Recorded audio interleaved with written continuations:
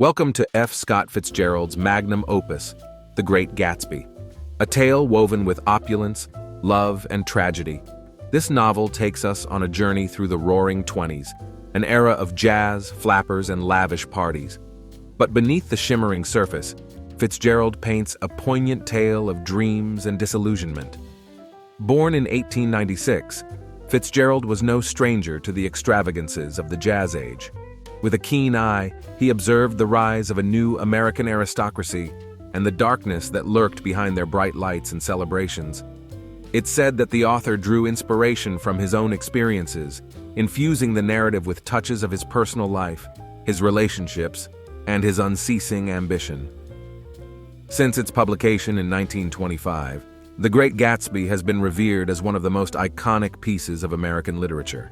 Its intricate portrayal of a society intoxicated by wealth and blinded by the pursuit of the American dream has inspired countless discussions, adaptations, and, above all, a deeper look into the human heart.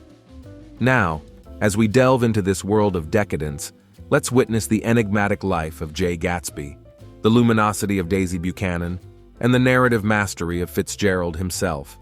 Sit back, close your eyes, and let the jazz age come alive once more.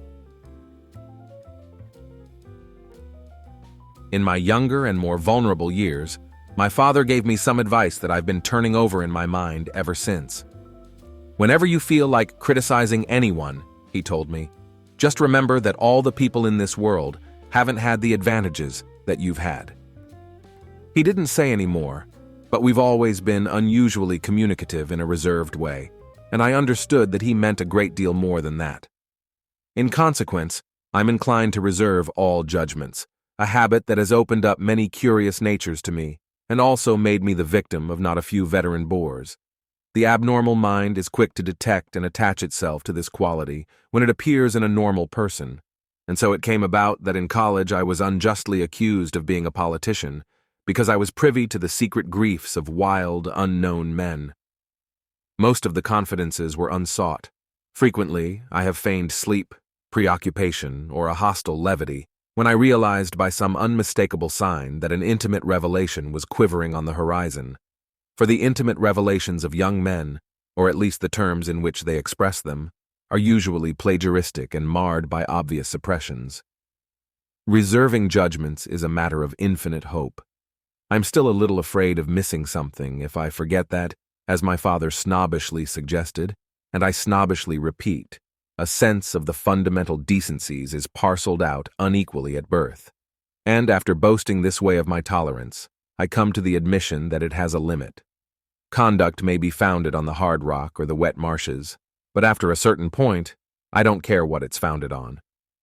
When I came back from the East last autumn, I felt that I wanted the world to be in uniform and at a sort of moral attention forever. I wanted no more riotous excursions with privileged glimpses into the human heart. Only Gatsby, the man who gives his name to this book, was exempt from my reaction. Gatsby, who represented everything for which I have an unaffected scorn. If personality is an unbroken series of successful gestures, then there was something gorgeous about him, some heightened sensitivity to the promises of life, as if he were related to one of those intricate machines that register earthquakes 10,000 miles away. This responsiveness had nothing to do with that flabby impressionability which is dignified under the name of the creative temperament. It was an extraordinary gift for hope, a romantic readiness such as I have never found in any other person, and which it is not likely I shall ever find again. No, Gatsby turned out all right at the end. It is what preyed on Gatsby, what foul dust floated in the wake of his dreams, that temporarily closed out my interest in the abortive sorrows and short-winded elations of men. My family have been prominent, well-to-do people in this Middle Western city for 3 generations. The Carraways are something of a clan, and we have a tradition that we're descended from the Dukes of Buchanans, but the actual founder of my line was my grandfather's brother, who came here in '51, sent a substitute to the Civil War, and started the wholesale hardware business that my father carries on today. I never saw this great-uncle, but I'm supposed to look like him, with special reference to the rather hard-boiled painting that hangs in Father's office. I graduated from New Haven in 1915, just a quarter of a century after my father, and a little later I participated in that delayed Teutonic migration known as the Great War. I enjoyed the counter-raid so thoroughly that I came back restless. Instead of being the warm center of the world, the Middle West now seemed like the ragged edge of the universe, so I decided to go east and learn the bond business. Everybody I knew was in the bond business, so I supposed it could support one more single man. All my aunts and uncles talked it over as if they were choosing a prep school for me, and finally said, "Why, yes," with very grave, hesitant faces. Father agreed to finance me for a year, and after various delays I came east permanently, I thought, in the spring of 22. The practical thing was to find rooms in the city, but it was a warm season, and I had just left a country of wide lawns and friendly trees, so when a young man at the office suggested that we take a house together in a commuting town, it sounded like a great idea. He found the house, a weather-beaten cardboard bungalow at $80 a month, but at the last minute the firm ordered him to Washington, and I went out to the country alone. I had a dog, at least I had him for a few days until he ran away, and an old Dodge and a Finnish woman who made my bed and cooked breakfast and muttered Finnish wisdom to herself over the electric stove. It was lonely for a day or so until one morning, some man, more recently arrived than I, stopped me on the road. "How do you get to West Egg Village?" he asked helplessly. I told him. And as I walked on, I was lonely no longer. I was a guide, a pathfinder, an original settler. He had casually conferred on me the freedom of the neighborhood. And so, with the sunshine and the great bursts of leaves growing on the trees, just as things grow in fast movies, I had that familiar conviction that life was beginning over again with the summer. There was so much to read, for one thing, and so much fine health to be pulled down out of the young, breath-giving air. I bought a dozen volumes on banking and credit and investment securities, and they stood on my shelf in red and gold like new money from the mint, promising to unfold the shining secrets that only Midas and Morgan and Maecenas knew. And I had the high intention of reading many other books besides. I was rather literary in college. One year I wrote a series of very solemn and obvious editorials for the Yale News, and now I was going to bring back all such things into my life and become again that most limited of all specialists, the well-rounded man. This isn't just an epigram. Life is much more successfully looked at from a single window, after all. It was a matter of chance that I should have rented a house in one of the strangest communities in North America.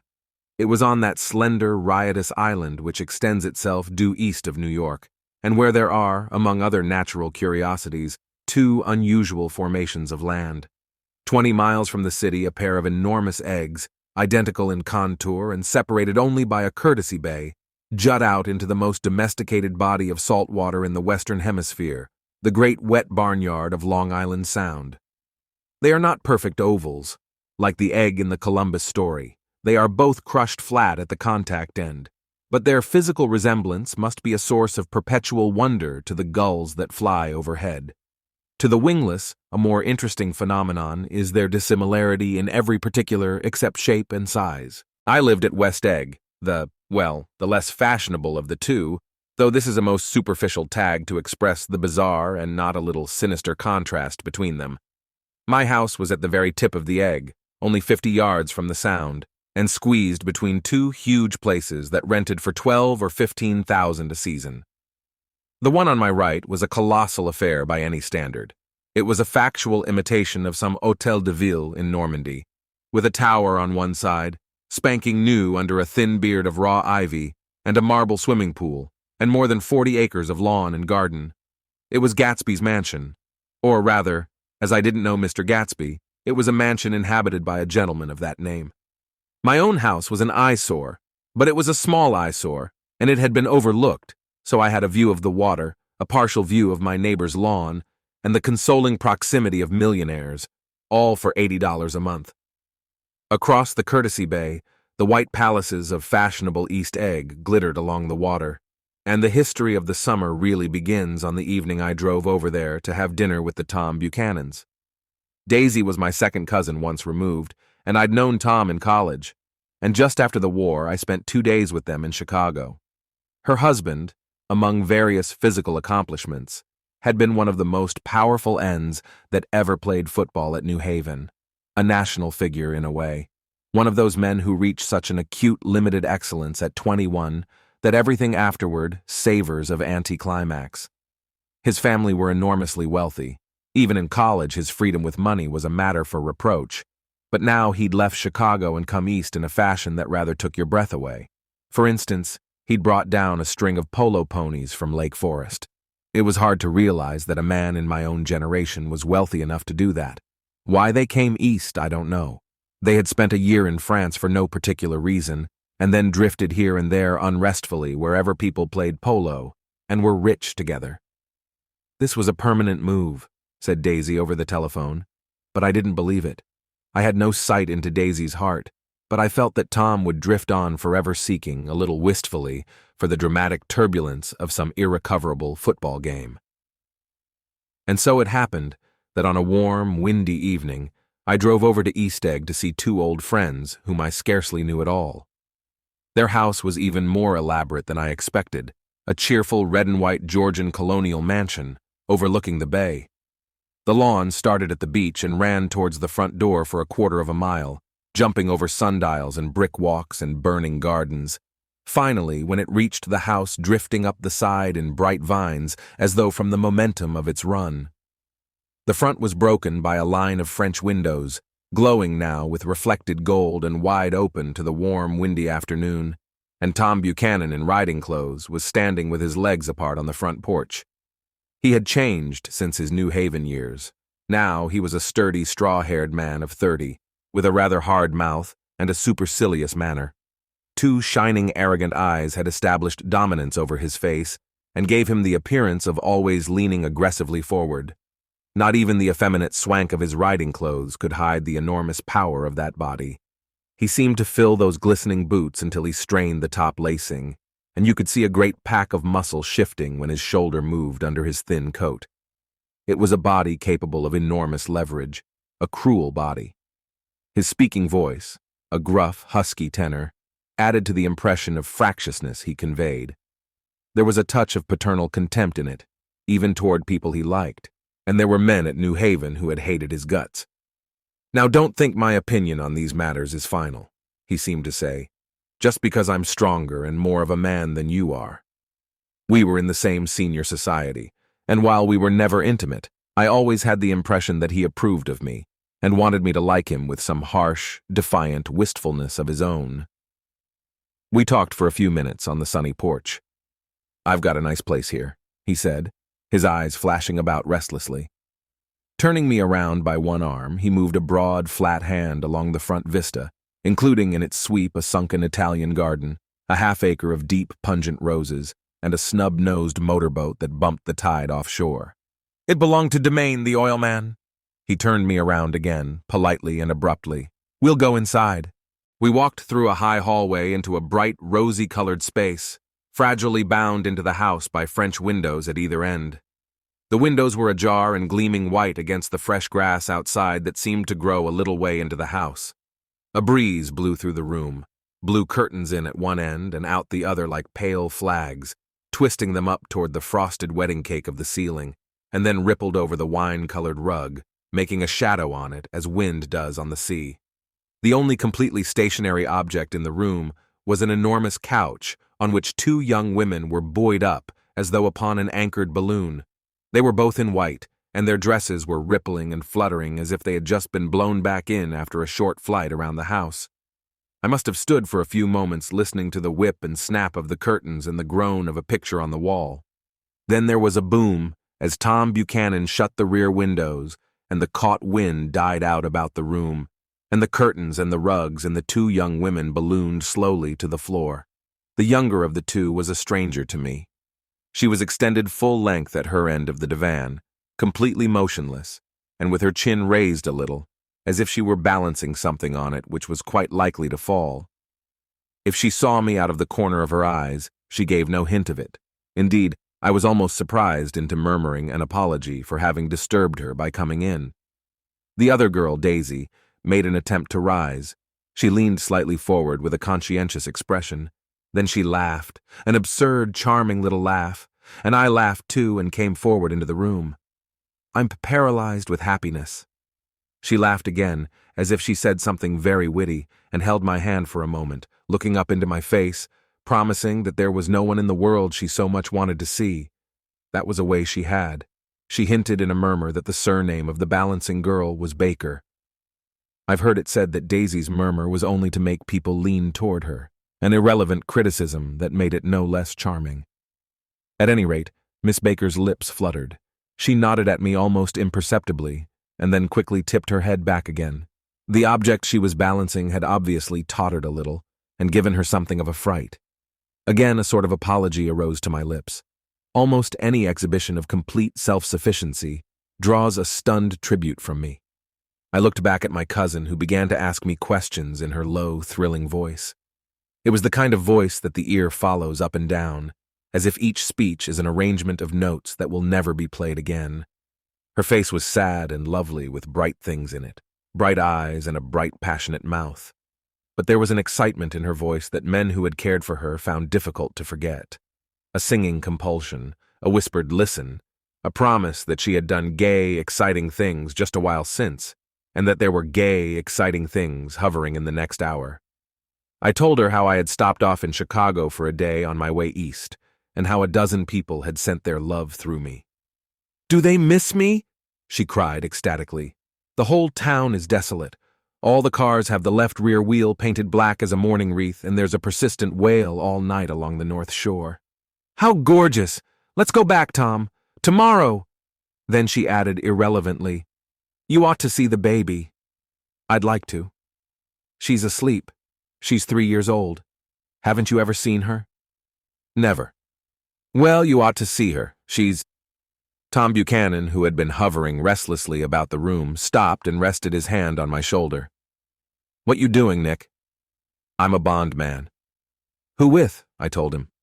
"Never heard of them," he remarked decisively. This annoyed me. "You will," I answered shortly. "You will if you stay in the East." "Oh, I'll stay in the East, don't you worry," he said, glancing at Daisy and then back at me, as if he were alert for something more. "I'd be a goddamn fool to live anywhere else." At this point, Miss Baker said, "Absolutely," with such suddenness that I started. It was the first word she had uttered since I came into the room. Evidently, it surprised her as much as it did me, for she yawned and with a series of rapid, deft movements stood up into the room. "I'm stiff," she complained. "I've been lying on that sofa for as long as I can remember." "Don't look at me," Daisy retorted. "I've been trying to get you to New York all afternoon." "No, thanks," said Miss Baker to the 4 cocktails just in from the pantry. "I'm absolutely in training." Her host looked at her incredulously. "You are!" He took down his drink as if it were a drop in the bottom of a glass. "How you ever get anything done is beyond me." I looked at Miss Baker, wondering what it was she got done. I enjoyed looking at her. She was a slender, small-breasted girl, with an erect carriage, which she accentuated by throwing her body backward at the shoulders like a young cadet. Her gray, sun-strained eyes looked back at me with polite, reciprocal curiosity out of a wan, charming, discontented face. It occurred to me now that I had seen her, or a picture of her, somewhere before. "You live in West Egg?" she remarked contemptuously. "I know somebody there." "I don't know a single—" "You must know Gatsby." "Gatsby?" demanded Daisy. "What Gatsby?" Before I could reply that he was my neighbor, dinner was announced. Wedging his tense arm imperatively under mine, Tom Buchanan compelled me from the room as though he were moving a checker to another square. Slenderly, languidly, their hands set lightly on their hips, the 2 young women preceded us out onto a rosy-colored porch, open toward the sunset, where 4 candles flickered on the table in the diminished wind. "Why candles?" objected Daisy, frowning. She snapped them out with her fingers. "In 2 weeks it'll be the longest day in the year." She looked at us all radiantly. "Do you always watch for the longest day of the year and then miss it?" "I always watch for the longest day in the year and then miss it." "We ought to plan something," yawned Miss Baker, sitting down at the table as if she were getting into bed. "All right," said Daisy. "What'll we plan?" She turned to me helplessly. "What do people plan?" Before I could answer, her eyes fastened with an odd expression on her little finger. "Look!" she complained. "I heard it." We all looked. The knuckle was black and blue. "You did it, Tom," she said accusingly. "I know you didn't mean to, but you did do it. That's what I get for marrying a brute of a man, a great, big, hulking physical specimen of a—" "I hate that word hulking," objected Tom crossly, "even in kidding." "Hulking," insisted Daisy. Sometimes she and Miss Baker talked at once, unobtrusively, and with a bantering inconsequence that was never quite chatter, that was as cool as their white dresses and their impersonal eyes in the absence of all desire. They were here, and they accepted Tom and me, making only a polite, pleasant effort to entertain or to be entertained. They knew that presently dinner would be over, and a little later the evening too would be over and casually put away. It was sharply different from the West, where an evening was hurried from phase to phase towards its close, in a continually disappointed anticipation, or else in sheer nervous dread of the moment itself.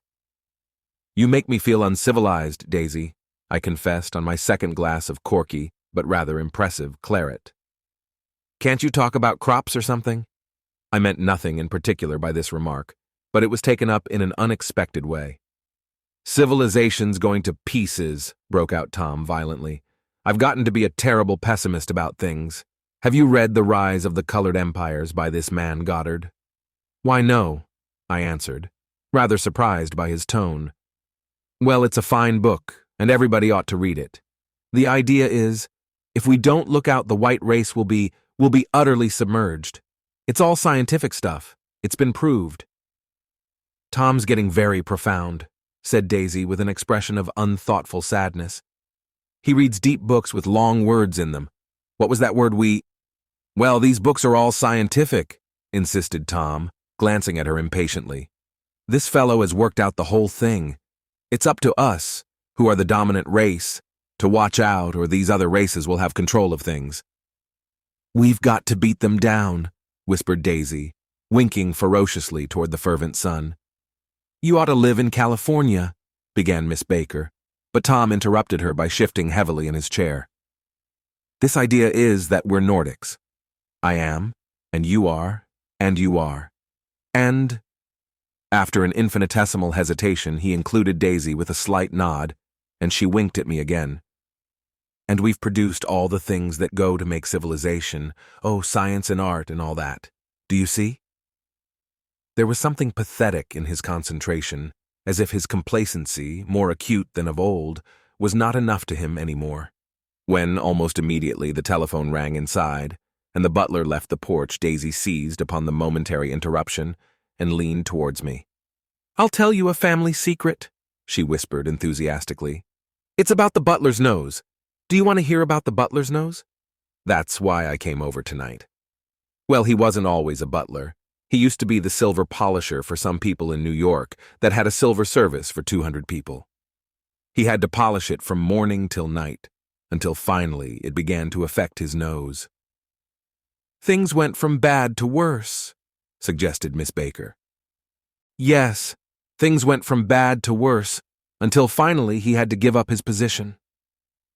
For a moment the last sunshine fell with romantic affection upon her glowing face. Her voice compelled me forward breathlessly as I listened. Then the glow faded, each light deserting her with lingering regret, like children leaving a pleasant street at dusk. The butler came back and murmured something close to Tom's ear, whereupon Tom frowned, pushed back his chair, and without a word went inside. As if his absence quickened something within her, Daisy leaned forward again, her voice glowing and singing. "I love to see you at my table, Nick. You remind me of a rose, an absolute rose. Doesn't he?" She turned to Miss Baker for confirmation. "An absolute rose?" This was untrue. I am not even faintly like a rose. She was only extemporizing, but a stirring warmth flowed from her, as if her heart was trying to come out to you concealed in one of those breathless, thrilling words. Then suddenly she threw her napkin on the table and excused herself and went into the house. Miss Baker and I exchanged a short glance consciously devoid of meaning. I was about to speak when she sat up alertly and said, "Shh," in a warning voice. A subdued, impassioned murmur was audible in the room beyond, and Miss Baker leaned forward unashamed, trying to hear. The murmur trembled on the verge of coherence, sank down, mounted excitedly, and then ceased altogether. "This Mr. Gatsby you spoke of is my neighbor," I began. "Don't talk. I want to hear what happens." "Is something happening?" I inquired innocently. "You mean to say you don't know?" said Miss Baker, honestly surprised. "I thought everybody knew." "I don't." "Why," she said hesitantly, "Tom's got some woman in New York." "Got some woman," I repeated blankly. Miss Baker nodded. "She might have the decency not to telephone him at dinner time, don't you think?" Almost before I had grasped her meaning, there was the flutter of a dress and the crunch of leather boots, and Tom and Daisy were back at the table. "It couldn't be helped," cried Daisy with tense gaiety.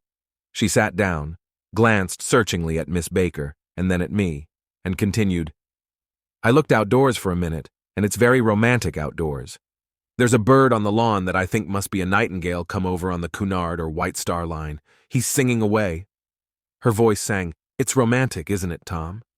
"Very romantic," he said, and then miserably to me, "If it's light enough after dinner, I want to take you down to the stables." The telephone rang inside, startlingly, and as Daisy shook her head decisively at Tom, the subject of the stables, in fact all subjects, vanished into air. Among the broken fragments of the last 5 minutes at table, I remember the candles being lit again, pointlessly, and I was conscious of wanting to look squarely at everyone, and yet to avoid all eyes. I couldn't guess what Daisy and Tom were thinking, but I doubt if even Miss Baker, who seemed to have mastered a certain hearty skepticism, was able utterly to put this fifth guest's shrill metallic urgency out of mind. To a certain temperament, the situation might have seemed intriguing. My own instinct was to telephone immediately for the police. The horses, needless to say, were not mentioned again.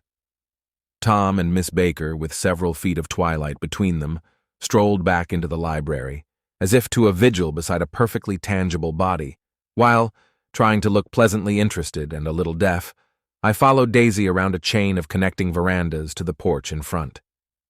In its deep gloom, we sat down side by side on a wicker settee. Daisy took her face in her hands as if feeling its lovely shape, and her eyes moved gradually out into the velvet dusk. I saw that turbulent emotions possessed her, so I asked what I thought would be some sedative questions about her little girl. "We don't know each other very well, Nick," she said suddenly. "Even if we are cousins, you didn't come to my wedding." "I wasn't back from the war." "That's true." She hesitated. "Well, I've had a very bad time, Nick, and I'm pretty cynical about everything." Evidently, she had reason to be. I waited, but she didn't say any more, and after a moment, I returned rather feebly to the subject of her daughter. "I suppose she talks, and eats, and everything." "Oh, yes." She looked at me absently. "Listen, Nick, let me tell you what I said when she was born. Would you like to hear?" "Very much. It'll show you how I've gotten to feel about things." Well, she was less than an hour old, and Tom was God knows where. I woke up out of the ether with an utterly abandoned feeling and asked the nurse right away if it was a boy or a girl. She told me it was a girl, and so I turned my head away and wept. "All right," I said. "I'm glad it's a girl, and I hope she'll be a fool. That's the best thing a girl can be in this world, a beautiful little fool. You see, I think everything's terrible anyhow," she went on in a convinced way. "Everybody thinks so, the most advanced people, and I know. I've been everywhere and seen everything and done everything." Her eyes flashed around her in a defiant way, rather like Tom's, and she laughed with thrilling scorn. "Sophisticated, God, I'm sophisticated." The instant her voice broke off, ceasing to compel my attention, my belief, I felt the basic insincerity of what she had said. It made me uneasy, as though the whole evening had been a trick of some sort to exact a contributory emotion from me. I waited, and sure enough, in a moment she looked at me with an absolute smirk on her lovely face, as if she had asserted her membership in a rather distinguished secret society to which she and Tom belonged. Inside, the crimson room bloomed with light. Tom and Miss Baker sat at either end of the long couch, and she read aloud to him from the Saturday Evening Post, the words, murmurous and uninflected, running together in a soothing tune. The lamplight, bright on his boots and dull on the autumn leaf yellow of her hair, glinted along the paper as she turned a page with a flutter of slender muscles in her arms. When we came in, she held us silent for a moment with a lifted hand. "To be continued," she said, tossing the magazine on the table, "in our very next issue." Her body asserted itself with a restless movement of her knee, and she stood up. 10 o'clock, she remarked, apparently finding the time on the ceiling. "Time for this good girl to go to bed." "Jordan's going to play in the tournament tomorrow," explained Daisy, "over at Westchester." "Oh, you're Jordan Baker." I knew now why her face was familiar. Its pleasing, contemptuous expression had looked out at me from many rotogravure pictures of the sporting life at Asheville and Hot Springs and Palm Beach. I had heard some story of her too, a critical, unpleasant story, but what it was I had forgotten long ago. "Good night," she said softly. "Wake me at 8, won't you? If you'll get up." "I will. Good night, Mr. Carraway. See you anon." "Of course you will," confirmed Daisy. "In fact, I think I'll arrange a marriage. Come over often, Nick, and I'll sort of, fling you together. You know, lock you up accidentally in linen closets and push you out to sea in a boat and all that sort of thing." "Good night," called Miss Baker from the stairs. "I haven't heard a word." "She's a nice girl," said Tom after a moment. "They oughtn't to let her run around the country this way." "Who oughtn't to?" inquired Daisy coldly. "Her family." "Her family is one aunt about 1,000 years old. Besides, Nick's going to look after her, aren't you, Nick? She's going to spend lots of weekends out here this summer. I think the home influence will be very good for her." Daisy and Tom looked at each other for a moment in silence. "Is she from New York?" I asked quickly. "From Louisville. Our white girlhood was passed together there. Our beautiful white—" "Did you give Nick a little heart-to-heart talk on the veranda?" demanded Tom suddenly. "Did I?" She looked at me. "I can't seem to remember, but I think we talked about the Nordic race. Yes, I'm sure we did. It sort of crept up on us, and first thing you know—" "Don't believe everything you hear, Nick," he advised me. I said lightly that I had heard nothing at all, and a few minutes later I got up to go home. They came to the door with me and stood side by side in a cheerful square of light. As I started my motor, Daisy peremptorily called, "Wait! I forgot to ask you something, and it's important. We heard you were engaged to a girl out west." "That's right," corroborated Tom kindly. "We heard that you were engaged. It's a libel. I'm too poor." "But we heard it," insisted Daisy, surprising me by opening up again in a flower-like way. "We heard it from 3 people, so it must be true." Of course, I knew what they were referring to, but I wasn't even vaguely engaged. The fact that gossip had published the banns was one of the reasons I had come east. You can't stop going with an old friend on account of rumors, and on the other hand, I had no intention of being rumored into marriage. Their interest rather touched me and made them less remotely rich. Nevertheless, I was confused and a little disgusted as I drove away.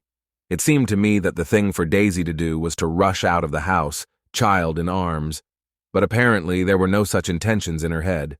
As for Tom, the fact that he had some woman in New York was really less surprising than that he had been depressed by a book. Something was making him nibble at the edge of stale ideas as if his sturdy physical egotism no longer nourished his peremptory heart. Already it was deep summer on roadhouse roofs and in front of wayside garages, where new red petrol pumps sat out in pools of light. And when I reached my estate at West Egg, I ran the car under its shed and sat for a while on an abandoned grass roller in the yard. The wind had blown off, leaving a loud, bright night, with wings beating in the trees and a persistent organ sound as the full bellows of the earth blew the frogs full of life. The silhouette of a moving cat wavered across the moonlight, and turning my head to watch it, I saw that I was not alone. 50 feet away, a figure had emerged from the shadow of my neighbor's mansion and was standing with his hands in his pockets regarding the silver pepper of the stars. Something in his leisurely movements and the secure position of his feet upon the lawn suggested that it was Mr. Gatsby himself, come out to determine what share was his of our local heavens. I decided to call to him. Miss Baker had mentioned him at dinner, and that would do for an introduction. But I didn't call to him, for he gave a sudden intimation that he was content to be alone. He stretched out his arms toward the dark water in a curious way, and far as I was from him, I could have sworn he was trembling. Involuntarily, I glanced seaward and distinguished nothing except a single green light, minute and far away, that might have been the end of a dock. When I looked once more for Gatsby, he had vanished, and I was alone again in the unquiet darkness. About halfway between West Egg and New York, the motor road hastily joins the railroad and runs beside it for a quarter of a mile, so as to shrink away from a certain desolate area of land.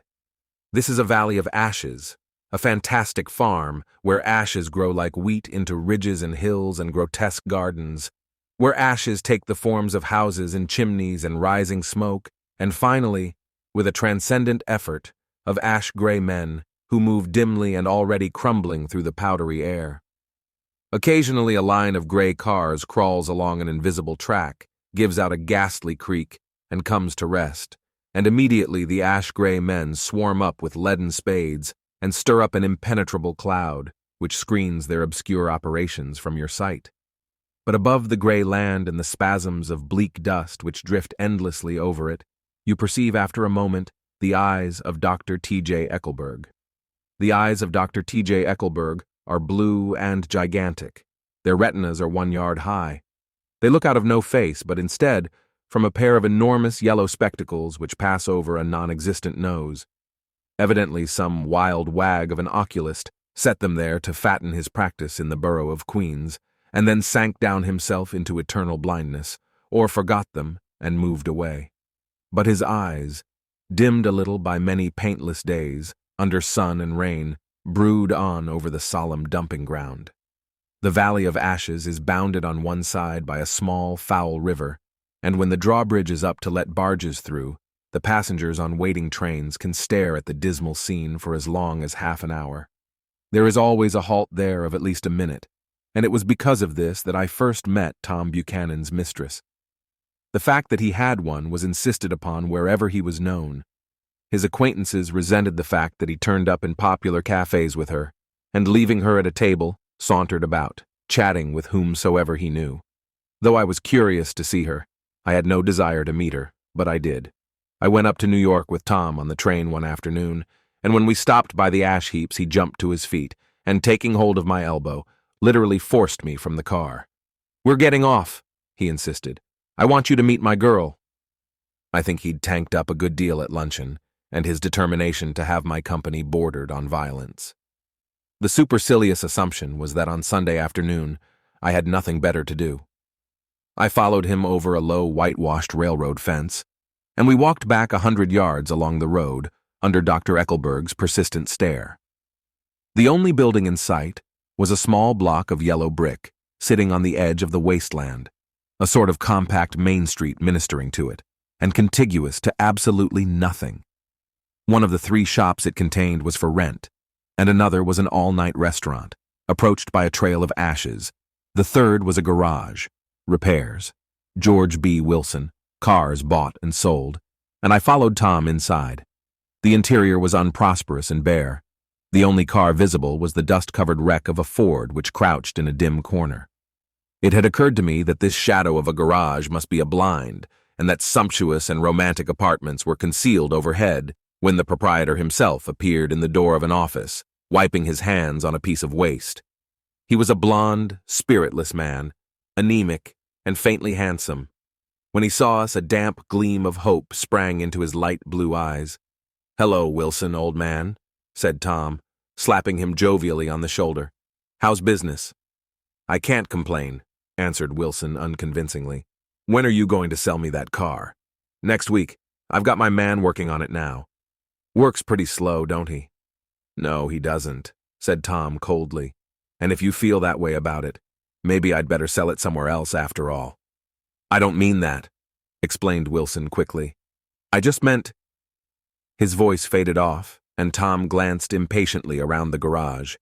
Then I heard footsteps on a stairs, and in a moment, the thickish figure of a woman blocked out the light from the office door. She was in the middle 30s, and faintly stout, but she carried her flesh sensuously as some women can. Her face, above a spotted dress of dark blue crepe de chine, contained no facet or gleam of beauty, but there was an immediately perceptible vitality about her, as if the nerves of her body were continually smoldering. She smiled slowly, and walking through her husband as if he were a ghost, shook hands with Tom, looking him flush in the eye. Then she wet her lips, and without turning around, spoke to her husband in a soft, coarse voice. "Get some chairs, why don't you, so somebody can sit down?" "Oh, sure," agreed Wilson hurriedly, and went toward the little office, mingling immediately with the cement color of the walls. A white ashen dust veiled his dark suit and his pale hair, as it veiled everything in the vicinity, except his wife, who moved close to Tom. "I want to see you," said Tom intently. "Get on the next train." "All right. I'll meet you by the newsstand on the lower level." She nodded and moved away from him just as George Wilson emerged with 2 chairs from his office door.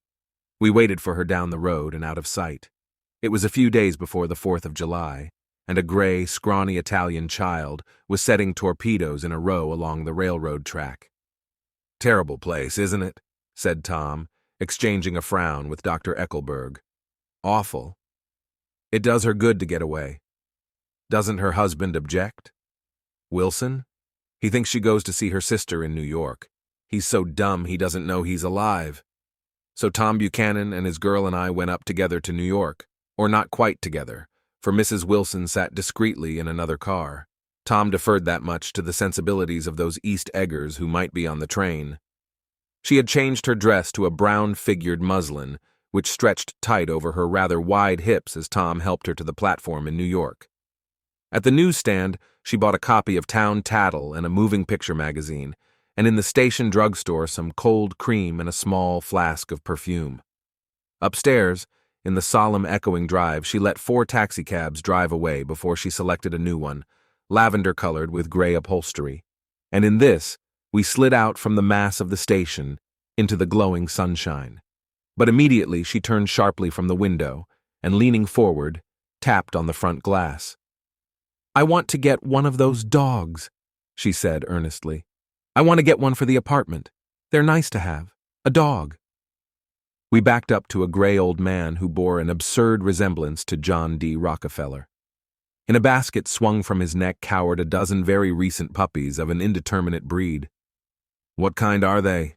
asked Mrs. Wilson eagerly as he came to the taxi window. "All kinds. What kind do you want, lady?" "I'd like to get one of those police dogs. I don't suppose you got that kind." The man peered doubtfully into the basket, plunged in his hand and drew one up, wriggling by the back of the neck. "That's no police dog," said Tom. "No, it's not exactly a police dog," said the man with disappointment in his voice. "It's more of an Airedale." He passed his hand over the brown wash rag of a back. "Look at that coat. Some coat. That's a dog that'll never bother you with catching cold." "I think it's cute," said Mrs. Wilson enthusiastically. "How much is it?" "That dog?" He looked at it admiringly. "That dog will cost you $10.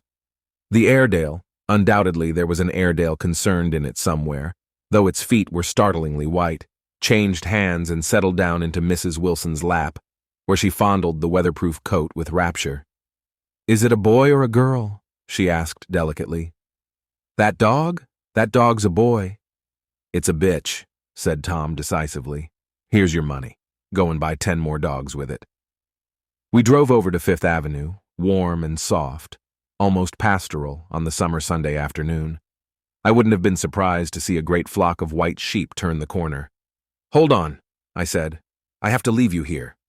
"No, you don't," interposed Tom quickly. "Myrtle'll be hurt if you don't come up to the apartment. Won't you, Myrtle? Come on," she urged. "I'll telephone my sister Catherine. She's said to be very beautiful by people who ought to know." "Well, I'd like to, but—" We went on, cutting back again over the park toward the West Hundreds.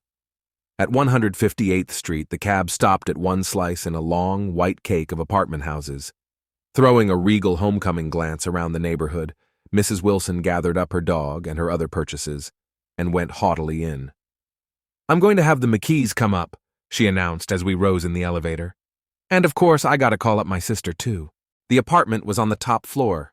A small living room, a small dining room, a small bedroom, and a bath.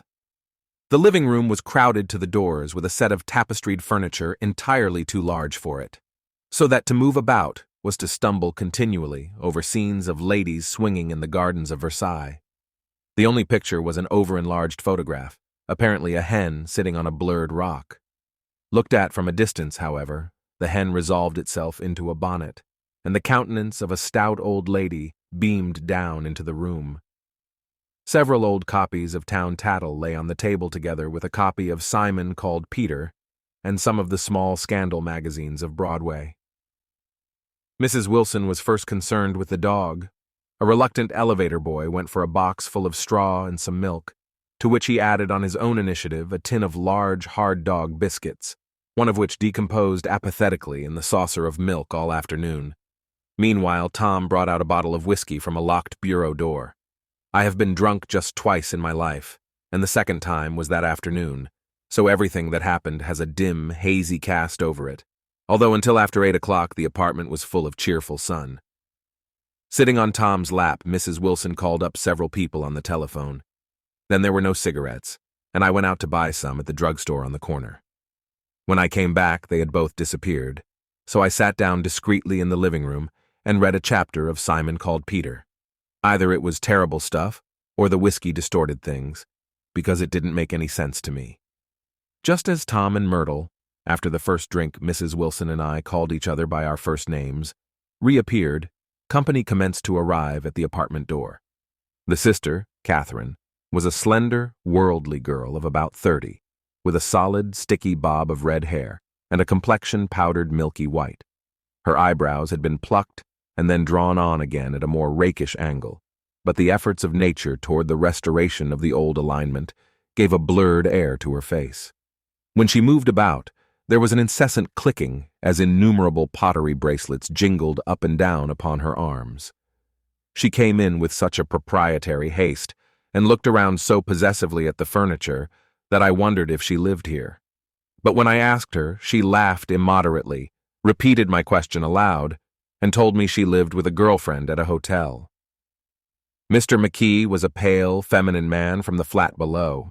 He had just shaved, for there was a white spot of lather on his cheekbone, and he was most respectful in his greeting to everyone in the room. He informed me that he was in the artistic game, and I gathered later that he was a photographer and had made the dim enlargement of Mrs. Wilson's mother, which hovered like an ectoplasm on the wall. His wife was shrill, languid, handsome, and horrible. She told me with pride that her husband had photographed her 127 times since they had been married. Mrs. Wilson had changed her costume some time before and was now attired in an elaborate afternoon dress of cream-colored chiffon, which gave out a continual rustle as she swept about the room. With the influence of the dress, her personality had also undergone a change. The intense vitality that had been so remarkable in the garage was converted into impressive hauteur.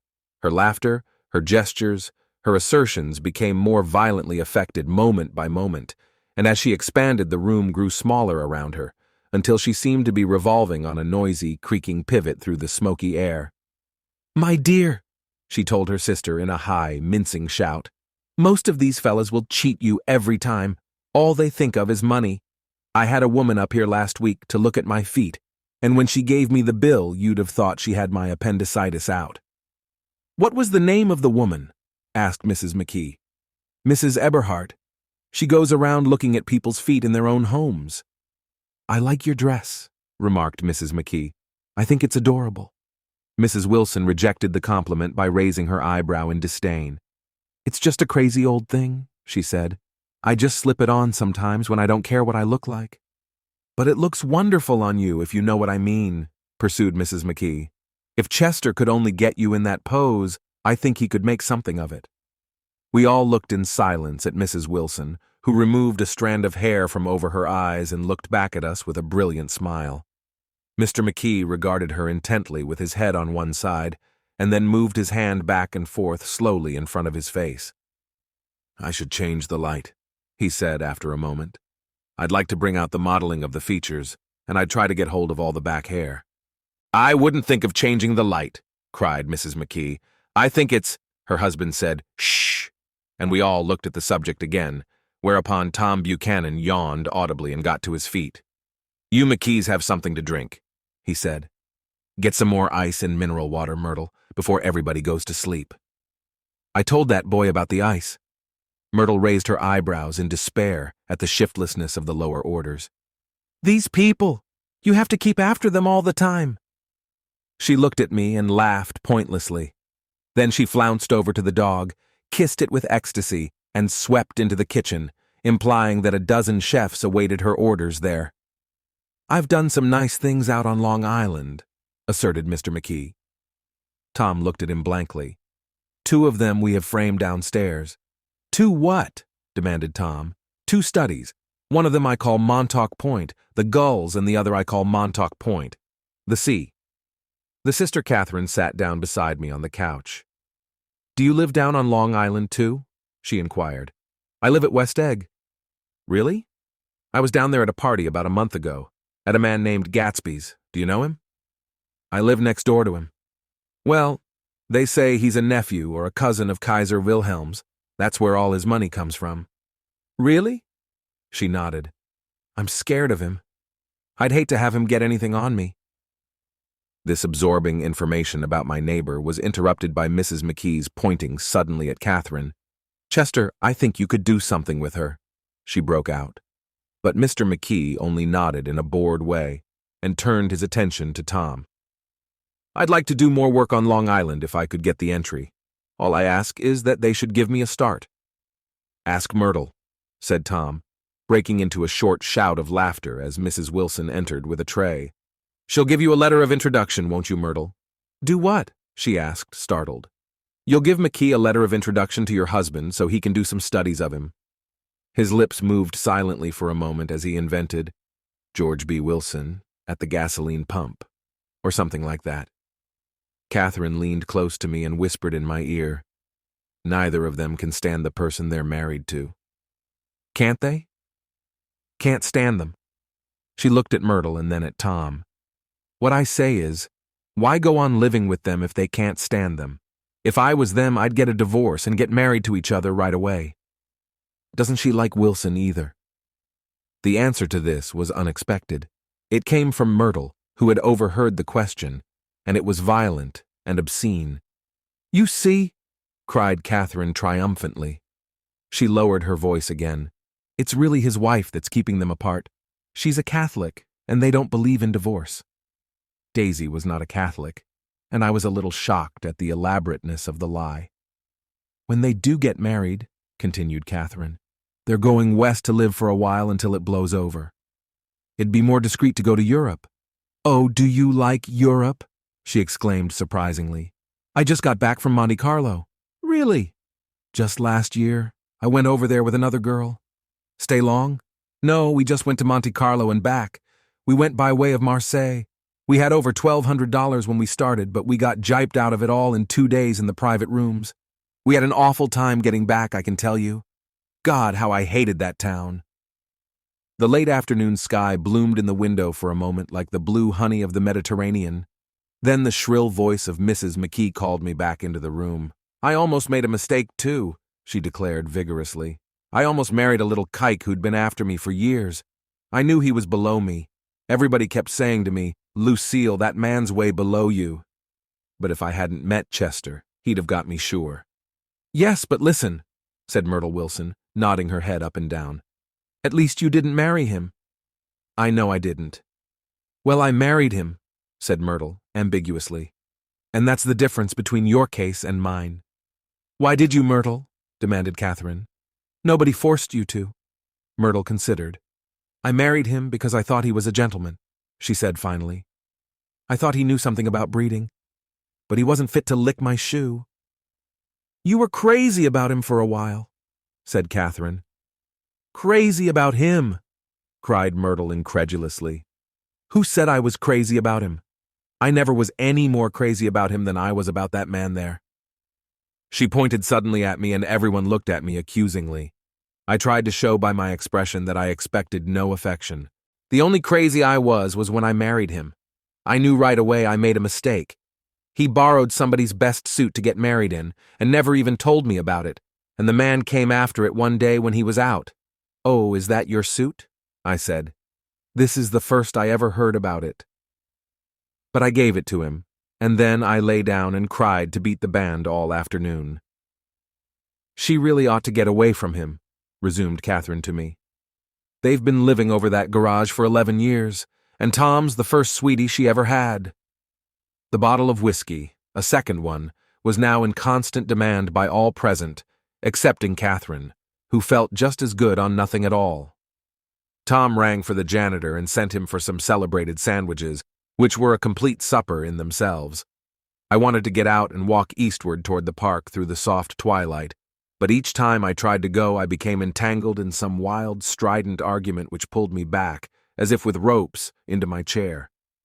Yet high over the city, our line of yellow windows must have contributed their share of human secrecy to the casual watcher in the darkening streets, and I saw him too, looking up and wondering.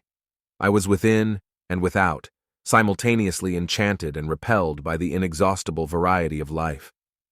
Myrtle pulled her chair close to mine, and suddenly her warm breath poured over me the story of her first meeting with Tom. It was on the two little seats facing each other that are always the last ones left on the train. I was going up to New York to see my sister and spend the night. He had on a dress suit and patent leather shoes, and I couldn't keep my eyes off him. But every time he looked at me, I had to pretend to be looking at the advertisement over his head. When we came into the station, he was next to me, and his white shirt front pressed against my arm, and so I told him I'd have to call a policeman, but he knew I lied. I was so excited that when I got into a taxi with him, I didn't hardly know I wasn't getting into a subway train. All I kept thinking about, over and over, was, "You can't live forever. You can't live forever." She turned to Mrs. McKee, and the room rang full of her artificial laughter. "My dear," she cried, "I'm going to give you this dress as soon as I'm through with it. I've got to get another one tomorrow. I'm going to make a list of all the things I've got to get. A massage and a wave, and a collar for the dog, and one of those cute little ashtrays where you touch a spring, and a wreath with a black silk bow for Mother's grave that'll last all summer. I got to write down a list so I won't forget all the things I got to do." It was 9 o'clock. Almost immediately afterward, I looked at my watch and found it was 10. Mr. McKee was asleep on a chair with his fists clenched in his lap, like a photograph of a man of action. Taking out my handkerchief, I wiped from his cheek the spot of dried lather that had worried me all the afternoon. The little dog was sitting on the table looking with blind eyes through the smoke, and from time to time groaning faintly. People disappeared, reappeared, made plans to go somewhere, and then lost each other, searched for each other, found each other a few feet away. Sometime toward midnight, Tom Buchanan and Mrs. Wilson stood face to face discussing, in impassioned voices, whether Mrs. Wilson had any right to mention Daisy's name. "Daisy, Daisy, Daisy," shouted Mrs. Wilson. "I'll say it whenever I want to. Daisy, die." Making a short, deft movement, Tom Buchanan broke her nose with his open hand.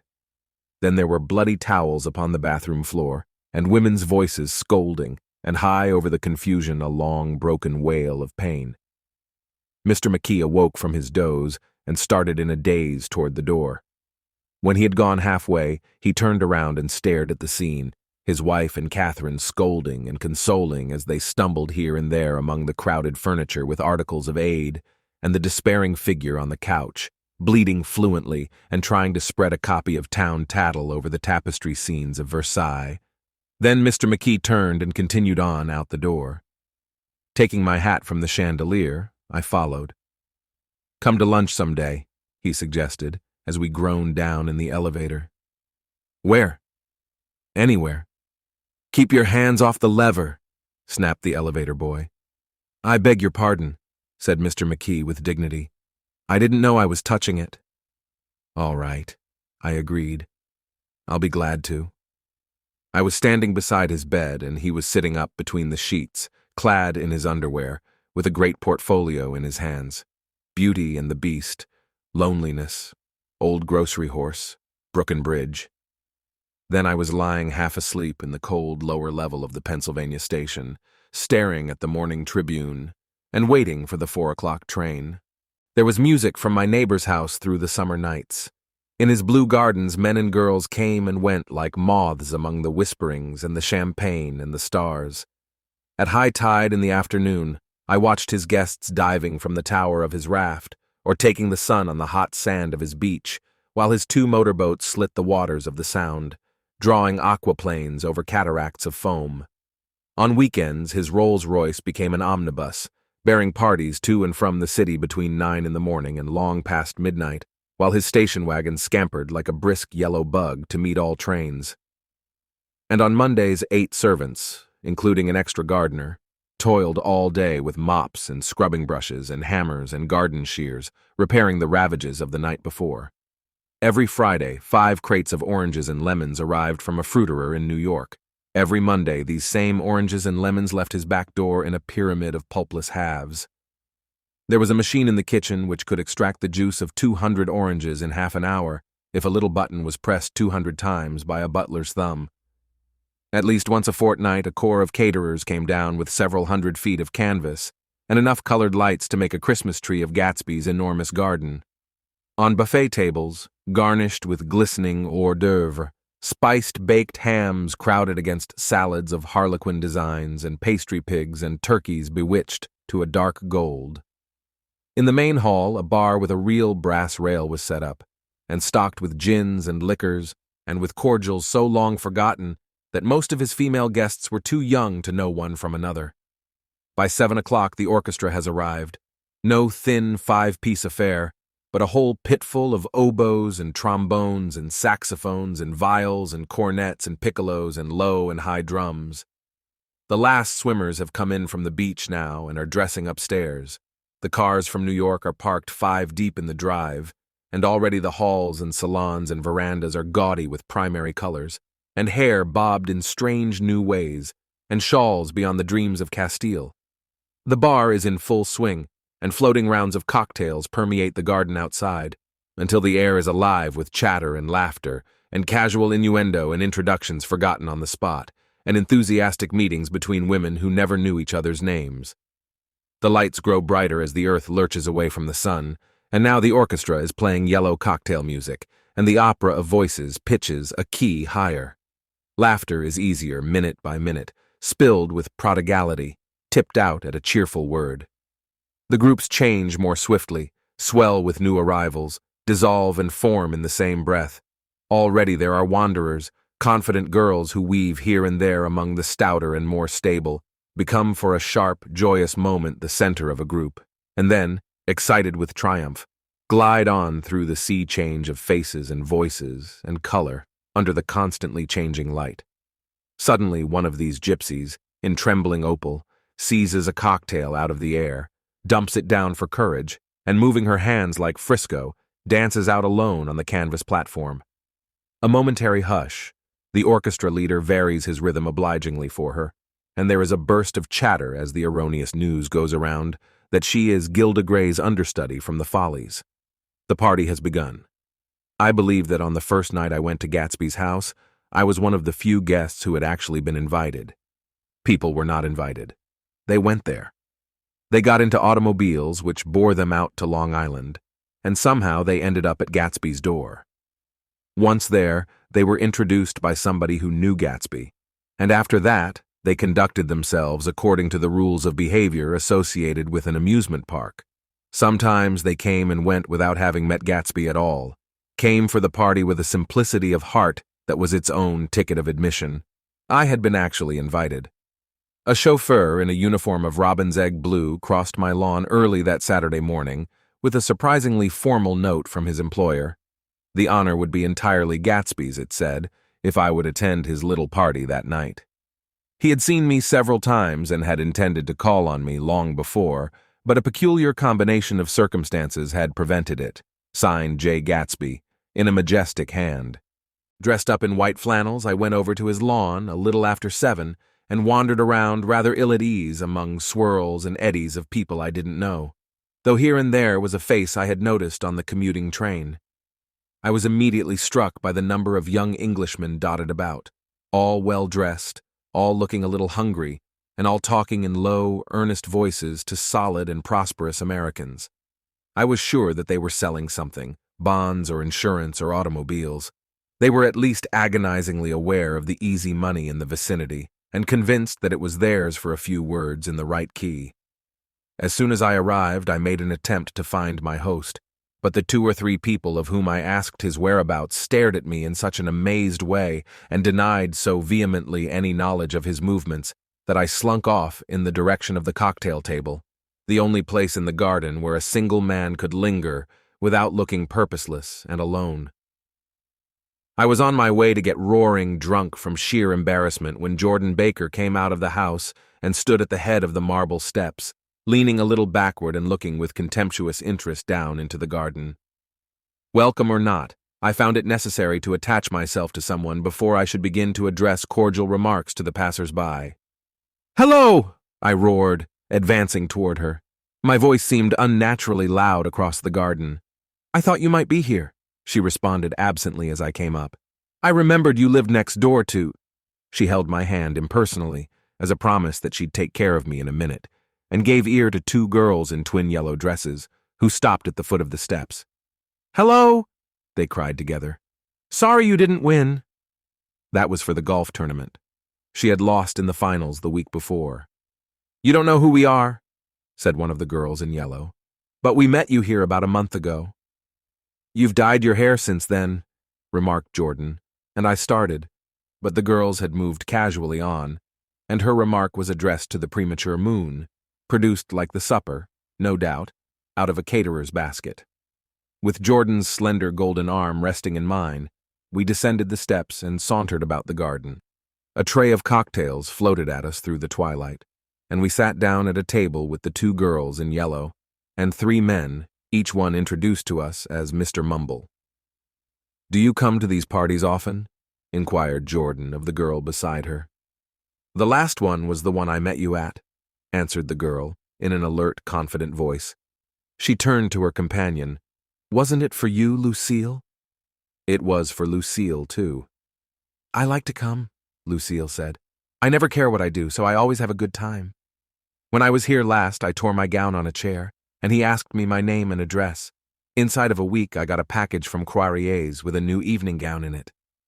"Did you keep it?" asked Jordan. "Sure I did. I was going to wear it tonight, but it was too big in the bust and had to be altered.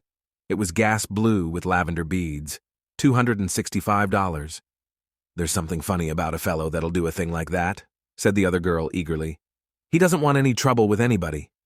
"Who doesn't?" I inquired. "Gatsby. Somebody told me—" The 2 girls and Jordan leaned together confidentially. "Somebody told me they thought he killed a man once." A thrill passed over all of us. The 3 Mr. Mumbles bent forward and listened eagerly. "I don't think it's so much that," argued Lucille skeptically. "It's more that he was a German spy during the war." One of the men nodded in confirmation. "I heard that from a man who knew all about him, grew up with him in Germany," he assured us positively. "Oh no," said the first girl. "It couldn't be that, because he was in the American Army during the war." As our credulity switched back to her, she leaned forward with enthusiasm. "You look at him sometimes when he thinks nobody's looking at him. I'll bet he killed a man." She narrowed her eyes and shivered. Lucille shivered. We all turned and looked around for Gatsby. It was testimony to the romantic speculation he inspired that there were whispers about him from those who had found little that it was necessary to whisper about in this world. The first supper, there would be another one after midnight, was now being served, and Jordan invited me to join her own party, who were spread around a table on the other side of the garden. There were 3 married couples and Jordan's escort, a persistent undergraduate given to violent innuendo, and obviously under the impression that sooner or later Jordan was going to yield him up her person to a greater or lesser degree. Instead of rambling, this party had preserved a dignified homogeneity and assumed to itself the function of representing the staid nobility of the countryside, East Egg condescending to West Egg and carefully on guard against its spectroscopic gaiety. "Let's get out," whispered Jordan, after a somehow wasteful and inappropriate half-hour. "This is much too polite for me." We got up, and she explained that we were going to find the host. I had never met him, she said, and it was making me uneasy. The undergraduate nodded in a cynical, melancholy way. The bar, where we glanced first, was crowded, but Gatsby was not there. She couldn't find him from the top of the steps, and he wasn't on the veranda. On a chance, we tried an important-looking door, and walked into a high Gothic library, paneled with carved English oak, and probably transported complete from some ruin overseas. A stout, middle-aged man, with enormous owl-eyed spectacles, was sitting somewhat drunk on the edge of a great table, staring with unsteady concentration at the shelves of books. As we entered, he wheeled excitedly around and examined Jordan from head to foot. "What do you think?" he demanded impetuously. "About what?" He waved his hand toward the bookshelves. "About that. As a matter of fact, you needn't bother to ascertain. I ascertained. They're real." "The books?" He nodded. "Absolutely real. Have pages and everything. I thought they'd be a nice durable cardboard. Matter of fact, they're absolutely real. Pages and— Here, let me show you." Taking our skepticism for granted, he rushed to the bookcases and returned with Volume 1 of the Stoddard Lectures. "See," he cried triumphantly. "It's a bona fide piece of printed matter. It fooled me. This fella's a regular Belasco. It's a triumph. What thoroughness. What realism. Knew when to stop, too. Didn't cut the pages. But what do you want? What do you expect?"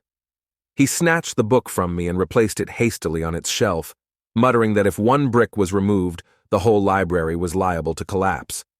"Who brought you?" he demanded. "Or did you just come?" "I was brought.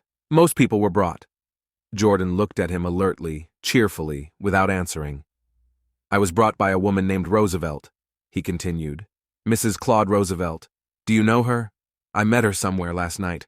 I've been drunk for about a week now, and I thought it might sober me up to sit in a library." "Has it?" "A little bit, I think. I can't tell yet. I've only been here an hour. Did I tell you about the books? They're real. You told us." We shook hands with him gravely and went back outdoors. There was dancing now on the canvas in the garden, old men pushing young girls backward in eternal graceless circles, superior couples holding each other tortuously, fashionably, and keeping in the corners, and a great number of single girls dancing individually, or relieving the orchestra for a moment of the burden of the banjo or the traps. By midnight the hilarity had increased. A celebrated tenor had sung in Italian, and a notorious contralto had sung in jazz, and between the numbers people were doing stunts all over the garden, while happy, vacuous bursts of laughter rose toward the summer sky. A pair of stage twins, who turned out to be the girls in yellow, did a baby act in costume, and champagne was served in glasses bigger than finger bowls. The moon had risen higher, and floating in the sound was a triangle of silver scales, trembling a little to the stiff, tinny drip of the banjos on the lawn. I was still with Jordan Baker. We were sitting at a table with a man of about my age and a rowdy little girl, who gave way upon the slightest provocation to uncontrollable laughter. I was enjoying myself now. I had taken 2 finger bowls of champagne, and the scene had changed before my eyes into something significant, elemental, and profound. At a lull in the entertainment, the man looked at me and smiled. "Your face is familiar," he said politely. "Weren't you in the 1st Division during the war?" "Why, yes. I was in the 28th Infantry. I was in the 16th until June 1918. I knew I'd seen you somewhere before."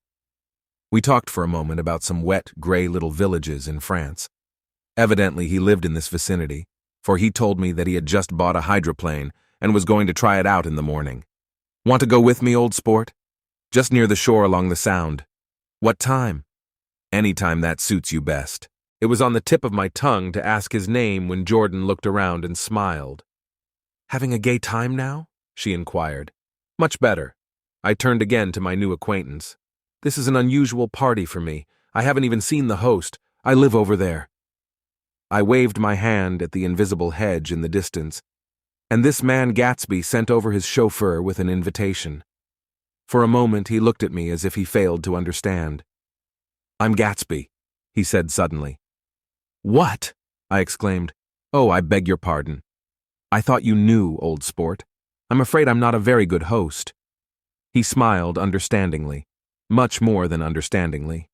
It was one of those rare smiles with a quality of eternal reassurance in it that you may come across 4 or 5 times in life.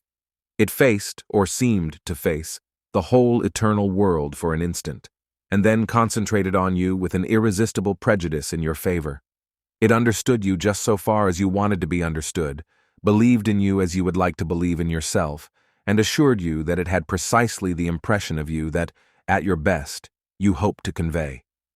Precisely at that point it vanished, and I was looking at an elegant young roughneck, a year or two over 30, whose elaborate formality of speech just missed being absurd. Some time before he introduced himself, I'd got a strong impression that he was picking his words with care. Almost at the moment when Mr. Gatsby identified himself, a butler hurried toward him with the information that Chicago was calling him on the wire. He excused himself with a small bow that included each of us in turn. "If you want anything, just ask for it, old sport," he urged me. "Excuse me. I will rejoin you later." When he was gone, I turned immediately to Jordan, constrained to assure her of my surprise. I had expected that Mr. Gatsby would be a florid and corpulent person in his middle years. "Who is he?" I demanded. "Do you know?" "He's just a man named Gatsby."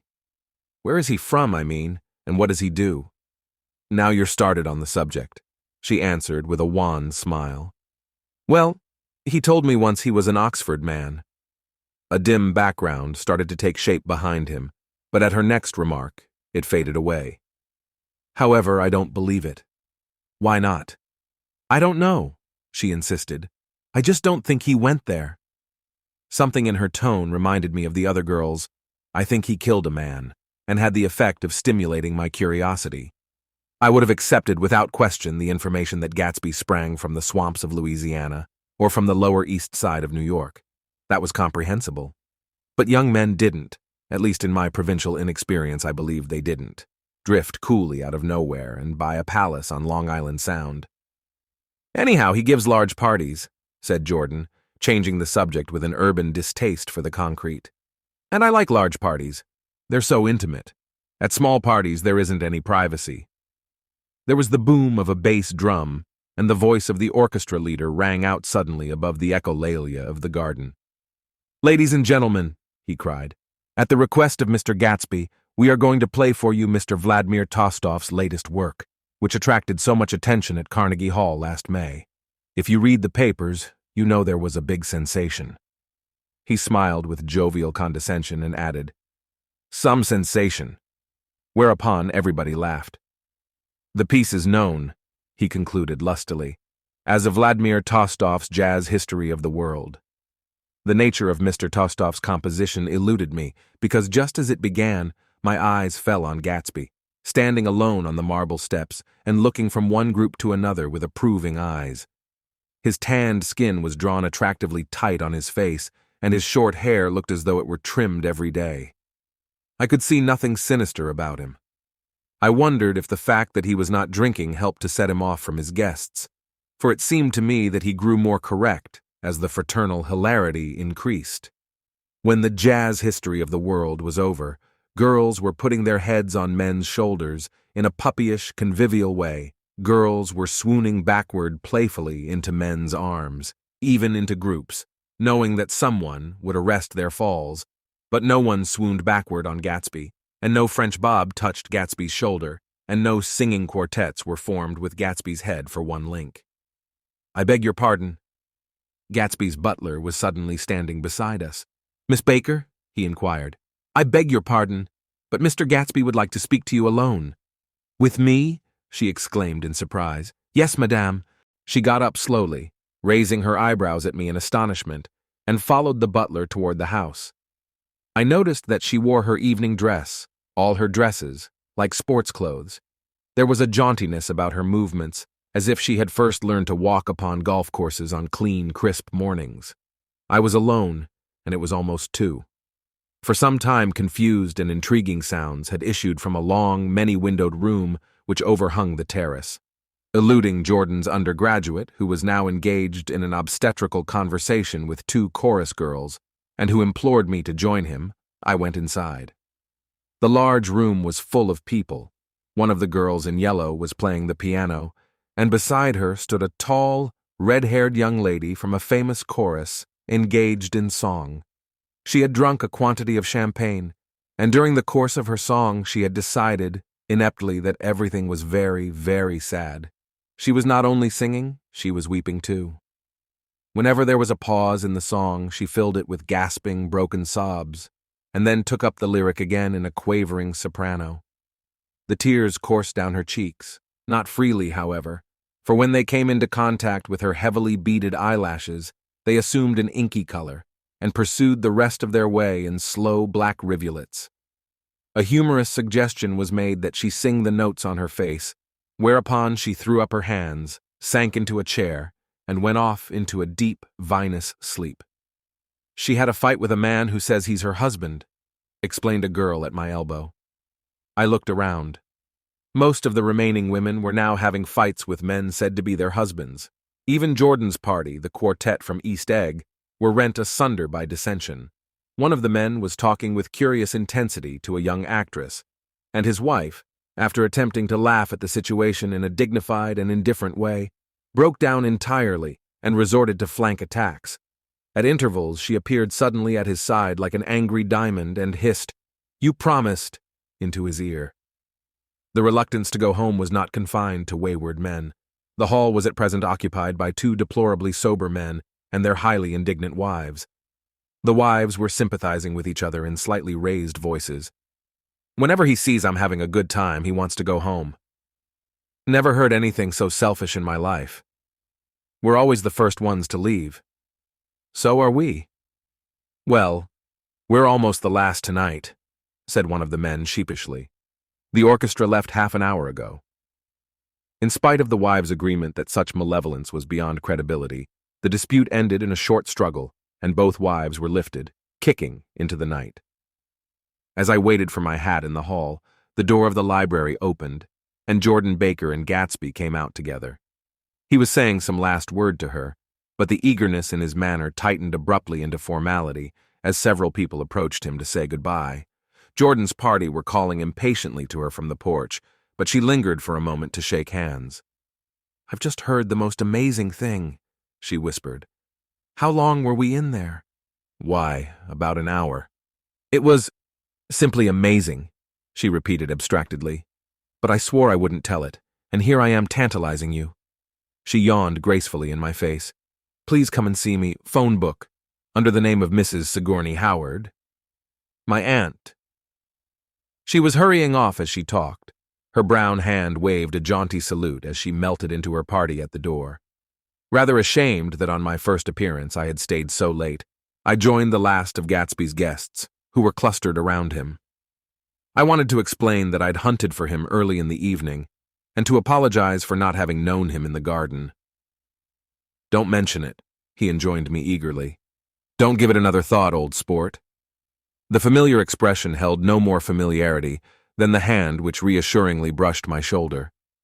"And don't forget we're going up in the hydroplane tomorrow morning, at 9 o'clock. Then the butler, behind his shoulder, "Philadelphia wants you on the phone, sir." "All right, in a minute. Tell them I'll be right there. Good night." "Good night. Good night." He smiled, and suddenly there seemed to be a pleasant significance in having been among the last to go, as if he had desired it all the time. "Good night, old sport. Good night." But as I walked down the steps, I saw that the evening was not quite over. 50 feet from the door, a dozen headlights illuminated a bizarre and tumultuous scene. In the ditch beside the road, right side up, but violently shorn of one wheel, rested a new coupe which had left Gatsby's drive not 2 minutes before. The sharp jut of a wall accounted for the detachment of the wheel, which was now getting considerable attention from half a dozen curious chauffeurs. However, as they had left their cars blocking the road, a harsh, discordant din from those in the rear had been audible for some time, and added to the already violent confusion of the scene. A man in a long duster had dismounted from the wreck, and now stood in the middle of the road, looking from the car to the tire, and from the tire to the observers in a pleasant, puzzled way. "See," he explained, "it went in the ditch." The fact was infinitely astonishing to him, and I recognized first the unusual quality of wonder, and then the man. It was the late patron of Gatsby's library. "How'd it happen?" He shrugged his shoulders. "I know nothing whatever about mechanics," he said decisively. "But how did it happen? Did you run into the wall?" "Don't ask me," said Owl Eyes, washing his hands of the whole matter. I know very little about driving, next to nothing. It happened, and that's all I know. Well, if you're a poor driver, you oughtn't to try driving at night. But I wasn't even trying, he explained indignantly. I wasn't even trying. An awed hush fell upon the bystanders. Do you want to commit suicide? You're lucky it was just a wheel, a bad driver, and not even trying. You don't understand, explained the criminal. I wasn't driving. There's another man in the car. The shock that followed this declaration found voice in a sustained "ah" as the door of the coupe swung slowly open. The crowd, it was now a crowd, stepped back involuntarily, and when the door had opened wide, there was a ghostly pause. Then, very gradually, part by part, a pale, dangling individual stepped out of the wreck, pawing tentatively at the ground with a large, uncertain dancing shoe. Blinded by the glare of the headlights and confused by the incessant groaning of the horns, the apparition stood swaying for a moment before he perceived the man in the duster. "What's matter?" he inquired calmly. "Did we run out of gas?" "Look." Half a dozen fingers pointed at the amputated wheel. He stared at it for a moment and then looked upward as though he suspected that it had dropped from the sky. "It came off," someone explained. He nodded. "At first I didn't notice we'd stopped." A pause. Then, taking a long breath and straightening his shoulders, he remarked in a determined voice, "Wonder if tell me where there's a gas line station?" At least a dozen men, some of them a little better off than he was, explained to him that wheel and car were no longer joined by any physical bond. "Back out," he suggested after a moment. "Put her in reverse." "But the wheel's off." He hesitated. "No harm in trying," he said. The caterwauling horns had reached a crescendo, and I turned away and cut across the lawn toward home. I glanced back once. A wafer of a moon was shining over Gatsby's house, making the night fine as before, and surviving the laughter and the sound of his still glowing garden. A sudden emptiness seemed to flow now from the windows and the great doors, endowing with complete isolation the figure of the host, who stood on the porch, his hand up in a formal gesture of farewell. Reading over what I have written so far, I see I have given the impression that the events of 3 nights several weeks apart were all that absorbed me. On the contrary, they were merely casual events in a crowded summer, and, until much later, they absorbed me infinitely less than my personal affairs. Most of the time, I worked. In the early morning, the sun threw my shadow westward as I hurried down the white chasms of lower New York to the Probity Trust. I knew the other clerks and young bond salesmen by their first names and lunched with them in dark, crowded restaurants on little pig sausages and mashed potatoes and coffee. I even had a short affair with a girl who lived in Jersey City and worked in the accounting department. But her brother began throwing mean looks in my direction, so when she went on her vacation in July, I let it blow quietly away. I took dinner usually at the Yale Club. For some reason, it was the gloomiest event of my day. And then I went upstairs to the library and studied investments and securities for a conscientious hour. There were generally a few rioters around, but they never came into the library, so it was a good place to work. After that, if the night was mellow, I strolled down Madison Avenue past the old Murray Hill Hotel and over 33rd Street to the Pennsylvania Station. I began to like New York, the racy, adventurous feel of it at night, and the satisfaction that the constant flicker of men and women and machines gives to the restless eye. I liked to walk up Fifth Avenue and pick out romantic women from the crowd and imagine that in a few minutes I was going to enter into their lives, and no one would ever know or disapprove. Sometimes, in my mind, I followed them to their apartments on the corners of hidden streets, and they turned and smiled back at me before they faded through a door into warm darkness. At the enchanted metropolitan twilight, I felt a haunting loneliness sometimes, and felt it in others. Poor young clerks who loitered in front of windows waiting until it was time for a solitary restaurant dinner, young clerks in the dusk, wasting the most poignant moments of night and life. Again at 8 o'clock, when the dark lanes of the 40s were lined 5 deep with throbbing taxicabs bound for the theater district, I felt a sinking in my heart. Forms leaned together in the taxis as they waited, and voices sang, and there was laughter from unheard jokes, and lighted cigarettes made unintelligible circles inside. Imagining that I, too, was hurrying towards gaiety and sharing their intimate excitement, I wished them well. For a while I lost sight of Jordan Baker, and then in midsummer I found her again. At first I was flattered to go places with her, because she was a golf champion and everyone knew her name. Then it was something more. I wasn't actually in love, but I felt a sort of tender curiosity. The bored, haughty face that she turned to the world concealed something. Most affectations conceal something eventually, even though they don't in the beginning, and one day I found what it was. When we were on a house party together up in Warwick, she left a borrowed car out in the rain with the top down, and then lied about it. And suddenly, I remembered the story about her that had eluded me that night at Daisy's. At her first big golf tournament, there was a row that nearly reached the newspapers, a suggestion that she had moved her ball from a bad lie in the semi-final round. The thing approached the proportions of a scandal, then died away. A caddy retracted his statement, and the only other witness admitted that he might have been mistaken. The incident and the name had remained together in my mind. Jordan Baker instinctively avoided clever, shrewd men, and now I saw that this was because she felt safer on a plane where any divergence from a code would be thought impossible. She was incurably dishonest. She wasn't able to endure being at a disadvantage, and given this unwillingness, I suppose she had begun dealing in subterfuges when she was very young in order to keep that cool, insolent smile turned to the world, and yet satisfy the demands of her hard, jaunty body. It made no difference to me. Dishonesty in a woman is a thing you never blame deeply. I was casually sorry, and then I forgot. It was on that same house party that we had a curious conversation about driving a car. It started because she passed so close to some workmen that our fender flicked a button on one man's coat. "You're a rotten driver," I protested. "Either you ought to be more careful, or you oughtn't to drive at all." "I am careful." "No, you're not." "Well, other people are," she said lightly. "What's that got to do with it?" "They'll keep out of my way," she insisted. "It takes two to make an accident." "Suppose you met somebody just as careless as yourself." "I hope I never will," she answered. "I hate careless people. That's why I like you." Her gray, sun-strained eyes stared straight ahead, but she had deliberately shifted our relations, and for a moment I thought I loved her. But I am slow-thinking and full of interior rules that act as brakes on my desires, and I knew that first I had to get myself definitely out of that tangle back home.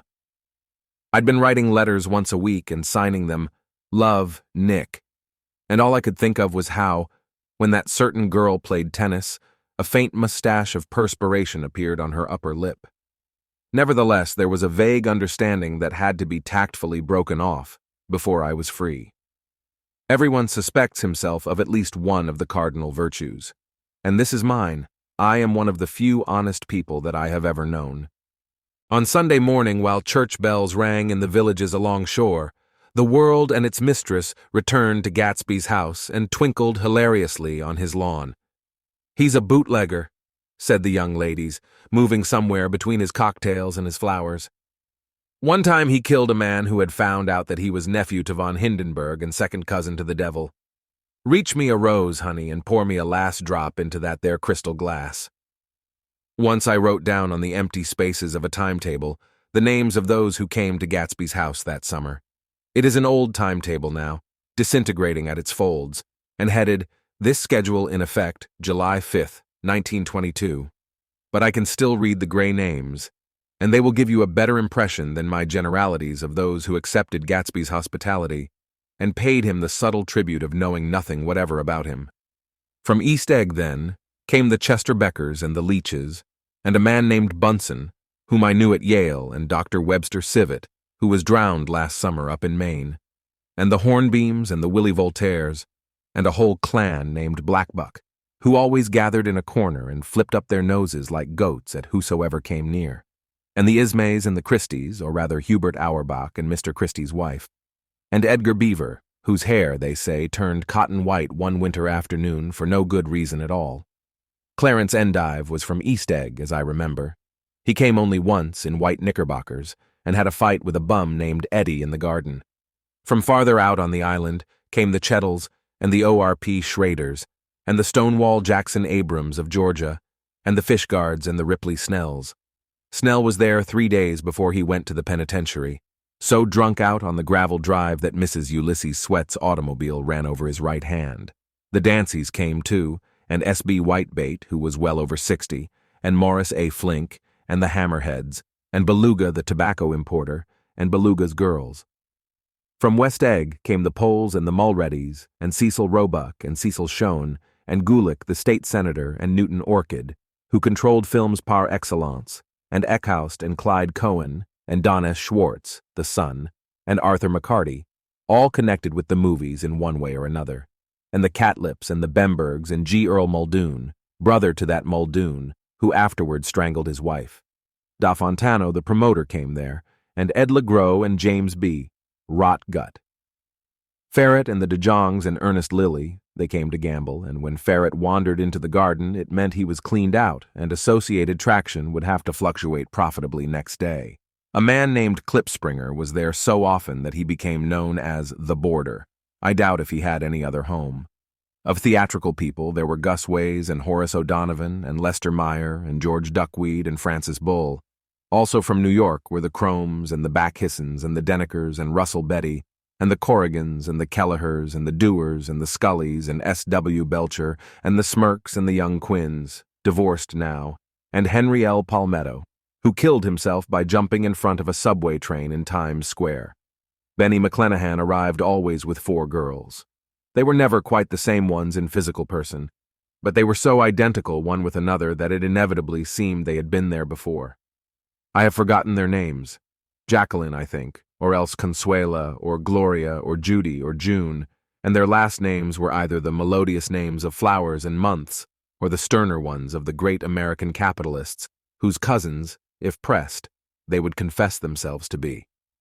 In addition to all these, I can remember that Faustina O'Brien came there at least once, and the Baedeker girls and young Brewer, who had his nose shot off in the war, and Mr. Albruchsberger and Miss Hagg, his fiancée, and Ardita Fitzpeters, and Mr. P. Jewett, once head of the American Legion, and Miss Claudia Hipp, with a man reputed to be her chauffeur, and a prince of something, whom we called Duke, and whose name, if I ever knew it, I have forgotten. All these people came to Gatsby's house in the summer.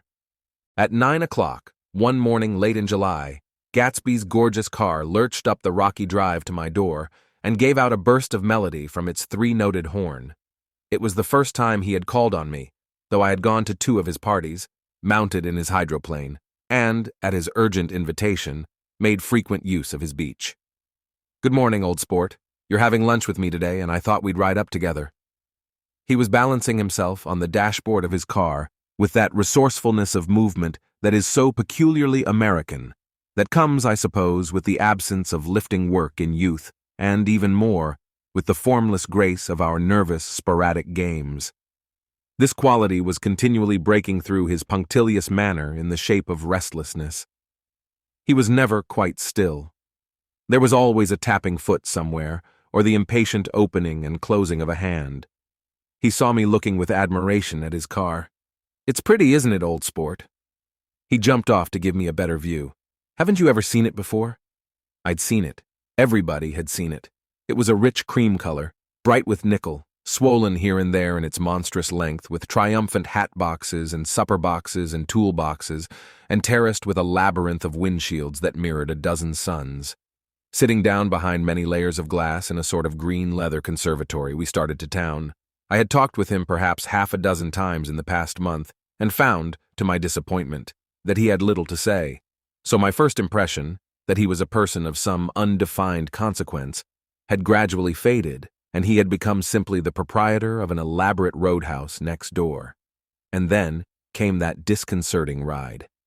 We hadn't reached West Egg Village before Gatsby began leaving his elegant sentences unfinished, and slapping himself indecisively on the knee of his caramel-colored suit.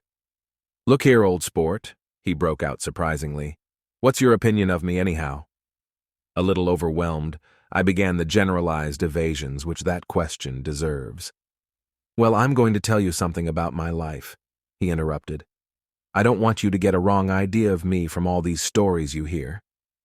So he was aware of the bizarre accusations that flavored conversation in his halls. "I'll tell you God's truth." His right hand suddenly ordered divine retribution to stand by. I am the son of some wealthy people in the Middle West, all dead now. I was brought up in America but educated at Oxford, because all my ancestors have been educated there for many years. It is a family tradition." He looked at me sideways, and I knew why Jordan Baker had believed he was lying. He hurried the phrase, "educated at Oxford," or swallowed it, or choked on it, as though it had bothered him before. And with this doubt, his whole statement fell to pieces, and I wondered if there wasn't something a little sinister about him after all. "What part of the Middle West?" I inquired casually. "San Francisco." "I see. My family all died, and I came into a good deal of money." His voice was solemn, as if the memory of that sudden extinction of a clan still haunted him. For a moment, I suspected that he was pulling my leg, but a glance at him convinced me otherwise. "After that, I lived like a young Raja in all the capitals of Europe, Paris, Venice, Rome, collecting jewels, chiefly rubies, hunting big game, painting a little, things for myself only, and trying to forget something very sad that had happened to me long ago." With an effort, I managed to restrain my incredulous laughter. The very phrases were worn so threadbare that they evoked no image except that of a turbaned character leaking sawdust at every pore as he pursued a tiger through the Bois de Boulogne. Then came the war, old sport. It was a great relief, and I tried very hard to die, but I seemed to bear an enchanted life. I accepted a commission as first lieutenant when it began. In the Argonne forest, I took the remains of my machine gun battalion so far forward that there was a half-mile gap on either side of us where the infantry couldn't advance. We stayed there 2 days and 2 nights, 130 men with 16 Lewis guns, and when the infantry came up at last, they found the insignia of 3 German divisions among the piles of dead. I was promoted to be a major, and every Allied government gave me a decoration, even Montenegro, little Montenegro down on the Adriatic Sea. Little Montenegro? He lifted up the words and nodded at them, with his smile. The smile comprehended Montenegro's troubled history and sympathized with the brave struggles of the Montenegrin people. It appreciated fully the chain of national circumstances which had elicited this tribute from Montenegro's warm little heart. My incredulity was submerged in fascination now. It was like skimming hastily through a dozen magazines. He reached in his pocket, and a piece of metal slung on a ribbon fell into my palm. "That's the one from Montenegro." To my astonishment, the thing had an authentic look. "Orderi di Danilo," ran the circular legend. "Montenegro, Nicholas Rex." "Turn it. Major Jay Gatsby," I read. "For valor extraordinary. Here's another thing I always carry. A souvenir of Oxford days. It was taken in Trinity Quad. The man on my left is now the Earl of Doncaster." It was a photograph of half a dozen young men in blazers loafing in an archway through which were visible a host of spires. There was Gatsby looking a little, not much, younger, with a cricket bat in his hand. Then it was all true. I saw the skins of tigers flaming in his palace on the Grand Canal. I saw him opening a chest of rubies to ease, with their crimson-lighted depths, the gnawings of his broken heart. "I'm going to make a big request of you today," he said, pocketing his souvenirs with satisfaction. "So I thought you ought to know something about me. I didn't want you to think I was just some nobody. You see, I usually find myself among strangers because I drift here and there trying to forget the sad things that happened to me." He hesitated. "You'll hear about it this afternoon." "At lunch?" "No, this afternoon. I happened to find out that you're taking Miss Baker to tea." "Do you mean you're in love with Miss Baker?" "No, old sport, I'm not. But Miss Baker has kindly consented to speak to you about this matter." I hadn't the faintest idea what this matter was, but I was more annoyed than interested. I hadn't asked Jordan to tea in order to discuss Mr. Jay Gatsby. I was sure the request would be something utterly fantastic, and for a moment I was sorry I'd ever set foot upon his overpopulated lawn. He wouldn't say another word. His correctness grew on him as we neared the city. We passed Port Roosevelt, where there was a glimpse of red-belted ocean-going ships, and sped along a cobbled slum lined with the dark, undeserted saloons of the faded gilt 1900s. Then the Valley of Ashes opened out on both sides of us, and I had a glimpse of Mrs. Wilson straining at the garage pump with panting vitality as we went by. With fenders spread like wings, we scattered light through half Astoria. Only half, for as we twisted among the pillars of the elevated, I heard the familiar jug-jug spat of a motorcycle, and a frantic policeman rode alongside. "All right, old sport," called Gatsby. We slowed down. Taking a white card from his wallet, he waved it before the man's eyes. "Right you are," agreed the policeman, tipping his cap. "Know you next time, Mr. Gatsby. Excuse me." "What was that?" I inquired. "The picture of Oxford? I was able to do the commissioner a favor once, and he sends me a Christmas card every year." Over the great bridge, with the sunlight through the girders making a constant flicker upon the moving cars, with the city rising up across the river in white heaps and sugar lumps all built with a wish out of non-olfactory money. The city seen from the Queensboro Bridge is always the city seen for the first time, in its first wild promise of all the mystery and the beauty in the world. A dead man passed us in a hearse heaped with blooms, followed by 2 carriages with drawn blinds, and by more cheerful carriages for friends.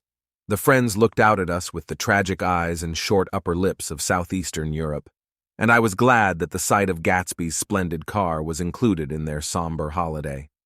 As we crossed Blackwell's Island, a limousine passed us, driven by a white chauffeur, in which sat 3 modish Negroes, 2 bucks and a girl. I laughed aloud as the yolks of their eyeballs rolled toward us in haughty rivalry.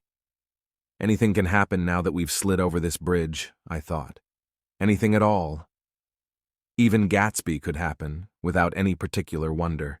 Roaring noon.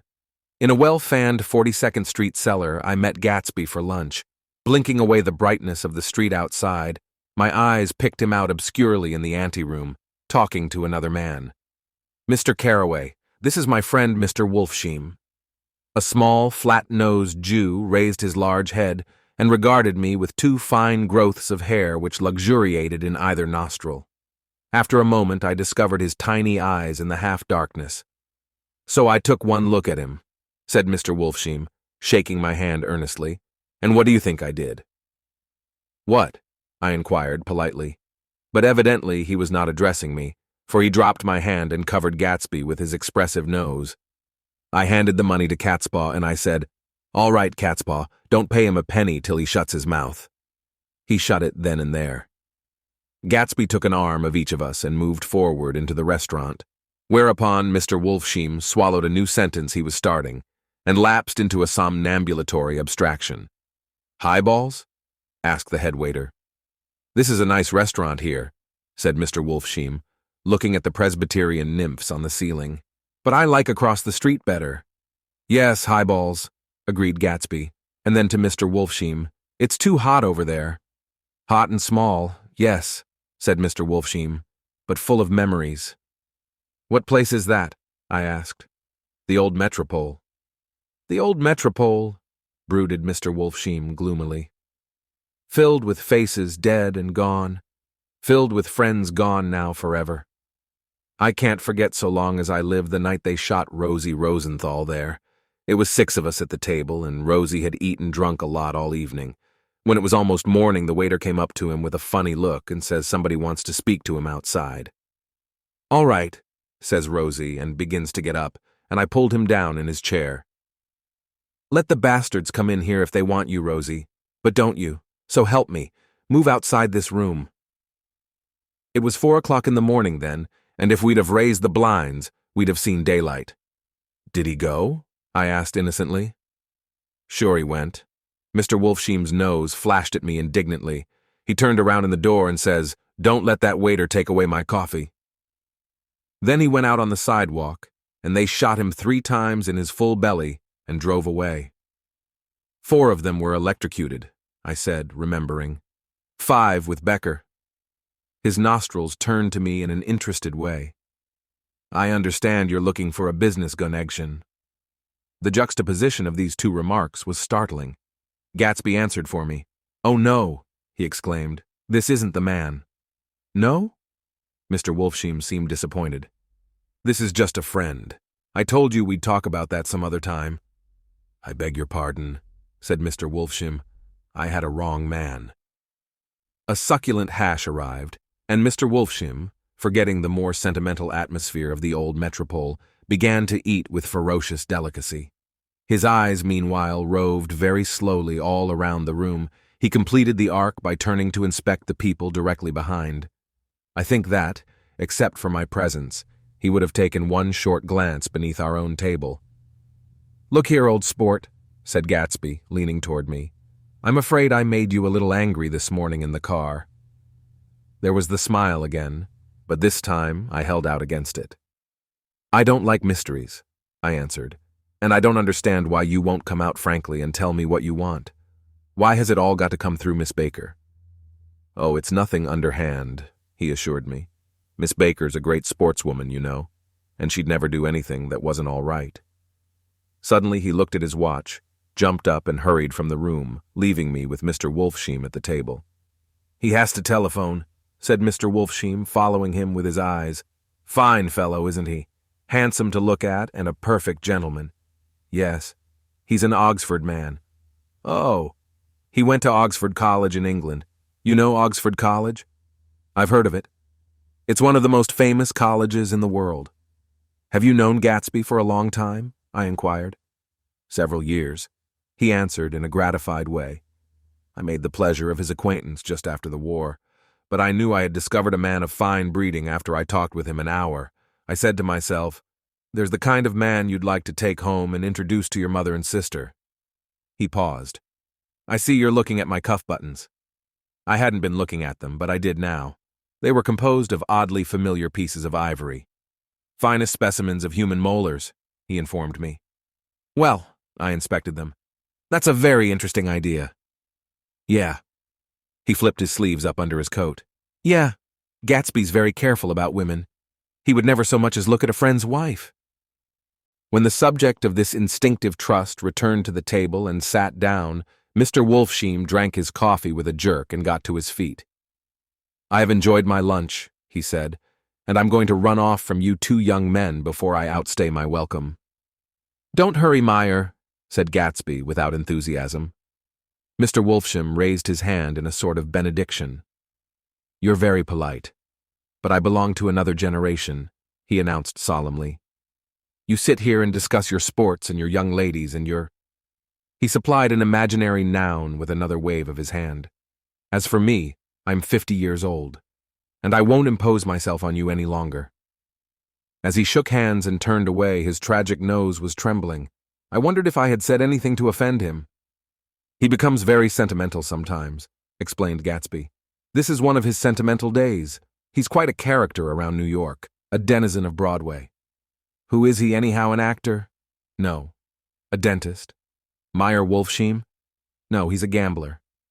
Gatsby hesitated, then added coolly, "He's the man who fixed the World Series back in 1919.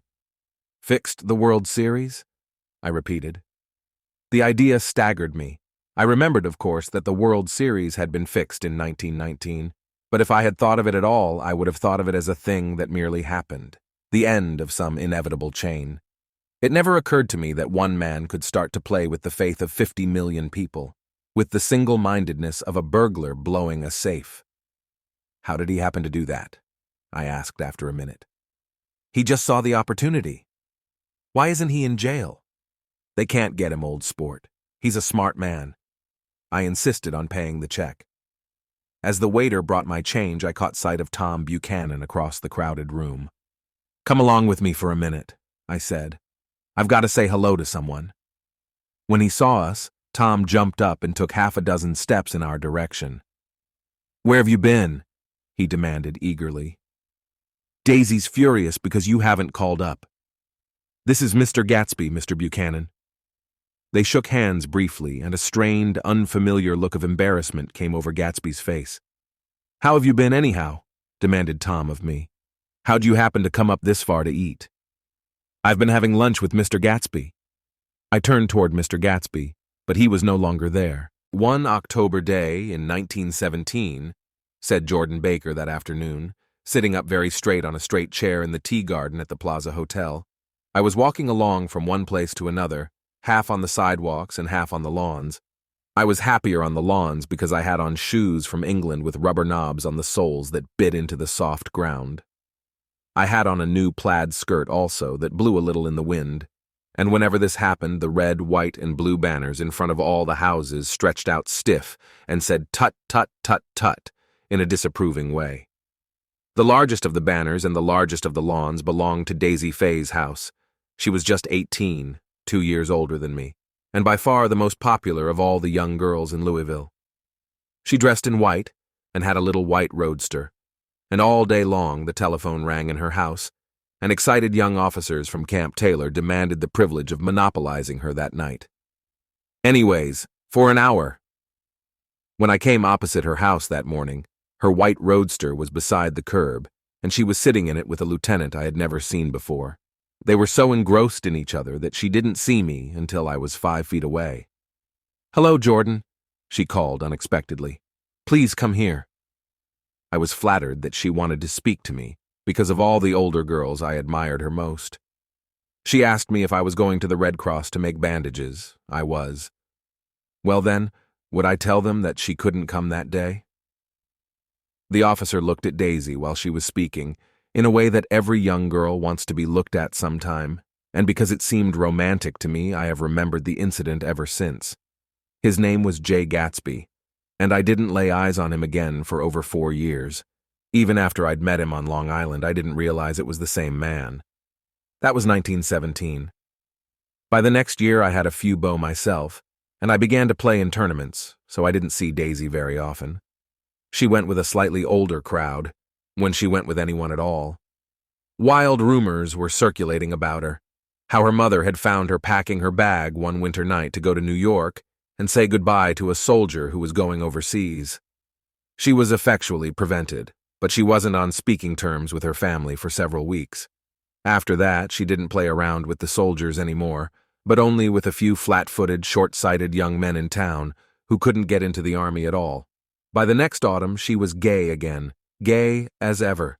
She had a debut after the armistice, and in February she was presumably engaged to a man from New Orleans. In June, she married Tom Buchanan of Chicago, with more pomp and circumstance than Louisville ever knew before. He came down with 100 people in 4 private cars and hired a whole floor of the Mulbach Hotel, and the day before the wedding, he gave her a string of pearls valued at $350,000. I was a bridesmaid.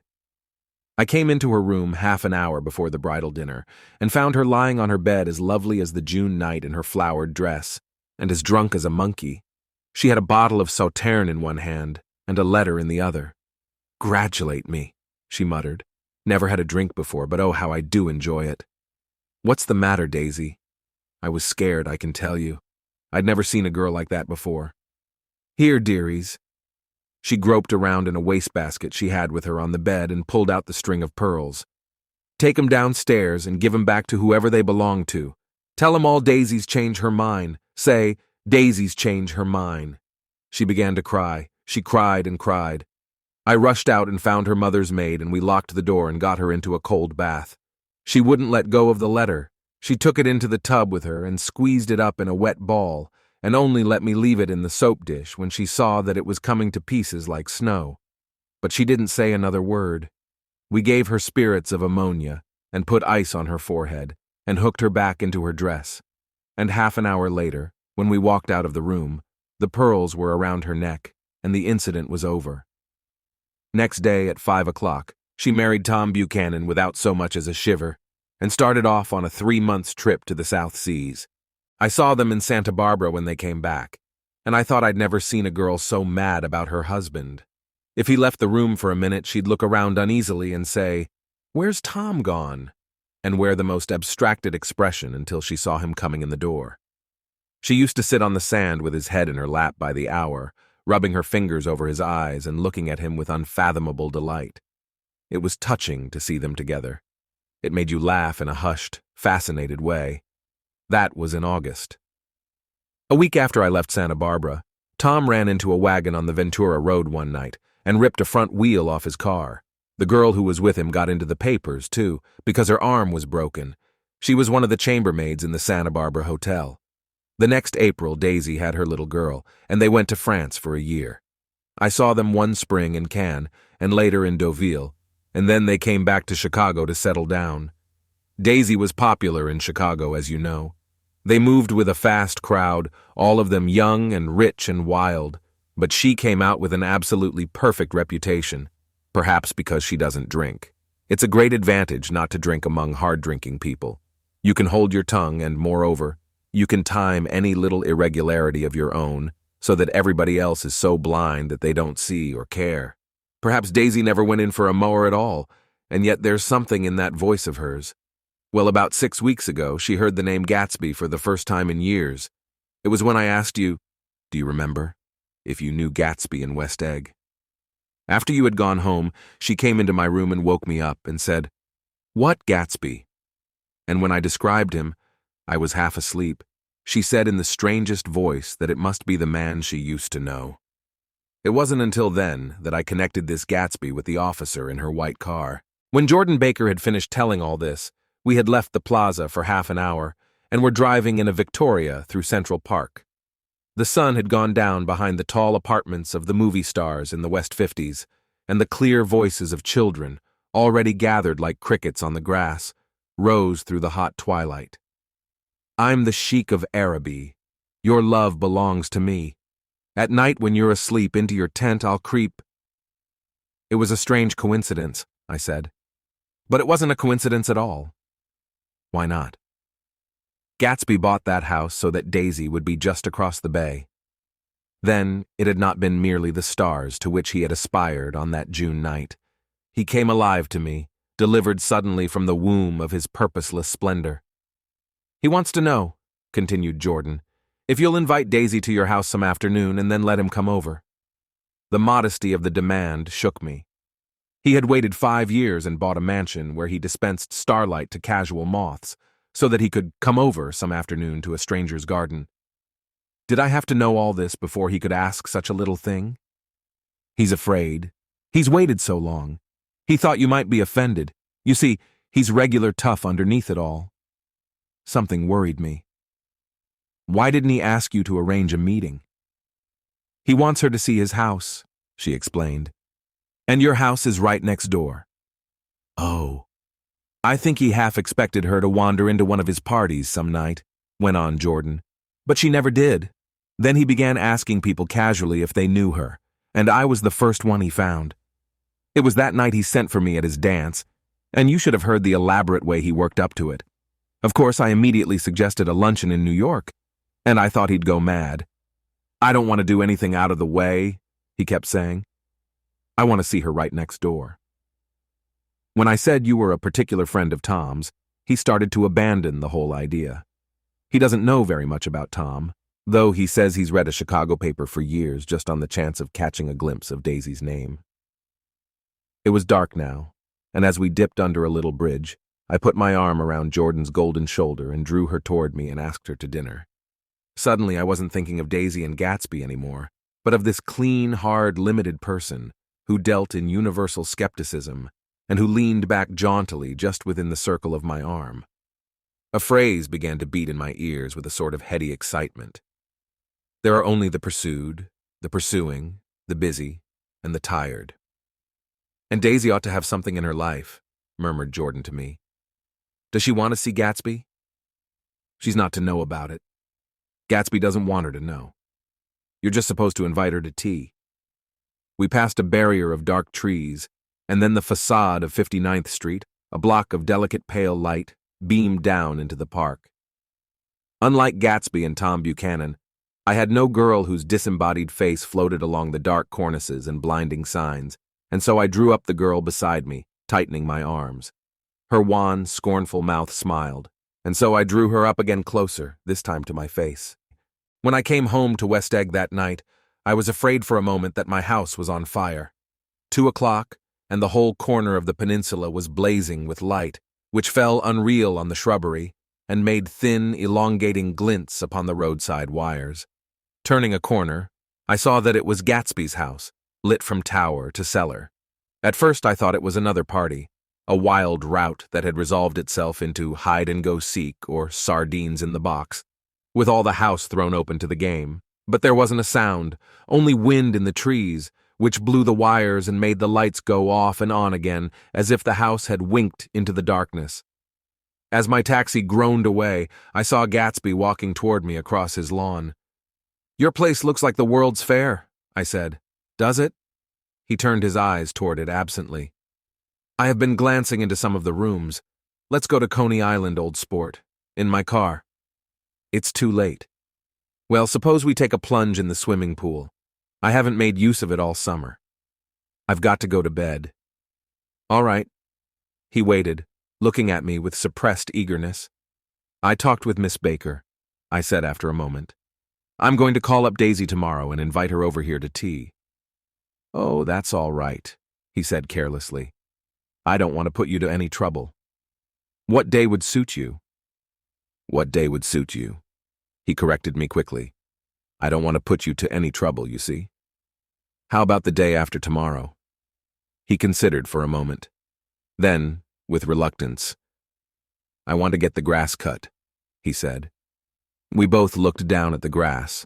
There was a sharp line where my ragged lawn ended, and the darker, well-kept expanse of his began. I suspected that he meant my grass. "There's another little thing," he said uncertainly, and hesitated. "Would you rather put it off for a few days?" I asked. "Oh, it isn't about that. At least—" He fumbled with a series of beginnings. "Why, look here, old sport. You don't make much money, do you?" "Not very much." This seemed to reassure him, and he continued more confidently. "I thought you didn't, if you'll pardon my— You see, I carry on a little business on the side, a sort of sideline, you understand. And I thought that if you don't make very much, you're selling bonds, aren't you, old sport? Trying to. Well, this would interest you. It wouldn't take up much of your time, and you might pick up a nice bit of money. It happens to be a rather confidential sort of thing." I realize now that under different circumstances, that conversation might have been one of the crises of my life. But because the offer was obviously and tactlessly for a service to be rendered, I had no choice except to cut him off there. "I've got my hands full," I said. "I'm much obliged, but I couldn't take on any more work. You wouldn't have to do any business with Wolfsheim." Evidently, he thought that I was shying away from the connection mentioned at lunch, but I assured him he was wrong. He waited a moment longer, hoping I'd begin a conversation, but I was too absorbed to be responsive, so he went unwillingly home. The evening had made me lightheaded and happy. I think I walked into a deep sleep as I entered my front door. So I don't know whether or not Gatsby went to Coney Island, or for how many hours he glanced into rooms while his house blazed gaudily on. I called up Daisy from the office next morning and invited her to come to tea. "Don't bring Tom," I warned her. "What?" "Don't bring Tom." "Who is Tom?" she asked innocently. The day agreed upon was pouring rain. At 11 o'clock, a man in a raincoat, dragging a lawnmower, tapped at my front door and said that Mr. Gatsby had sent him over to cut my grass. This reminded me that I had forgotten to tell my Finn to come back, so I drove into West Egg Village to search for her among soggy, whitewashed alleys, and to buy some cups and lemons and flowers. The flowers were unnecessary, for at 2 o'clock, a greenhouse arrived from Gatsby's, with innumerable receptacles to contain it. An hour later, the front door opened nervously, and Gatsby, in a white flannel suit, silver shirt, and gold-colored tie, hurried in. He was pale, and there were dark signs of sleeplessness beneath his eyes. "Is everything all right?" he asked immediately. "The grass looks fine, if that's what you mean." "What grass?" he inquired blankly. "Oh, the grass in the yard." He looked out the window at it, but judging from his expression, I don't believe he saw a thing. "Looks very good," he remarked vaguely. "One of the papers said they thought the rain would stop about 4. I think it was the Journal. Have you got everything you need in the shape of tea?" I took him into the pantry, where he looked a little reproachfully at the Finn. Together, we scrutinized the 12 lemon cakes from the delicatessen shop. "Will they do?" I asked. Of course, they're fine," and he added hollowly, "Old sport." The rain cooled about 3:30 to a damp mist, through which occasional thin drops swam like dew. Gatsby looked with vacant eyes through a copy of Clay's Economics, starting at the finished tread that shook the kitchen floor, and peering towards the bleared windows from time to time, as if a series of invisible but alarming happenings were taking place outside. Finally, he got up and informed me, in an uncertain voice, that he was going home. "Why's that? Nobody's coming to tea? It's too late." He looked at his watch, as if there was some pressing demand on his time elsewhere. "I can't wait all day." "Don't be silly. It's just 2 minutes to 4. He sat down miserably as if I had pushed him, and simultaneously there was the sound of a motor turning into my lane. We both jumped up, and a little harrowed myself, I went out into the yard. Under the dripping bare lilac trees, a large open car was coming up the drive. It stopped. Daisy's face, tipped sideways beneath a 3-cornered lavender hat, looked out at me with a bright, ecstatic smile. "Is this absolutely where you live, my dearest one?" The exhilarating ripple of her voice was a wild tonic in the rain. I had to follow the sound of it for a moment, up and down, with my ear alone before any words came through. A damp streak of hair lay like a dash of blue paint across her cheek, and her hand was wet with glistening drops as I took it to help her from the car. "Are you in love with me?" she said low in my ear. "Or why did I have to come alone?" "That's the secret of Castle Rackrent. Tell your chauffeur to go far away and spend an hour. Come back in an hour, Ferdy." Then in a grave murmur, "His name is Ferdy. Does the gasoline affect his nose?" "I don't think so," she said innocently. "Why?" We went in. To my overwhelming surprise, the living room was deserted. "Well, that's funny," I exclaimed. "What's funny?" She turned her head as there was a light, dignified knocking at the front door. I went out and opened it. Gatsby, pale as death, with his hands plunged like weights in his coat pockets, was standing in a puddle of water glaring tragically into my eyes. With his hands still in his coat pockets, he stalked by me into the hall, turned sharply as if he were on a wire, and disappeared into the living room. It wasn't a bit funny. Aware of the loud beating of my own heart, I pulled the door to against the increasing rain. For half a minute there wasn't a sound. Then from the living room I heard a sort of choking murmur and part of a laugh, followed by Daisy's voice on a clear artificial note. "I certainly am awfully glad to see you again." A pause. It endured horribly. I had nothing to do in the hall, so I went into the room. Gatsby, his hands still in his pockets, was reclining against the mantelpiece in a strained counterfeit of perfect ease, even of boredom. His head leaned back so far that it rested against the face of a defunct mantelpiece clock, and from this position his distraught eyes stared down at Daisy, who was sitting, frightened but graceful, on the edge of a stiff chair. "We've met before," muttered Gatsby. His eyes glanced momentarily at me, and his lips parted with an abortive attempt at a laugh. Luckily, the clock took this moment to tilt dangerously at the pressure of his head, whereupon he turned and caught it with trembling fingers, and set it back in place. Then he sat down, rigidly, his elbow on the arm of the sofa and his chin in his hand. "I'm sorry about the clock," he said. My own face had now assumed a deep tropical burn. I couldn't muster up a single commonplace out of the 1,000 in my head. "It's an old clock," I told them idiotically.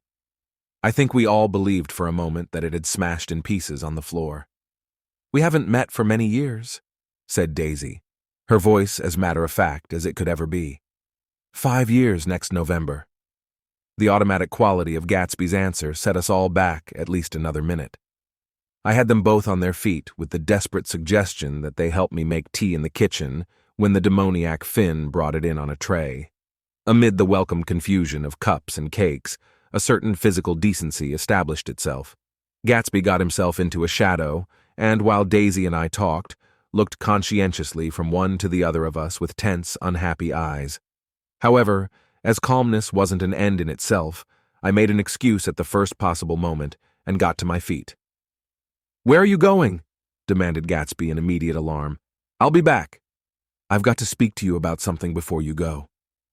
He followed me wildly into the kitchen, closed the door, and whispered, "Oh, God," in a miserable way. "What's the matter?" "This is a terrible mistake," he said, shaking his head from side to side. "A terrible, terrible mistake. You're just embarrassed, that's all." And luckily I added, "Daisy's embarrassed too." "She's embarrassed?" he repeated incredulously. "Just as much as you are. Don't talk so loud. You're acting like a little boy, I broke out impatiently. Not only that, but you're rude. Daisy's sitting in there all alone. He raised his hand to stop my words, looked at me with unforgettable reproach, and, opening the door cautiously, went back into the other room. I walked out the back way, just as Gatsby had when he had made his nervous circuit of the house half an hour before, and ran for a huge black-knotted tree, whose massed leaves made a fabric against the rain. Once more it was pouring, and my irregular lawn, well shaved by Gatsby's gardener, abounded in small, muddy swamps and prehistoric marshes. There was nothing to look at from under the tree except Gatsby's enormous house, so I stared at it, like Kant at his church steeple, for half an hour.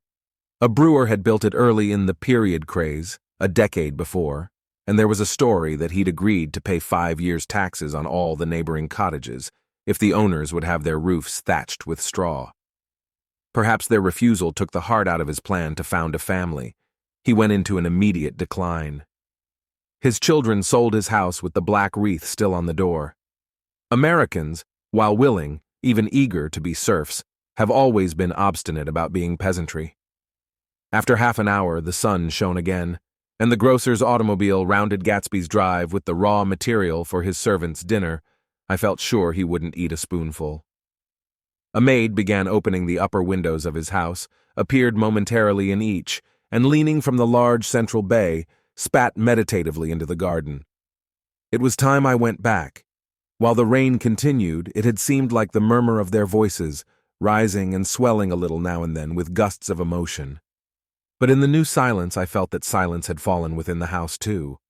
I went in, after making every possible noise in the kitchen, short of pushing over the stove, but I don't believe they heard a sound. They were sitting at either end of the couch, looking at each other as if some question had been asked, or was in the air, and every vestige of embarrassment was gone. Daisy's face was smeared with tears, and when I came in she jumped up and began wiping at it with her handkerchief before a mirror. But there was a change in Gatsby that was simply confounding. He literally glowed. Without a word or a gesture of exultation, a new well-being radiated from him and filled the little room. "Oh, hello, old sport," he said, as if he hadn't seen me for years. I thought for a moment he was going to shake hands. It stopped raining. Has it? When he realized what I was talking about, that there were twinkle bells of sunshine in the room, he smiled like a weatherman, like an ecstatic patron of recurrent light, and repeated the news to Daisy. "What do you think of that? It stopped raining."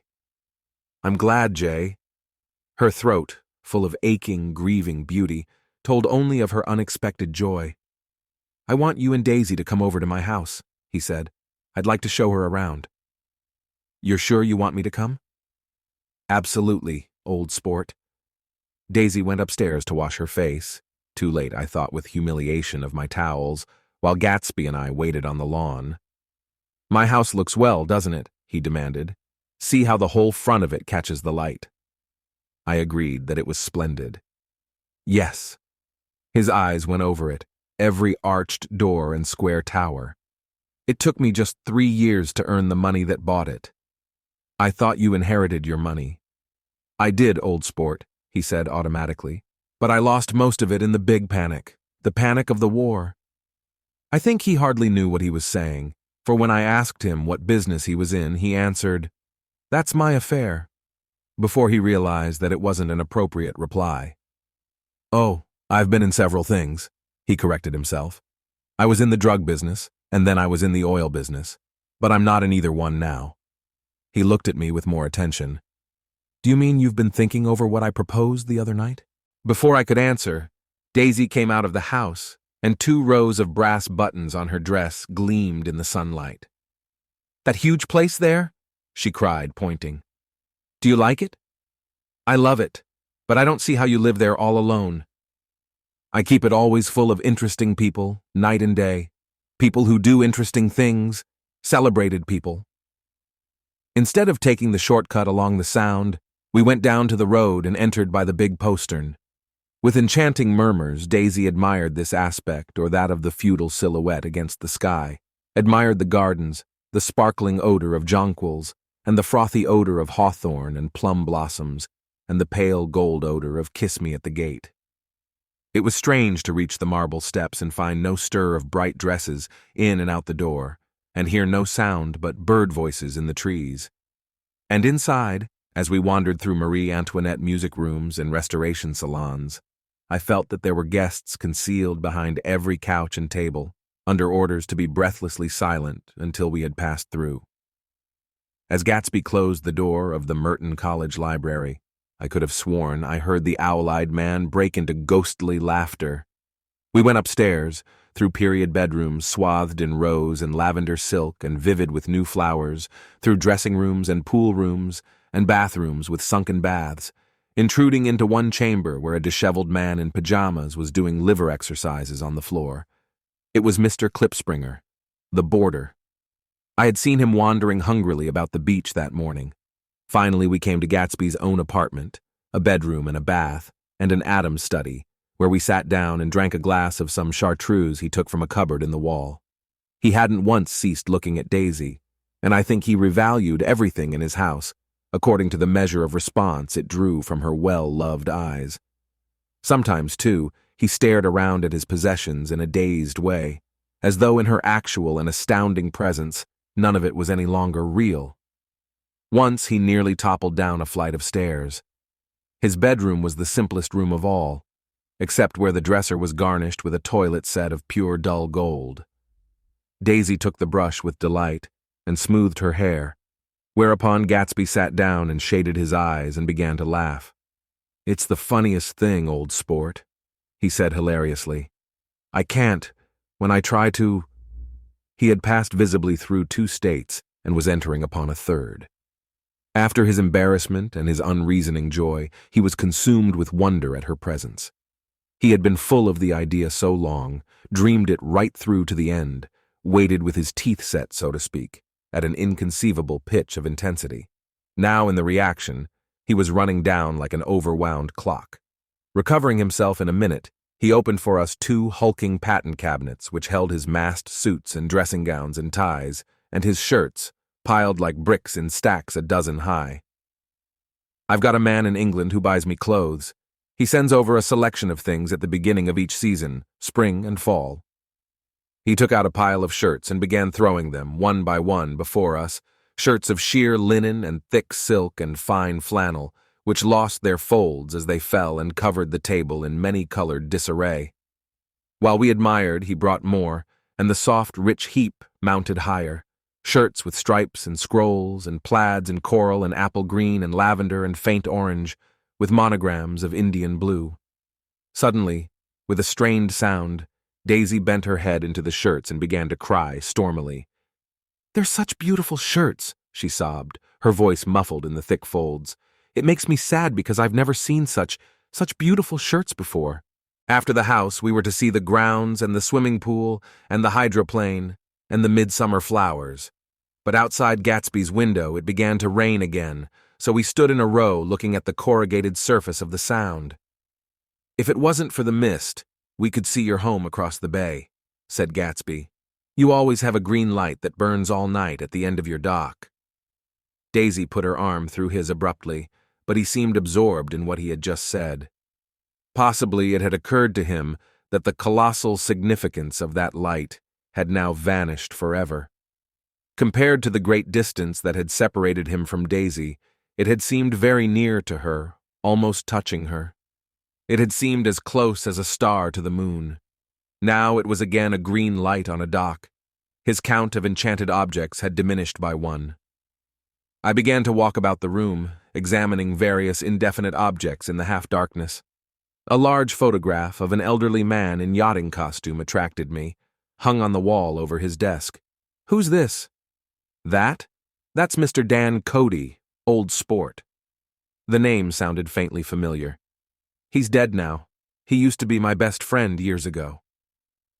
There was a small picture of Gatsby, also in yachting costume, on the bureau, Gatsby with his head thrown back defiantly, taken apparently when he was about 18. "I adore it," exclaimed Daisy. "The pompadour! You never told me you had a pompadour or a yacht. Look at this," said Gatsby quickly. "Here's a lot of clippings. About you." They stood side by side, examining it. I was going to ask to see the rubies when the phone rang. and Gatsby took up the receiver. Yes. Well, I can't talk now. I can't talk now, old sport. I said a small town. He must know what a small town is. Well, he's no use to us if Detroit is his idea of a small town. He rang off. Come here quick, cried Daisy at the window. The rain was still falling, but the darkness had parted in the west, and there was a pink and golden billow of foamy clouds above the sea. Look at that, she whispered. And then after a moment, I'd like to just get one of those pink clouds and put you in it and push you around. I tried to go then, but they wouldn't hear of it. Perhaps my presence made them feel more satisfactorily alone. I know what we'll do, said Gatsby. We'll have Klipspringer play the piano. He went out of the room calling Ewing, and returned in a few minutes accompanied by an embarrassed, slightly worn young man, with shell-rimmed glasses and scanty blonde hair. He was now decently clothed in a sports shirt, open at the neck, sneakers, and duck trousers of a nebulous hue. Did we interrupt your exercise? Inquired Daisy politely. I was asleep, cried Mr. Klipspringer in a spasm of embarrassment. That is, I'd been asleep. Then I got up. Klipspringer plays the piano? Said Gatsby, cutting him off. Don't you, Ewing, old sport? I don't play well. I don't hardly play at all. I'm all out of We'll go downstairs, interrupted Gatsby. He flipped a switch. The gray windows disappeared as the house glowed full of light. In the music room, Gatsby turned on a solitary lamp beside the piano. He lit Daisy's cigarette from a trembling match and sat down with her on a couch far across the room, where there was no light save what the gleaming floor bounced in from the hall. When Klipspringer had played The Love Nest, he turned around on the bench and searched unhappily for Gatsby in the gloom. I'm all out of practice, you see. I told you I couldn't play. I'm all out of Don't talk so much, old sport, commanded Gatsby. Play. In the morning, in the evening, ain't we got fun? Outside the wind was loud, and there was a faint flow of thunder along the sound. All the lights were going on in West Egg now. The electric trains, men carrying, were plunging home through the rain from New York. It was the hour of a profound human change, and excitement was generating on the air.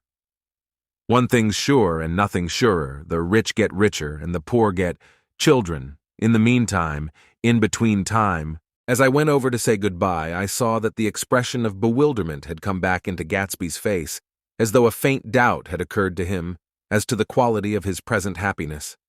Almost 5 years. There must have been moments even that afternoon when Daisy tumbled short of his dreams, not through her own fault, but because of the colossal vitality of his illusion. It had gone beyond her, beyond everything. He had thrown himself into it with a creative passion, adding to it all the time, decking it out with every bright feather that drifted his way. No amount of fire or freshness can challenge what a man can store up in his ghostly heart. As I watched him, he adjusted himself a little, visibly. His hand took hold of hers, and as she said something low in his ear, he turned toward her with a rush of emotion. I think that voice held him most, with its fluctuating, feverish warmth, because it couldn't be overdreamed. That voice was a deathless song. They had forgotten me, but Daisy glanced up and held out her hand. Gatsby didn't know me now at all. I looked once more at them, and they looked back at me, remotely, possessed by intense life. Then I went out of the room and down the marble steps into the rain, leaving them there together. About this time, an ambitious young reporter from New York arrived one morning at Gatsby's door and asked him if he had anything to say. Anything to say about what? Inquired Gatsby politely. Why? Any statement to give out? It transpired after a confused 5 minutes that the man had heard Gatsby's name around his office in a connection which he either wouldn't reveal or didn't fully understand. This was his day off, and with laudable initiative he had hurried out to see. It was a random shot, and yet the reporter's instinct was right. Gatsby's notoriety, spread about by the hundreds who had accepted his hospitality and so become authorities upon his past, had increased all summer until he fell just short of being news. Contemporary legends, such as the underground pipeline to Canada, attached themselves to him, and there was one persistent story that he didn't live in a house at all, but in a boat that looked like a house and was moved secretly up and down the Long Island shore. Just why these inventions were a source of satisfaction to James Gatz of North Dakota isn't easy to say. James Gatz, that was really, or at least legally, his name. He had changed it at the age of 17, and at the specific moment that witnessed the beginning of his career, when he saw Dan Cody's yacht drop anchor over the most insidious flat on Lake Superior. It was James Gatz, who had been loafing along the beach that afternoon in a torn green jersey and a pair of canvas pants. But it was already Jay Gatsby who borrowed a rowboat, pulled out to the Tuolumne, and informed Cody that a wind might catch him and break him up in half an hour. I suppose he'd had the name ready for a long time, even then. His parents were shiftless and unsuccessful farm people. His imagination had never really accepted them as his parents at all. The truth was that Jay Gatsby of West Egg, Long Island, sprang from his platonic conception of himself. He was a son of God, a phrase which, if it means anything, means just that. And he must be about his father's business, the service of a vast, vulgar, and meretricious beauty. So he invented just the sort of Jay Gatsby that a 17-year-old boy would be likely to invent, and to this conception he was faithful to the end. For over a year, he had been beating his way along the south shore of Lake Superior as a clam digger and a salmon fisher, or in any other capacity that brought him food and bed. His brown, hardening body lived naturally through the half-fierce, half-lazy work of the bracing days. He knew women early, and since they spoiled him, he became contemptuous of them, of young virgins because they were ignorant, of the others because they were hysterical about things which in his overwhelming self-absorption he took for granted. But his heart was in a constant, turbulent riot. The most grotesque and fantastic conceits haunted him in his bed at night. A universe of ineffable gaudiness spun itself out in his brain while the clock ticked on the washstand, and the moon soaked with wet light his tangled clothes upon the floor. Each night he added to the pattern of his fancies until drowsiness closed down upon some vivid scene with an oblivious embrace. For a while, these reveries provided an outlet for his imagination. They were a satisfactory hint of the unreality of reality, a promise that the rock of the world was founded securely on a fairy's wing. An instinct toward his future glory had led him some months before to the small Lutheran college of St. Olaf's in southern Minnesota. He stayed there 2 weeks, dismayed at its ferocious indifference to the drums of his destiny, to destiny itself, and despising the janitor's work with which he was to pay his way through. Then he drifted back to Lake Superior, and he was still searching for something to do on the day that Dan Cody's yacht dropped anchor in the shallows alongshore. Cody was 50 years old then, a product of the Nevada silver fields, of the Yukon, of every rush for metal since '75. The transactions in Montana copper that made him many times a millionaire found him physically robust, but on the verge of soft-mindedness, and suspecting this, an infinite number of women tried to separate him from his money. The none too savory ramifications by which Ella Kay, the newspaper woman, played Madame de Maintenon to his weakness and sent him to sea in a yacht, were common property of the turgid journalism in 1902. He had been coasting along all too hospitable shores for 5 years when he turned up as James Gatz's destiny in Little Girl Bay. To young Gatz, resting on his oars and looking up at the railed deck, that yacht represented all the beauty and glamour in the world. I suppose he smiled at Cody. He had probably discovered that people liked him when he smiled. At any rate, Cody asked him a few questions. One of them elicited the brand new name, and found that he was quick and extravagantly ambitious. A few days later, he took him to Duluth and bought him a blue coat, 6 pairs of white duck trousers, and a yachting cap. And when the Tuolumne left for the West Indies and the Barbary Coast, Gatsby left too. He was employed in a vague personal capacity. While he remained with Cody, he was in turn steward, mate, skipper, secretary, and even jailer, for Dan Cody sober knew what lavish doings Dan Cody drunk might soon be about, and he provided for such contingencies by reposing more and more trust in Gatsby. The arrangement lasted 5 years, during which the boat went 3 times around the continent. It might have lasted indefinitely, except for the fact that Ella Kay came on board one night in Boston, and a week later, Dan Cody inhospitably died. I remember the portrait of him up in Gatsby's bedroom, a gray, florid man with a hard, empty face, The pioneer debauchee, who during one phase of American life brought back to the eastern seaboard the savage violence of the frontier brothel and saloon. It was indirectly due to Cody that Gatsby drank so little. Sometimes in the course of gay parties, women used to rub champagne into his hair. For himself, he formed the habit of letting liquor alone. And it was from Cody that he inherited money, a legacy of $25,000. He didn't get it. He never understood the legal device that was used against him, but what remained of the millions went intact to Ella Kay. He was left with his singularly appropriate education. The vague contour of Jay Gatsby had filled out to the substantiality of a man. He told me all this very much later, but I've put it down here with the idea of exploding those first wild rumors about his antecedents, which weren't even faintly true. Moreover, he told it to me at a time of confusion, when I had reached the point of believing everything and nothing about him. So I take advantage of this short halt, while Gatsby, so to speak, caught his breath to clear this set of misconceptions away. It was a halt, too, in my association with his affairs. For several weeks I didn't see him or hear his voice on the phone. Mostly I was in New York, trotting around with Jordan and trying to ingratiate myself with her senile aunt. But finally I went over to his house one Sunday afternoon. I hadn't been there 2 minutes when somebody brought Tom Buchanan in for a drink.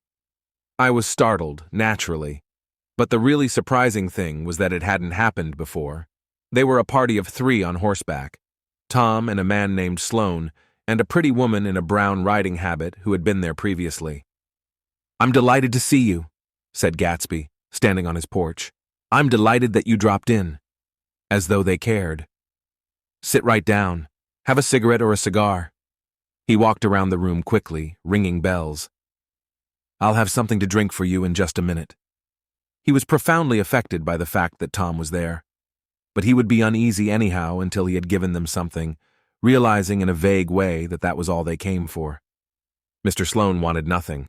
"A lemonade? No, thanks. A little champagne? Nothing at all, thanks. I'm sorry." "Did you have a nice ride? Very good roads around here. I suppose the automobiles." "Yeah." Moved by an irresistible impulse, Gatsby turned to Tom, who had accepted the introduction as a stranger. "I believe we've met somewhere before, Mr. Buchanan." "Oh, yes," said Tom, gruffly polite, but obviously not remembering. "So we did. I remember very well. About 2 weeks ago." "That's right. You were with Nick here." "I know your wife," continued Gatsby almost aggressively. "That so?" Tom turned to me. "You live near here, Nick?" "Next door." "That's so?" Mr. Sloan didn't enter into the conversation, but lounged back haughtily in his chair. The woman said nothing either, until unexpectedly, after 2 highballs, she became cordial. "We'll all come over to your next party, Mr. Gatsby," she suggested. "What do you say?" "Certainly. I'd be delighted to have you." "Beaver nice?" said Mr. Sloan without gratitude. "Well, think ought to be starting home." "Please don't hurry," Gatsby urged them. He had control of himself now, and he wanted to see more of Tom. Why don't you stay for supper? I wouldn't be surprised if some other people dropped in from New York." "You come to supper with me," said the lady enthusiastically. "Both of you." This included me. Mr. Sloan got to his feet. "Come along," he said, but to her only. "I mean it," she insisted. "I'd love to have you. Lots of room." Gatsby looked at me questioningly. He wanted to go, and he didn't see that Mr. Sloan had determined he shouldn't. "I'm afraid I won't be able to," I said. "Well, you come," she urged, concentrating on Gatsby. Mr. Sloan murmured something close to her ear. "We won't be late if we start now," she insisted aloud. "I haven't got a horse," said Gatsby. "I used to ride in the army, but I've never bought a horse. I'll have to follow you in my car. Excuse me for just a minute." The rest of us walked out on the porch, where Sloan and the lady began an impassioned conversation aside. "My God, I believe the man's coming," said Tom. "Doesn't he know she doesn't want him?" "She says she does want him. She has a big dinner party and he won't know a soul there." He frowned. "I wonder where in the devil he met Daisy. By God, I may be old-fashioned in my ideas, but women run around too much these days to suit me. They meet all kinds of crazy fish." Suddenly Mr. Sloan and the lady walked down the steps and mounted their horses. "Come on," said Mr. Sloane to Tom. "We're late. We've got to go." And then to me, "Tell him we couldn't wait, will you?" Tom and I shook hands. The rest of us exchanged a cool nod, and they trotted quickly down the drive, disappearing under the August foliage just as Gatsby, with hat and light overcoat in hand, came out the front door. Tom was evidently perturbed at Daisy's running around alone, for on the following Saturday night, he came with her to Gatsby's party. Perhaps his presence gave the evening its peculiar quality of oppressiveness. It stands out in my memory from Gatsby's other parties that summer. There were the same people, or at least the same sort of people, the same profusion of champagne, the same many-colored, many-keyed commotion, but I felt an unpleasantness in the air, a pervading harshness that hadn't been there before. Or perhaps I had merely grown used to it, grown to accept West Egg as a world complete in itself, with its own standards and its own great figures, second to nothing because it had no consciousness of being so, and now I was looking at it again, through Daisy's eyes. It is invariably saddening to look through new eyes at things upon which you have expended your own powers of adjustment. They arrived at twilight, and as we strolled out among the sparkling hundreds, Daisy's voice was playing murmurous tricks in her throat. "These things excite me so," she whispered. "If you want to kiss me any time during the evening, Nick, just let me know, and I'll be glad to arrange it for you. Just mention my name, or present a green card. I'm giving out green—" "Look around," suggested Gatsby. "I'm looking around. I'm having a marvelous— You must see the faces of many people you've heard about." Tom's arrogant eyes roamed the crowd. "We don't go around very much," he said. "In fact, I was just thinking I don't know a soul here." "Perhaps you know that lady." Gatsby indicated a gorgeous, scarcely human orchid of a woman who sat in state under a white plum tree. Tom and Daisy stared, with that peculiarly unreal feeling that accompanies the recognition of a hitherto ghostly celebrity of the movies. "She's lovely," said Daisy. "The man bending over her is her director." He took them ceremoniously from group to group, Mrs. Buchanan and Mr. Buchanan. After an instant's hesitation, he added, "The polo player." "Oh no," objected Tom quickly, "not me." But evidently the sound of it pleased Gatsby, for Tom remained the polo player for the rest of the evening. "I've never met so many celebrities," Daisy exclaimed. "I liked that man. What was his name? With the sort of blue nose." Gatsby identified him, adding that he was a small producer. "Well, I liked him anyhow." "I'd a little rather not be the polo player," said Tom pleasantly. "I'd rather look at all these famous people in oblivion." Daisy and Gatsby danced. I remember being surprised by his graceful, conservative foxtrot. I had never seen him dance before. Then they sauntered over to my house and sat on the steps for half an hour, while at her request, I remained watchfully in the garden. "In case there's a fire or a flood," she explained, "or any act of God." Tom appeared from his oblivion as we were sitting down to supper together. "Do you mind if I eat with some people over here?" he said. "A fellow's getting off some funny stuff." "Go ahead," answered Daisy genially. "And if you want to take down any addresses, here's my little gold pencil." She looked around after a moment and told me the girl was common but pretty, and I knew that except for the half hour she'd been alone with Gatsby, she wasn't having a good time. We were at a particularly tipsy table. That was my fault. Gatsby had been called to the phone, and I'd enjoyed these same people only 2 weeks before. But what had amused me then turned septic on the air now. "How do you feel, Miss Baedeker?" The girl addressed was trying, unsuccessfully, to slump against my shoulder. At this inquiry, she sat up and opened her eyes. "What?" A massive and lethargic woman, who had been urging Daisy to play golf with her at the local club tomorrow, spoke in Miss Baedeker's defense. "Oh, she's all right now. When she's had 5 or 6 cocktails, she always starts screaming like that. I tell her she ought to leave it alone." "I do leave it alone," affirmed the accused hollowly. "We heard you yelling, so I said to Doc Civet here, 'There's somebody that needs your help, Doc.'" "She's much obliged, I'm sure," said another friend without gratitude. "But you got her dress all wet when you stuck her head in the pool." "Anything I hate is to get my head stuck in a pool," mumbled Miss Baedeker. "They almost drowned me once over in New Jersey." "Then you ought to leave it alone," countered Dr. Civet. "Speak for yourself," cried Miss Bedecker violently. "Your hand shakes. I wouldn't let you operate on me." It was like that. Almost the last thing I remember was standing with Daisy and watching the moving picture director and his star. They were still under the white plum tree, and their faces were touching, except for a pale, thin ray of moonlight between. It occurred to me that he had been very slowly bending toward her all evening to attain this proximity, and even while I watched, I saw him stoop one ultimate degree and kiss at her cheek. "I like her," said Daisy. "I think she's lovely." But the rest offended her, and inarguably because it wasn't a gesture but an emotion. She was appalled by West Egg, this unprecedented place that Broadway had begotten upon a Long Island fishing village, appalled by its raw vigor that chafed under the old euphemisms and by the too obtrusive fate that herded its inhabitants along a shortcut from nothing to nothing. She saw something awful in the very simplicity she failed to understand. I sat on the front steps with them while they waited for their car. It was dark here in front.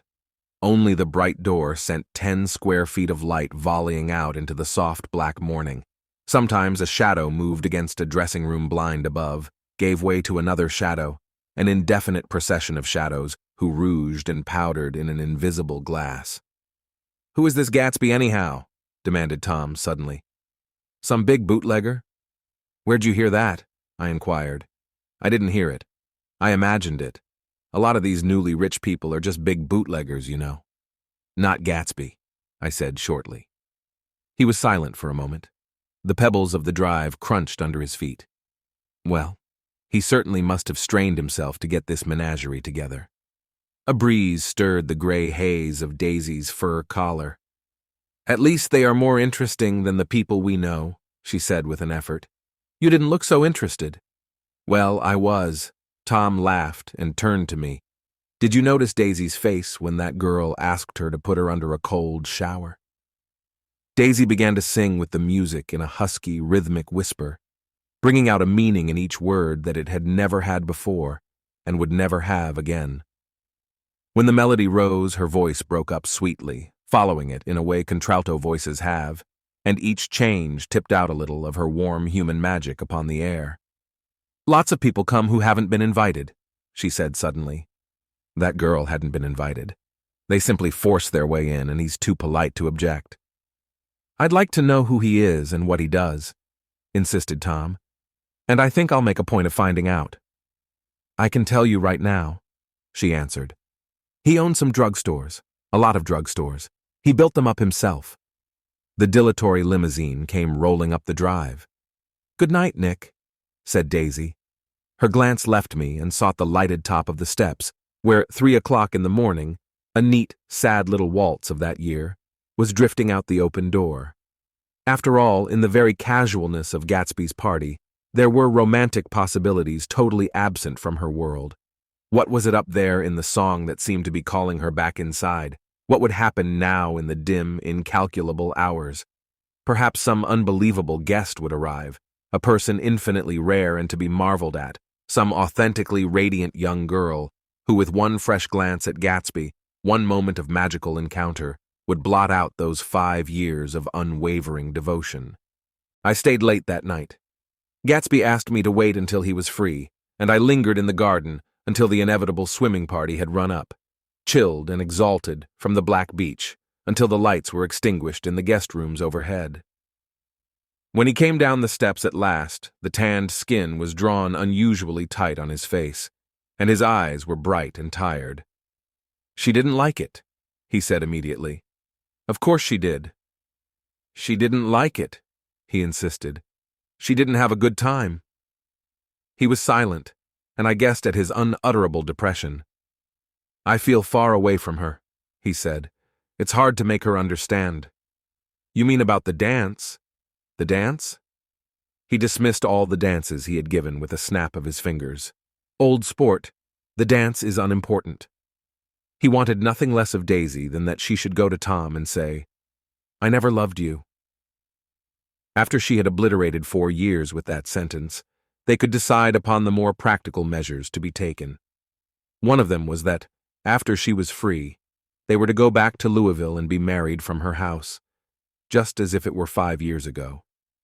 "And she doesn't understand," he said. "She used to be able to understand. We'd sit for hours." He broke off and began to walk up and down a desolate path of fruit rinds and discarded favors and crushed flowers. "I wouldn't ask too much of her," I ventured. "You can't repeat the past." "Can't repeat the past," he cried incredulously. "Why, of course you can." He looked around him wildly, as if the past were lurking here in the shadow of his house, just out of reach of his hand. "I'm going to fix everything just the way it was before," he said, nodding determinedly. "She'll see." He talked a lot about the past, and I gathered that he wanted to recover something, some idea of himself perhaps, that had gone into loving Daisy. His life had been confused and disordered since then, but if he could once return to a certain starting place and go over it all slowly, he could find out what that thing was. One autumn night, 5 years before, they had been walking down the street when the leaves were falling, and they came to a place where there were no trees, and the sidewalk was white with moonlight. They stopped here and turned toward each other. Now it was a cool night with that mysterious excitement in it which comes at the 2 changes of the year. The quiet lights in the houses were humming out into the darkness, and there was a stir and bustle among the stars. Out of the corner of his eye, Gatsby saw that the blocks of the sidewalks really formed a ladder and mounted to a secret place above the trees. He could climb to it, if he climbed alone, and once there he could suck on the pap of life, gulp down the incomparable milk of wonder. His heart beat faster as Daisy's white face came up to his own. He knew that when he kissed this girl, and forever wed his unutterable visions to her perishable breath, his mind would never romp again like the mind of God. So he waited, listening for a moment longer to the tuning fork that had been struck upon a star. Then he kissed her. At his lips' touch, she blossomed for him like a flower, and the incarnation was complete. Through all he said, even through his appalling sentimentality, I was reminded of something, an elusive rhythm, a fragment of lost words, that I had heard somewhere a long time ago. For a moment, a phrase tried to take shape in my mouth, and my lips parted like a dumb man's, as though there was more struggling upon them than a wisp of startled air. But they made no sound, and what I had almost remembered was uncommunicable forever. It was when curiosity about Gatsby was at its highest that the lights in his house failed to go on one Saturday night, and as obscurely as it had begun, his career as Trimalchio was over. Only gradually did I become aware that the automobiles which turned expectantly into his drive stayed for just a minute and then drove sulkily away. Wondering if he were sick, I went over to find out. An unfamiliar butler with a villainous face squinted at me suspiciously from the door. "Is Mr. Gatsby sick?" "Nope." After a pause, he added "sir" in a dilatory, grudging way. "I hadn't seen him around, and I was rather worried. Tell him Mr. Carraway came over." "Who?" he demanded rudely. "Carraway." "Carraway. All right, I'll tell him." Abruptly, he slammed the door. My Finn informed me that Gatsby had dismissed every servant in his house a week ago and replaced them with half a dozen others, who never went into West Egg Village to be bribed by the tradesmen, but ordered moderate supplies over the telephone. The grocery boy reported that the kitchen looked like a pigsty, and the general opinion in the village was that the new people weren't servants at all. Next day, Gatsby called me on the phone. "Going away?" I inquired. "No, old sport. I hear you fired all your servants. I wanted somebody who wouldn't gossip. Daisy comes over quite often, in the afternoons." So the whole caravanserai had fallen in like a card house at the disapproval in her eyes. "There's some people Wolfsheim wanted to do something for. They're all brothers and sisters. They used to run a small hotel." "I see." He was calling up at Daisy's request. Would I come to lunch at her house tomorrow? Miss Baker would be there. Half an hour later, Daisy herself telephoned and seemed relieved to find that I was coming. Something was up, and yet I couldn't believe that they would choose this occasion for a scene, especially for the rather harrowing scene that Gatsby had outlined in the garden. The next day was broiling, almost the last, certainly the warmest of the summer. As my train emerged from the tunnel into sunlight, only the hot whistles of the National Biscuit Company broke the simmering hush at noon. The straw seats of the car hovered on the edge of combustion. The woman next to me perspired delicately for a while into her white shirtwaist, and then, as her newspaper dampened under her fingers, lapsed despairingly into deep heat with a desolate cry. Her pocketbook slapped to the floor. "Oh my!" she gasped. I picked it up with a weary bend and handed it back to her, holding it at arm's length and by the extreme tip of the corners to indicate that I had no designs upon it. But everyone nearby, including the woman, suspected me just the same. "Hot," said the conductor to familiar faces. "Some weather. Hot, hot, hot. Is it hot enough for you? Is it hot? Is it—" My commutation ticket came back to me with a dark stain from his hand. That anyone should care in this heat whose flushed lips he kissed, whose head made damp the pajama pocket over his heart. Through the hall of the Buchanans' house blew a faint wind, carrying the sound of the telephone bell out to Gatsby and me as we waited at the door. "The master's body!" roared the butler into the mouthpiece. "I'm sorry, madame, but we can't furnish it. It's far too hot to touch this noon." What he really said was, "Yes, yes, I'll see." He set down the receiver and came toward us, glistening slightly, to take our stiff straw hats. "Madame expects you in the salon," he cried, needlessly indicating the direction.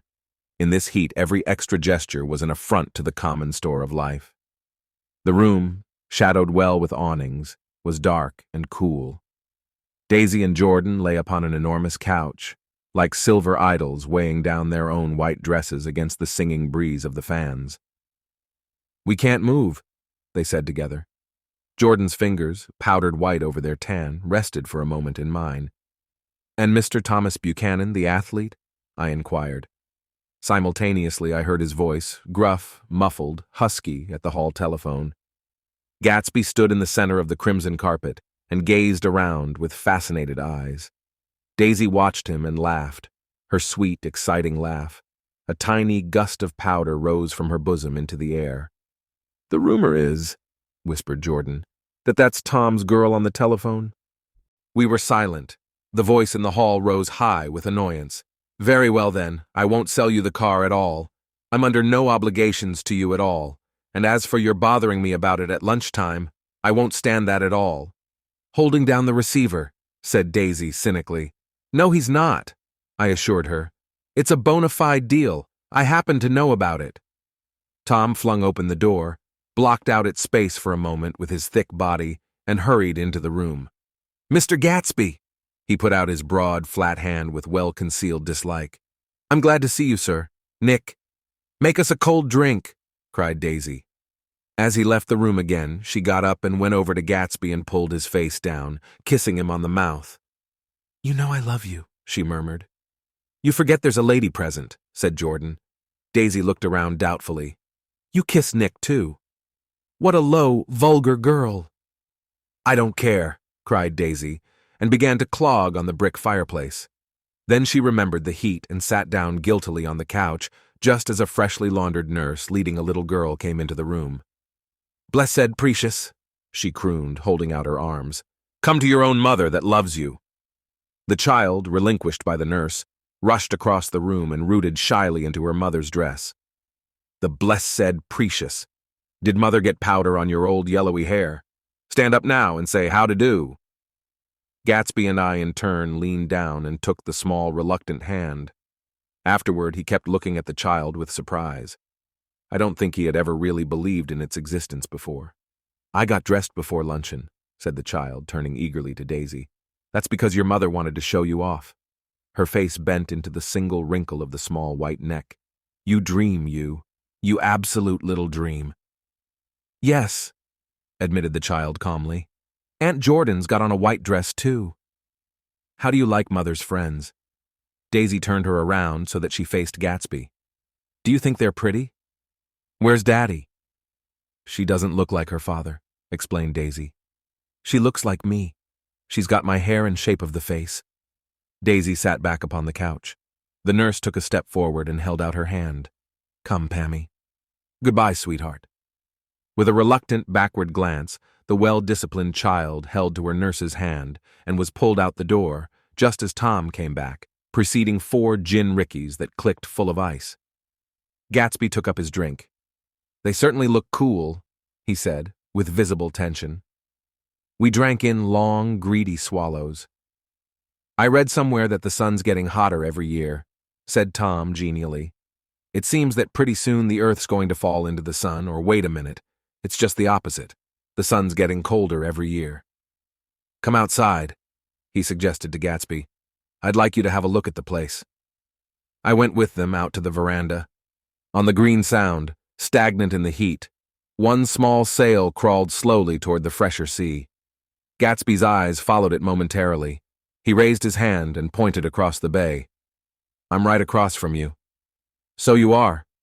Our eyes lifted over the rose beds and the hot lawn and the weedy refuse of the dog days along shore. Slowly, the white wings of the boat moved against the blue, cool limit of the sky. Ahead lay the scalloped ocean and the abounding blessed isles. "There's sport for you," said Tom, nodding. "I'd like to be out there with him for about an hour." We had luncheon in the dining room, darkened too against the heat, and drank down nervous gaiety with the cold ale. "What'll we do with ourselves this afternoon?" cried Daisy. "And the day after that, and the next 30 years?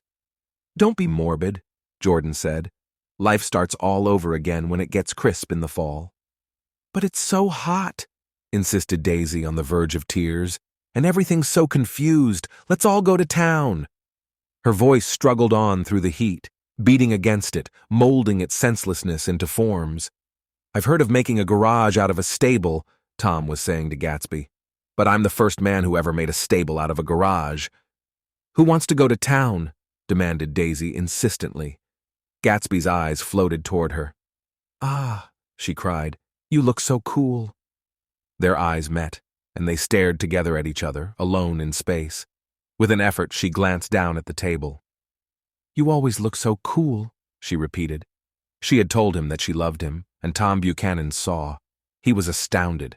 His mouth opened a little, and he looked at Gatsby, and then back at Daisy, as if he had just recognized her as someone he knew a long time ago. "You resemble the advertisement of the man," she went on innocently. "You know the advertisement of the man." "All right," broke in Tom quickly. "I'm perfectly willing to go to town. Come on, we're all going to town." He got up, his eyes still flashing between Gatsby and his wife. No one moved. "Come on!" His temper cracked a little. "What's the matter anyhow? If we're going to town, let's start." His hand, trembling with his effort at self-control, bore to his lips the last of his glass of ale. Daisy's voice got us to our feet and out onto the blazing gravel drive. "Are we just going to go?" she objected. "Like this? Aren't we going to let anyone smoke a cigarette first?" Everybody smoked all through lunch. "Oh, let's have fun," she begged him. "It's too hot to fuss." He didn't answer. "Have it your own way," she said. "Come on, Jordan." They went upstairs to get ready while we three men stood there shuffling the hot pebbles with our feet. A silver curve of the moon hovered already in the western sky. Gatsby started to speak, changed his mind, but not before Tom wheeled and faced him expectantly. "Have you got your stables here?" asked Gatsby with an effort. "About a quarter of a mile down the road." "Oh." A pause. "I don't see the idea of going to town," broke out Tom savagely. "Women get these notions in their heads." "Shall we take anything to drink?" called Daisy from an upper window. "I'll get some whiskey," answered Tom. He went inside. Gatsby turned to me rigidly. "I can't say anything in his house, old sport." "She's got an indiscreet voice," I remarked. "It's full of—" I hesitated. "Her voice is full of money," he said suddenly. That was it. I'd never understood before. It was full of money. That was the inexhaustible charm that rose and fell in it, the jingle of it, the cymbals' song of it. High in a white palace, the king's daughter, the golden girl. Tom came out of the house wrapping a quart bottle in a towel, followed by Daisy and Jordan wearing small, tight hats of metallic cloth and carrying light capes over their arms. "Shall we all go in my car?" suggested Gatsby. He felt the hot green leather of the seat. "I ought to have left it in the shade." "Is it standard shift?" demanded Tom. "Yes." "Well, you take my coupe and let me drive your car to town." The suggestion was distasteful to Gatsby. "I don't think there's much gas," he objected. "Plenty of gas," said Tom boisterously. He looked at the gauge. And if it runs out, I can stop at a drugstore. You can buy anything at a drugstore nowadays." A pause followed this apparently pointless remark. Daisy looked at Tom frowning, and an indefinable expression, at once definitely unfamiliar and vaguely recognizable, as if I had only heard it described in words, passed over Gatsby's face. "Come on, Daisy," said Tom, pressing her with his hand toward Gatsby's car. "I'll take you in this circus wagon." He opened the door, but she moved out from the circle of his arm. "You take Nick and Jordan. We'll follow you in the coupe." She walked close to Gatsby, touching his coat with her hand. Jordan and Tom and I got into the front seat of Gatsby's car. Tom pushed the unfamiliar gears tentatively, and we shot off into the oppressive heat, leaving them out of sight behind. "Did you see that?" demanded Tom. "See what?" He looked at me keenly, realizing that Jordan and I must have known all along. "You think I'm pretty dumb, don't you?" he suggested. "Perhaps I am, but I have almost a second sight sometimes that tells me what to do. Maybe you don't believe that, but science—" He paused. The immediate contingency overtook him, pulled him back from the edge of theoretical abyss. "I've made a small investigation of this fellow," he continued. "I could have gone deeper if I'd known." "Do you mean you've been to a medium?" inquired Jordan humorously. "What?" Confused, he stared at us as we laughed. "A medium?" "About Gatsby." "About Gatsby?" "No, I haven't. I said I'd been making a small investigation of his past." "And you found he was an Oxford man," said Jordan helpfully. "An Oxford man." He was incredulous. "Like hell he is. He wears a pink suit." "Nevertheless, he's an Oxford man." "Oxford, New Mexico," snorted Tom contemptuously. "Or something like that." "Listen, Tom, if you're such a snob, why did you invite him to lunch?" demanded Jordan crossly. "Daisy invited him. She knew him before we were married, God knows where." We were all irritable now with the fading ale, and aware of it, we drove for a while in silence. Then, as Dr. T.J. Eckelberg's faded eyes came into sight down the road, I remembered Gatsby's caution about gasoline. "We've got enough to get us to town," said Tom. "But there's a garage right here," objected Jordan. "I don't want to get stalled in this baking heat." Tom threw on both brakes impatiently, and we slid to an abrupt, dusty stop under Wilson's sign. After a moment, the proprietor emerged from the interior of his establishment and gazed hollow-eyed at the car. "Let's have some gas," cried Tom roughly. "What do you think we stop for?" "To admire the view." "I'm sick," said Wilson without moving. "Been sick all day." "What's the matter?" "I'm all run down." "Well, shall I help myself?" Tom demanded. "You sounded well enough on the phone." With an effort, Wilson left the shade and support of the doorway, and breathing hard, unscrewed the cap of the tank. In the sunlight, his face was green. "I didn't mean to interrupt your lunch," he said, "but I need money pretty bad, and I was wondering what you were going to do with your old car." "How do you like this one?" inquired Tom. "I bought it last week." "It's a nice yellow one," said Wilson as he strained at the handle. "Like to buy it." "Big chance." Wilson smiled faintly. "No, but I could make some money on the other." "What do you want money for, all of a sudden?" "I've been here too long. I want to get away. My wife and I want to go west." "Your wife does?" exclaimed Tom, startled. "She's been talking about it for 10 years. He rested for a moment against the pump, shading his eyes. "And now she's going whether she wants to or not. I'm going to get her away." The coupe flashed by us with a flurry of dust and the flash of a waving hand. "What do I owe you?" demanded Tom harshly. "I just got wised up to something funny the last 2 days," remarked Wilson. "That's why I want to get away. That's why I've been bothering you about the car." "What do I owe you?" $1.20. The relentless beating heat was beginning to confuse me, and I had a bad moment there before I realized that so far his suspicions hadn't alighted on Tom.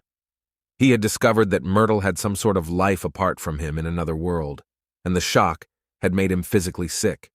I stared at him, and then at Tom, who had made a parallel discovery less than an hour before, and it occurred to me that there was no difference between men, in intelligence or race, so profound as the difference between the sick and the well.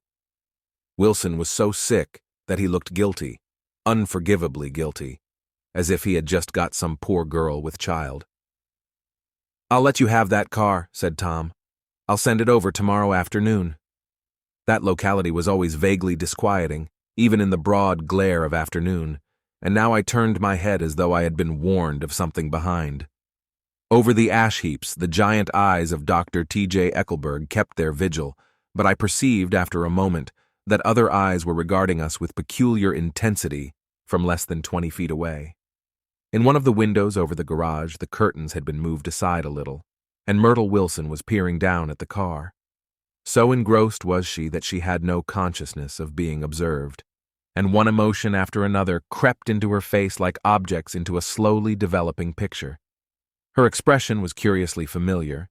It was an expression I had often seen on women's faces, but on Myrtle Wilson's face it seemed purposeless and inexplicable until I realized that her eyes, wide with jealous terror, were fixed not on Tom, but on Jordan Baker, whom she took to be his wife. There is no confusion like the confusion of a simple mind, and as we drove away, Tom was feeling the hot whips of panic.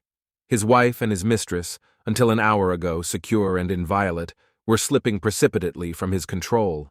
Instinct made him step on the accelerator with the double purpose of overtaking Daisy and leaving Wilson behind, and we sped along toward Astoria at 50 miles an hour, until, among the spidery girders of the elevated, we came in sight of the easygoing blue coupe. "Those big movies around 50th Street are cool," suggested Jordan. "I love New York on summer afternoons when everyone's away. There's something very sensuous about it, overripe, as if all sorts of funny fruits were going to fall into your hands." The word sensuous had the effect of further disquieting Tom, but before he could invent a protest, the coupe came to a stop, and Daisy signaled us to draw up alongside. "Where are we going?" she cried. "How about the movies?" "It's so hot," she complained. "You go. We'll ride around and meet you after." With an effort, her wit rose faintly. "We'll meet you on some corner. I'll be the man smoking 2 cigarettes. "We can't argue about it here," Tom said impatiently, as a truck gave out a cursing whistle behind us. "You follow me to the south side of Central Park, in front of the Plaza." Several times he turned his head and looked back for their car, and if the traffic delayed them, he slowed up until they came into sight. I think he was afraid they would dart down a side street and out of his life forever. But they didn't, and we all took the less explicable step of engaging the parlor of a suite in the Plaza Hotel. The prolonged and tumultuous argument that ended by herding us into that room eludes me, though I have a sharp physical memory that, in the course of it, my underwear kept climbing like a damp snake around my legs, and intermittent beads of sweat raced cool across my back. The notion originated with Daisy's suggestion that we hire 5 bathrooms and take cold baths, and then assumed more tangible form as a place to have a mint julep. Each of us said, over and over, that it was a crazy idea. We all talked at once to a baffled clerk and thought, or pretended to think, that we were being very funny. The room was large and stifling, and, though it was already 4 o'clock, opening the windows admitted only a gust of hot shrubbery from the park. Daisy went to the mirror and stood with her back to us, fixing her hair. "It's a swell suite," whispered Jordan respectfully, and everyone laughed. "Open another window," commanded Daisy without turning around. "There aren't any more. Well, we'd better telephone for an axe." "The thing to do is to forget about the heat," said Tom impatiently. "You make it 10 times worse by crabbing about it." He unrolled the bottle of whiskey from the towel and put it on the table. "Why not let her alone, old sport?" remarked Gatsby. "You're the one that wanted to come to town." There was a moment of silence. The telephone book slipped from its nail and splashed to the floor, whereupon Jordan whispered, "Excuse me." But this time no one laughed. "I'll pick it up," I offered. "I've got it." Gatsby examined the parted string, muttered "hum" in an interested way, and tossed the book on a chair. "That's a great expression of yours, isn't it?" said Tom sharply. "What is?" "All this old sport business. Where'd you pick that up?" "Now see here, Tom," said Daisy, turning around from the mirror. "If you're going to make personal remarks, I won't stay here a minute. Call up and order some ice for the mint julep." As Tom took up the receiver, the compressed heat exploded into sound, and we were listening to the portentous chords of Mendelssohn's Wedding March from the ballroom below. "Imagine marrying anybody in this heat," cried Jordan dismally. Still, I was married in the middle of June, Daisy remembered. Louisville in June. Somebody fainted. Who was it fainted, Tom? Biloxi, he answered shortly. A man named Biloxi. Blocks Biloxi, and he made boxes. That's a fact. And he was from Biloxi, Tennessee. They carried him into my house, appended Jordan, because we lived just 2 doors from the church, and he stayed 3 weeks, until Daddy told him he had to get out. The day after he left, Daddy died. After a moment, she added, There wasn't any connection. I used to know a Bill Biloxi from Memphis, I remarked. That was his cousin. I knew his whole family history before he left.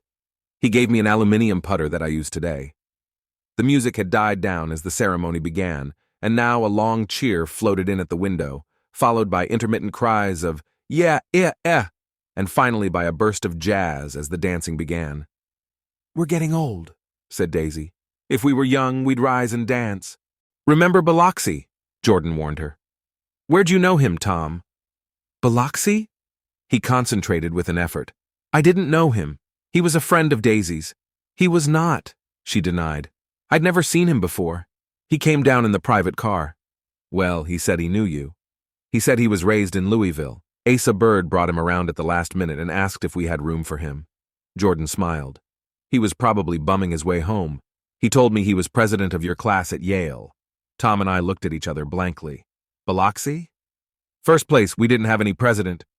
Gatsby's foot beat a short, restless tattoo, and Tom eyed him suddenly. By the way, Mr. Gatsby, I understand you're an Oxford man. Not exactly. Oh, yes, I understand you went to Oxford. Yes, I went there. A pause. Then Tom's voice, incredulous and insulting. You must have gone there about the time Biloxi went to New Haven. Another pause. A waiter knocked and came in with crushed mint and ice, but the silence was unbroken by his thank you and the soft closing of the door. This tremendous detail was to be cleared up at last. I told you I went there, said Gatsby. I heard you, but I'd like to know when. It was in 1919. I only stayed 5 months. That's why I can't really call myself an Oxford man.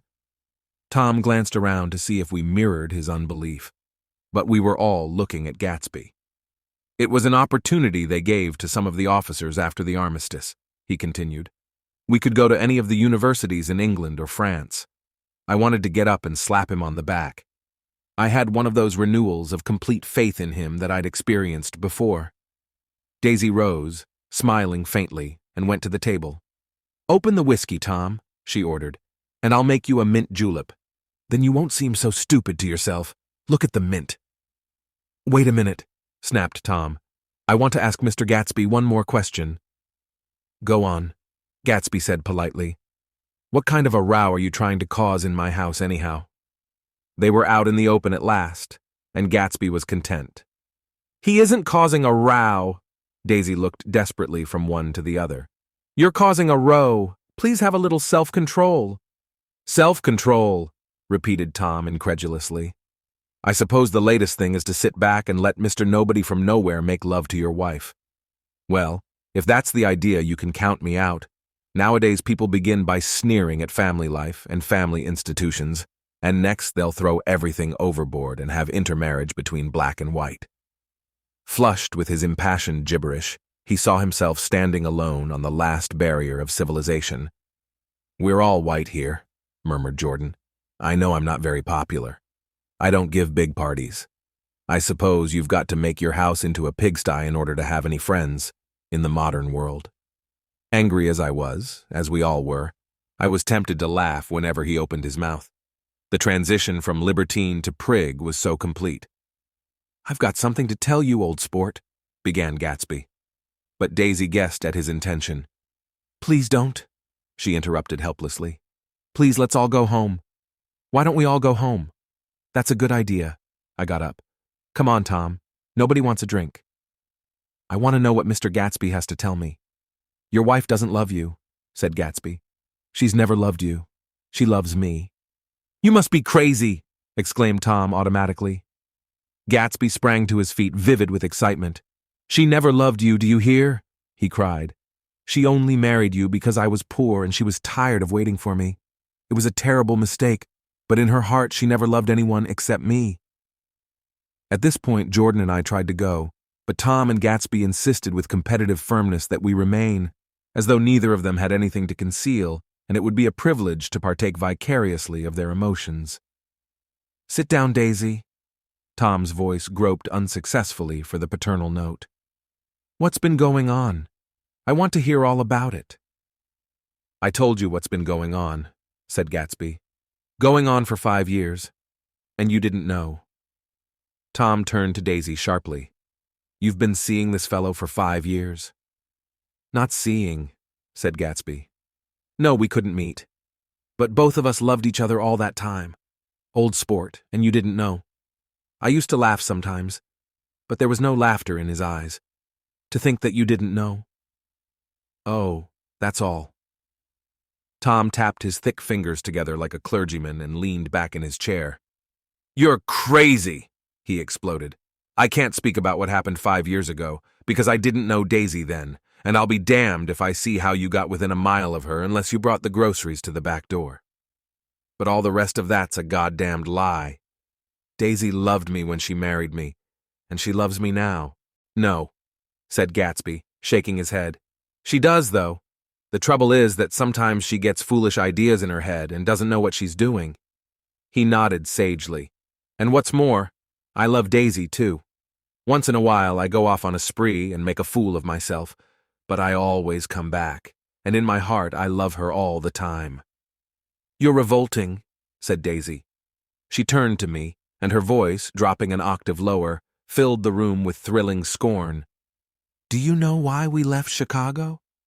I'm surprised that they didn't treat you to the story of that little spree." Gatsby walked over and stood beside her. "Daisy, that's all over now," he said earnestly. "It doesn't matter anymore. Just tell him the truth, that you never loved him, and it's all wiped out forever." She looked at him blindly. "Why? How could I love him possibly?" "You never loved him." She hesitated.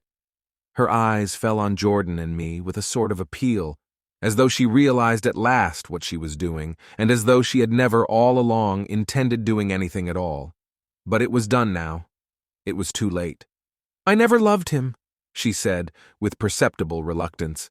"Not at Kapiolani?" demanded Tom suddenly. "No." From the ballroom beneath, muffled and suffocating chords were drifting up on hot waves of air. "Not that day I carried you down from the punch bowl to keep your shoes dry?" There was a husky tenderness in his tone. "Daisy, please don't." Her voice was cold, but the rancor was gone from it. She looked at Gatsby. "There, Jay," she said. But her hand, as she tried to light a cigarette, was trembling. Suddenly she threw the cigarette and the burning match on the carpet. "Oh, you want too much," she cried to Gatsby. "I love you now, isn't that enough? I can't help what's past." She began to sob helplessly. "I did love him once, but I loved you too." Gatsby's eyes opened and closed. "You loved me too," he repeated. "Even that's a lie," said Tom savagely. "She didn't know you were alive. Why? There's things between Daisy and me that you'll never know, things that neither of us can ever forget." The words seemed to bite physically into Gatsby. "I want to speak to Daisy alone," he insisted. "She's all excited now." "Even alone I can't say I never loved Tom," she admitted in a pitiful voice. "It wouldn't be true." "Of course it wouldn't," agreed Tom. She turned to her husband.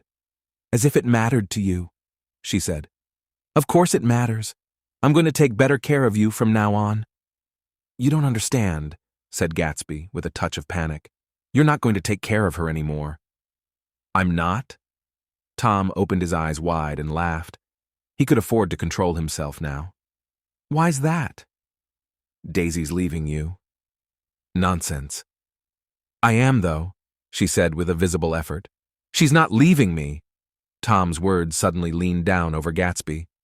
Certainly not for a common swindler who'd have to steal the ring he put on her finger. "I won't stand this," cried Daisy. "Oh, please, let's get out." "Who are you, anyhow?" broke out Tom. "You're one of that bunch that hangs around with Meyer Wolfsheim. That much I happen to know. I've made a little investigation into your affairs, and I'll carry it further tomorrow." "You can suit yourself about that, old sport," said Gatsby steadily. "I found out what your drugstores were." He turned to us and spoke rapidly. "He and this Wolfsheim bought up a lot of side street drugstores here and in Chicago and sold grain alcohol over the counter. That's one of his little stunts. I picked him for a bootlegger the first time I saw him, and I wasn't far wrong." "What about it?" said Gatsby politely. "I guess your friend Walter Chase wasn't too proud to come in on it. And you left him in the lurch, didn't you? You let him go to jail for a month over in New Jersey. God, you ought to hear Walter on the subject of you. He came to us dead broke. He was very glad to pick up some money, old sport." "Don't you call me old sport," cried Tom. Gatsby said nothing. "Walter could have you up on the betting laws too, but Wolfsheim scared him into shutting his mouth." That unfamiliar yet recognizable look was back again in Gatsby's face. "That drugstore business was just small change," continued Tom slowly. "But you've got something on now that Walter's afraid to tell me about." I glanced at Daisy, who was staring terrified between Gatsby and her husband, and at Jordan, who had begun to balance an invisible but absorbing object on the tip of her chin. Then I turned back to Gatsby and was startled at his expression. He looked, and this is said in all contempt for the babbled slander of his garden, as if he had killed a man. For a moment the set of his face could be described in just that fantastic way. It passed, and he began to talk excitedly to Daisy, denying everything, defending his name against accusations that had not been made. But with every word she was drawing further and further into herself, so he gave that up, and only the dead dream fought on as the afternoon slipped away, trying to touch what was no longer tangible, struggling unhappily, undespairingly, toward that lost voice across the room. The voice begged again to go. "Please, Tom. I can't stand this anymore." Her frightened eyes told that whatever intentions, whatever courage she had had, were definitely gone. "You two start on home, Daisy," said Tom, "in Mr. Gatsby's car." She looked at Tom, alarmed now, but he insisted with magnanimous scorn. "Go on, he won't annoy you. I think he realizes that his presumptuous little flirtation is over." They were gone, without a word, snapped out, made accidental, isolated like ghosts, even from our pity. After a moment, Tom got up and began wrapping the unopened bottle of whiskey in the towel. "Want any of this stuff? Jordan? Nick?" I didn't answer. "Nick?" he asked again. "What? Want any?" "No. I just remembered that today's my birthday." I was 30. Before me stretched the portentous, menacing road of a new decade. It was 7 o'clock when we got into the coupe with him and started for Long Island. Tom talked incessantly, exulting and laughing, but his voice was as remote from Jordan and me as the foreign clamor on the sidewalk, or the tumult of the elevated overhead. Human sympathy has its limits, and we were content to let all their tragic arguments fade with the city lights behind. 30, the promise of a decade of loneliness, a thinning list of single men to know, a thinning briefcase of enthusiasm, thinning hair. But there was Jordan beside me, who, unlike Daisy, was too wise ever to carry well-forgotten dreams from age to age. As we passed over the dark bridge, her wan face fell lazily against my coat's shoulder, and the formidable stroke of 30 died away with the reassuring pressure of her hand. So we drove on toward death through the cooling twilight. The young Greek, Michaelis, who ran the coffee joint beside the ash heaps, was the principal witness at the inquest. He had slept through the heat until after 5, when he strolled over to the garage and found George Wilson sick in his office. Really sick. Pale as his own pale hair and shaking all over. Michaelis advised him to go to bed, but Wilson refused, saying that he'd miss a lot of business if he did, while his neighbor was trying to persuade him a violent racket broke out overhead. "I've got my wife locked in up there," explained Wilson calmly. "She's going to stay there till the day after tomorrow, and then we're going to move away." Michaelis was astonished. They had been neighbors for 4 years, and Wilson had never seemed faintly capable of such a statement. Generally, he was one of these worn-out men. When he wasn't working, he sat on a chair in the doorway and stared at the people and the cars that passed along the road. When anyone spoke to him, he invariably laughed in an agreeable, colorless way. He was his wife's man, and not his own. So naturally, Michaelis tried to find out what had happened, but Wilson wouldn't say a word. Instead, he began to throw curious, suspicious glances at his visitor and ask him what he'd been doing at certain times on certain days. Just as the latter was getting uneasy, some workman came past the door bound for his restaurant, and Michaelis took the opportunity to get away, intending to come back later. But he didn't. He supposed he forgot to, that's all. When he came outside again, a little after 7, he was reminded of the conversation because he heard Mrs. Wilson's voice, loud and scolding, downstairs in the garage. "Beat me!" he heard her cry. "Throw me down and beat me, you dirty little coward!" A moment later she rushed out into the dusk, waving her hands and shouting. Before he could move from his door, the business was over. The death car, as the newspapers called it, didn't stop. It came out of the gathering darkness, wavered tragically for a moment, and then disappeared around the next bend. Mavro Michaelis wasn't even sure of its color. He told the first policeman that it was light green. The other car, the one going toward New York, came to rest 100 yards beyond, and its driver hurried back to where Myrtle Wilson, her life violently extinguished, knelt in the road and mingled her thick, dark blood with the dust.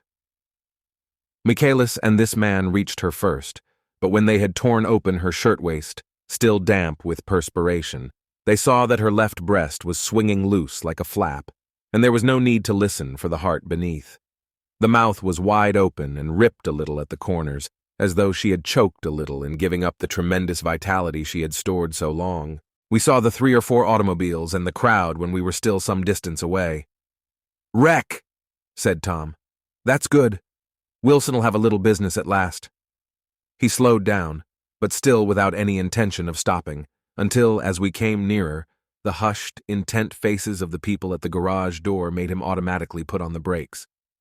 "We'll take a look," he said doubtfully. "Just a look." I became aware now of a hollow, wailing sound which issued incessantly from the garage, a sound which, as we got out of the coupe and walked toward the door, resolved itself into the words, "Oh my God," uttered over and over in a gasping moan.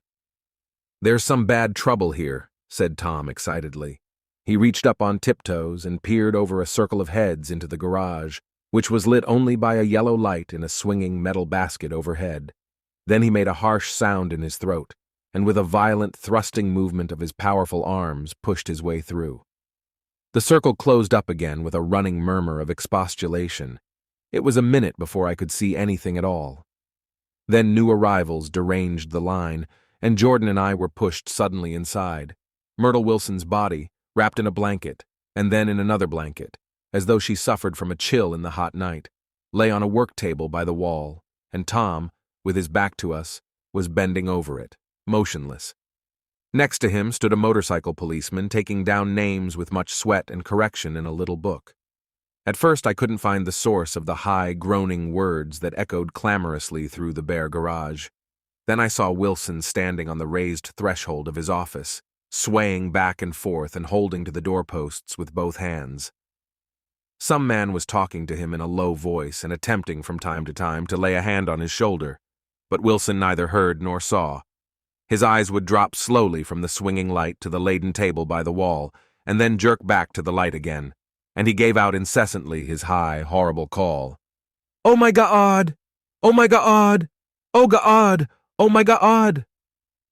Presently Tom lifted his head with a jerk, and after staring around the garage with glazed eyes, addressed a mumbled, incoherent remark to the policeman. "Maeve," the policeman was saying. "Oh, no, corrected the man. "Mavro, listen to me," muttered Tom fiercely. Said the policeman. "Oh, g.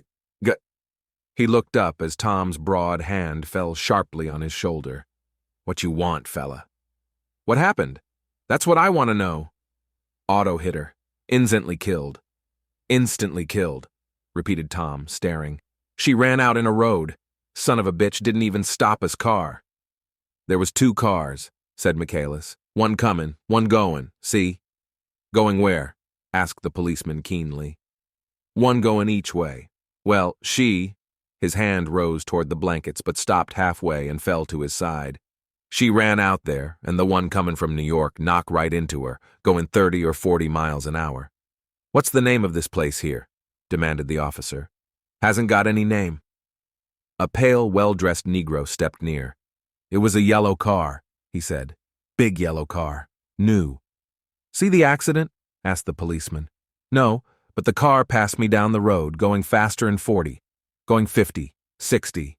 Come here and let's have your name. Look out now. I want to get his name. Some words of this conversation must have reached Wilson, swaying in the office door, for suddenly a new theme found voice among his grasping cries. You don't have to tell me what kind of car it was. I know what kind of car it was. Watching Tom, I saw the wad of muscle back of his shoulder tighten under his coat. He walked quickly over to Wilson and, standing in front of him, seized him firmly by the upper arms. You've got to pull yourself together, he said with soothing gruffness.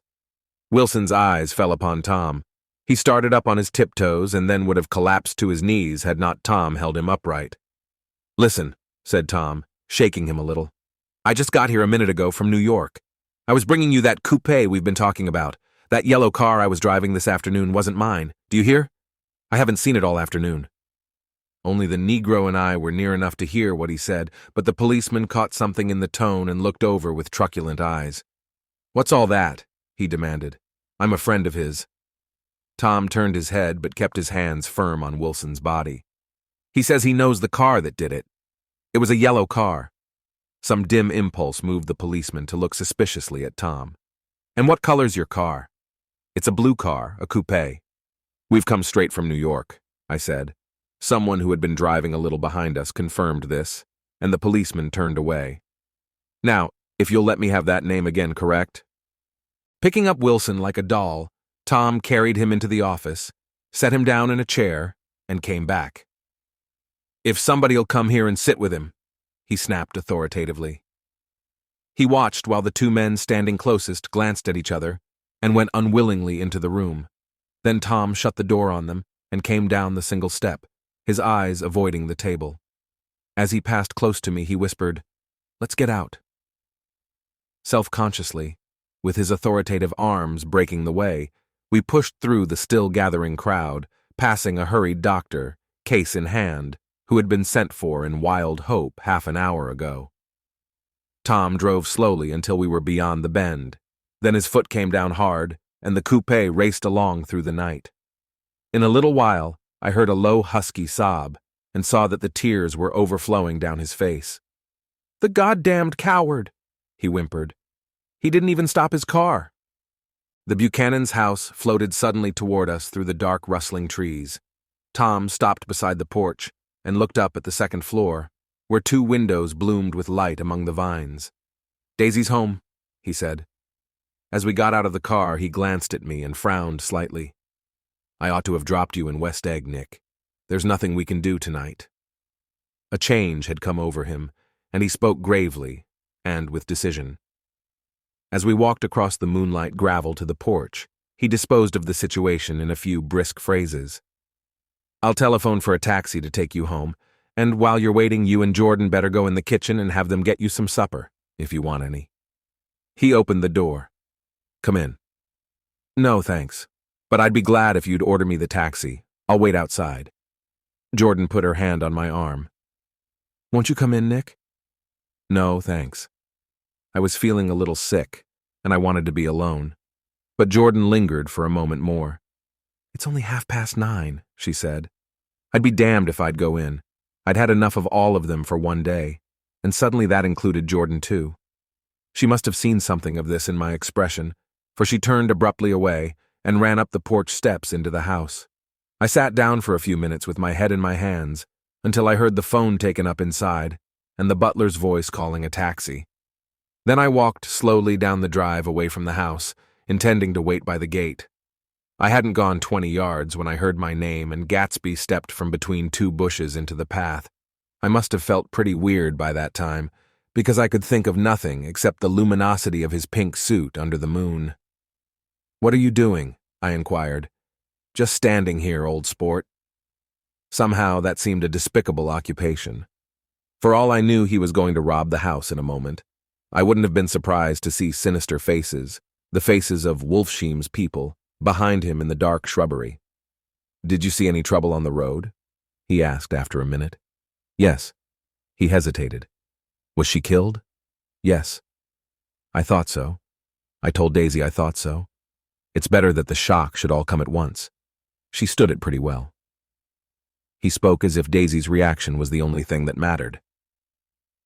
I got to West Egg by a side road, he went on, and left the car in my garage. I don't think anybody saw us, but of course I can't be sure. I disliked him so much by this time that I didn't find it necessary to tell him he was wrong. Who was the woman? He inquired. Her name was Wilson. Her husband owns the garage. How the devil did it happen? Well, I tried to swing the wheel. He broke off, and suddenly I guessed at the truth. Was Daisy driving? Yes, he said after a moment. But of course I'll say I was. You see, when we left New York, she was very nervous and she thought it would steady her to drive, and this woman rushed out at us just as we were passing a car coming the other way. It all happened in a minute, but it seemed to me that she wanted to speak to us, thought we were somebody she knew. Well, first Daisy turned away from the woman toward the other car, and then she lost her nerve and turned back. The second my hand reached the wheel, I felt the shock. It must have killed her instantly. It ripped her open. Don't tell me, old sport. He winced. Anyhow, Daisy stepped on it. I tried to make her stop, but she couldn't, so I pulled on the emergency brake. Then she fell over into my lap and I drove on. She'll be all right tomorrow, he said presently.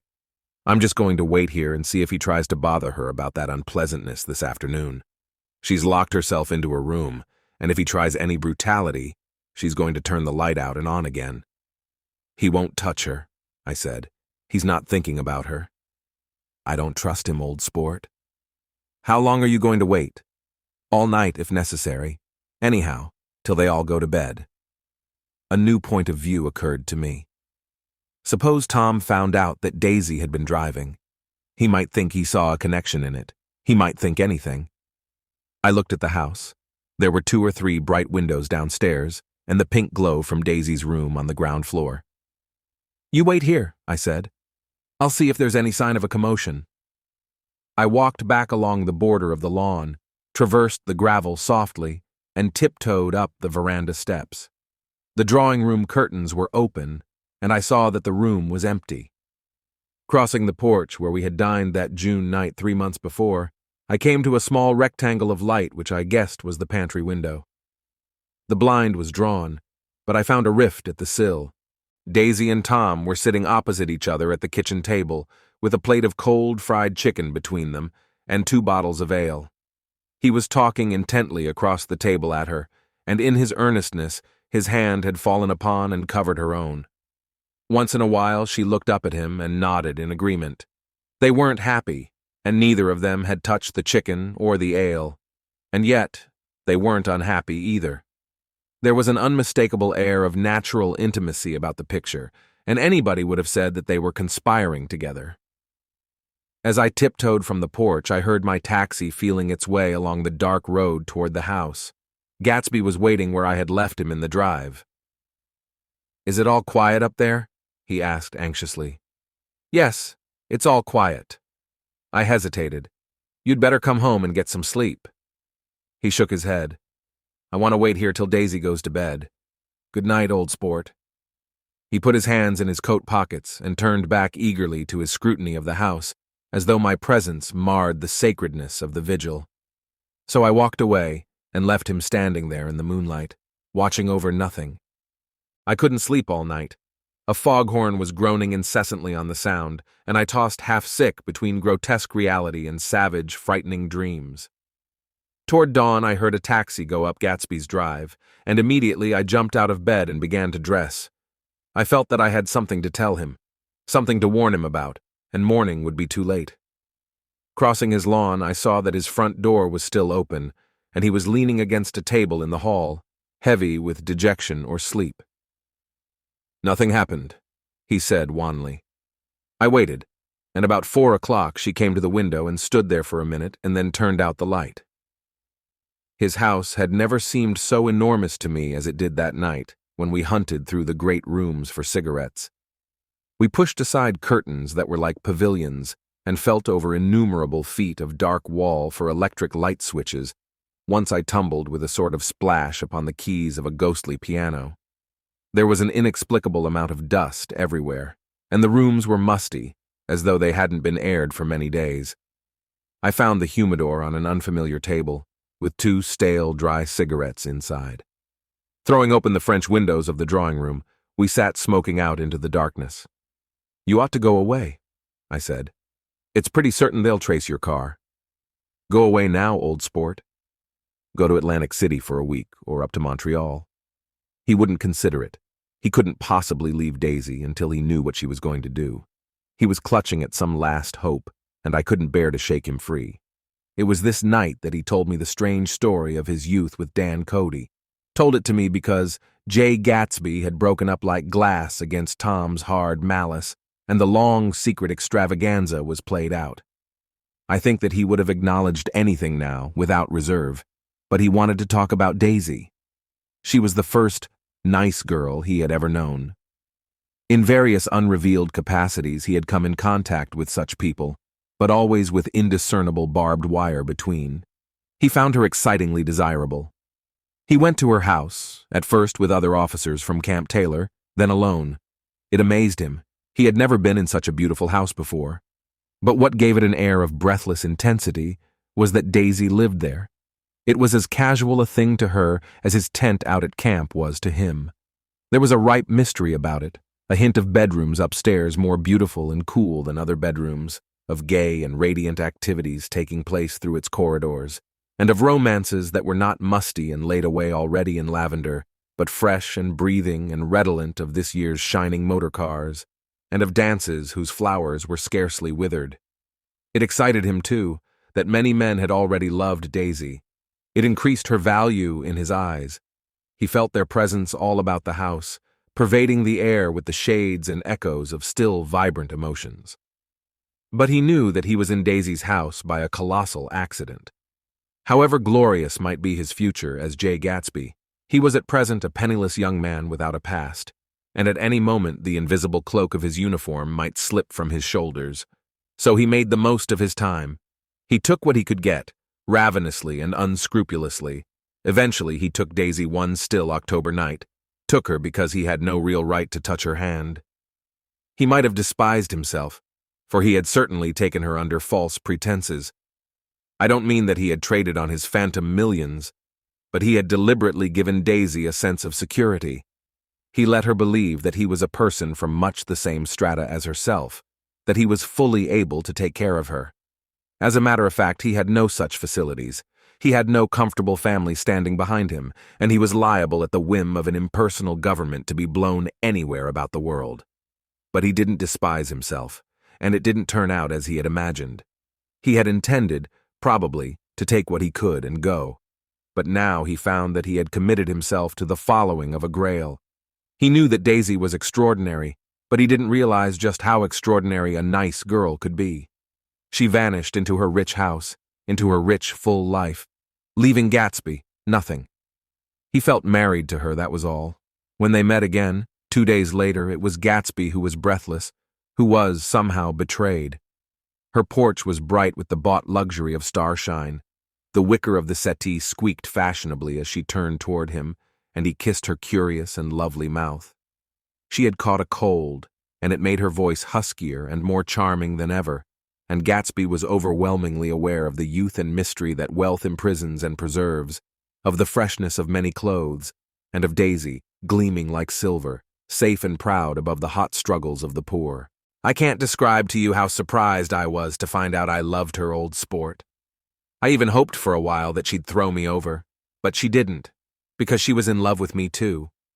She thought I knew a lot because I knew different things from her. Well, there I was, way off my ambitions, getting deeper in love every minute, and all of a sudden I didn't care. What was the use of doing great things if I could have a better time telling her what I was going to do? On the last afternoon before he went abroad, he sat with Daisy in his arms for a long, silent time. It was a cold fall day, with fire in the room and her cheeks flushed. Now and then she moved, and he changed his arm a little, and once he kissed her dark, shining hair. The afternoon had made them tranquil for a while, as if to give them a deep memory for the long parting the next day promised. They had never been closer in their month of love, nor communicated more profoundly one with another, than when she brushed silent lips against his coat's shoulder, or when he touched the end of her fingers, gently, as though she were asleep. He did extraordinarily well in the war. He was a captain before he went to the front, and following the Argonne battles, he got his majority and the command of the divisional machine guns. After the armistice, he tried frantically to get home, but some complication or misunderstanding sent him to Oxford instead. He was worried now. There was a quality of nervous despair in Daisy's letters. She didn't see why he couldn't come. She was feeling the pressure of the world outside, and she wanted to see him and feel his presence beside her, and be reassured that she was doing the right thing after all. For Daisy was young, and her artificial world was redolent of orchids and pleasant, cheerful snobbery and orchestras, which set the rhythm of the year, summing up the sadness and suggestiveness of life in new tunes. All night the saxophones wailed the hopeless comment of the Beale Street Blues, while 100 pairs of golden and silver slippers shuffled the shining dust. At the gray tea hour there were always rooms that throbbed incessantly with this low, sweet fever, while fresh faces drifted here and there like rose petals blown by the sad horns around the floor. Through this twilight universe Daisy began to move again with the season. Suddenly, she was again keeping 6 dates a day with 6 men, and drowsing asleep at dawn with the beads and chiffon of an evening dress tangled among dying orchids on the floor beside her bed. And all the time, something within her was crying for a decision. She wanted her life shaped now, immediately, and the decision must be made by some force, of love, of money, of unquestionable practicality, that was close at hand. That force took shape in the middle of spring with the arrival of Tom Buchanan. There was a wholesome bulkiness about his person and his position, and Daisy was flattered. Doubtless there was a certain struggle and a certain relief. The letter reached Gatsby while he was still at Oxford. It was dawn now on Long Island, and we went about opening the rest of the windows downstairs, filling the house with gold-turning light. The shadow of a tree fell abruptly across the dew, and ghostly birds began to sing among the blue leaves. There was a slow, pleasant movement in the air, scarcely a wind, promising a cool, lovely day. I don't think she ever loved him. Gatsby turned around from a window and looked at me challengingly. You must remember, old sport. She was very excited this afternoon. He told her those things in a way that frightened her, that made it look as if I was some kind of cheap sharper, and the result was, she hardly knew what she was saying. He sat down gloomily. Of course she might have loved him just for a minute, when they were first married, and loved me more even then, do you see? Suddenly he came out with a curious remark. In any case, he said, it was just personal. What could you make of that, except to suspect some intensity in his conception of the affair that couldn't be measured? He came back from France when Tom and Daisy were still on their wedding trip, and made a miserable but irresistible journey to Louisville on the last of his army pay. He stayed there a week, walking the streets where their footsteps had clicked together through the November night, and revisiting the out-of-the-way places to which they had driven in her white car. Just as Daisy's house had always seemed to him more mysterious and gay than other houses, so his idea of the city itself, even though she was gone from it, was pervaded with a melancholy beauty. He left feeling that if he had searched harder, he might have found her, that he was leaving her behind. The day coach, he was penniless now, was hot. He went out to the open vestibule and sat down on a folding chair, and the station slid away and the backs of unfamiliar buildings moved by. Then out into the spring fields, where a yellow trolley raced them for a minute with people in it who might once have seen the pale magic of her face along the casual street. The track curved, and now it was going away from the sun, which, as it sank lower, seemed to spread itself in benediction over the vanishing city where she had drawn her breath. He stretched out his hand desperately, as if to snatch only a wisp of air, to save a fragment of the spot that she had made lovely for him. But it was all going by too fast now for his blurred eyes, and he knew that he had lost that part of it, the freshest and the best, forever. It was 9 o'clock when we finished breakfast and went out on the porch. The night had made a sharp difference in the weather, and there was an autumn flavor in the air. The gardener, the last one of Gatsby's former servants, came to the foot of the steps. "I'm going to drain the pool today, Mr. Gatsby. Leaves'll start falling pretty soon, and then there's always trouble with the pipes." "Don't do it today," Gatsby answered. He turned to me apologetically. "You know, old sport, I've never used that pool all summer." I looked at my watch and stood up. 12 minutes to my train. I didn't want to go to the city. I wasn't worth a decent stroke of work, but it was more than that. I didn't want to leave Gatsby. I missed that train, and then another, before I could get myself away. "I'll call you up," I said finally. "Do, old sport. I'll call you about noon." We walked slowly down the steps. "I suppose Daisy'll call too." He looked at me anxiously, as if he hoped I'd corroborate this. "I suppose so." "Well, goodbye." We shook hands and I started away.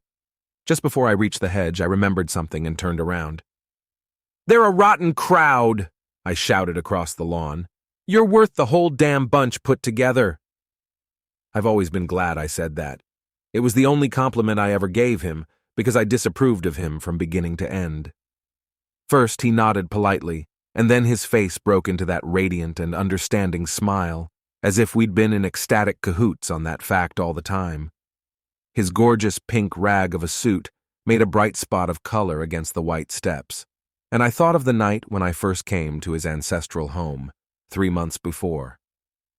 The lawn and drive had been crowded with the faces of those who guessed at his corruption, and he had stood on those steps, concealing his incorruptible dream as he waved them goodbye.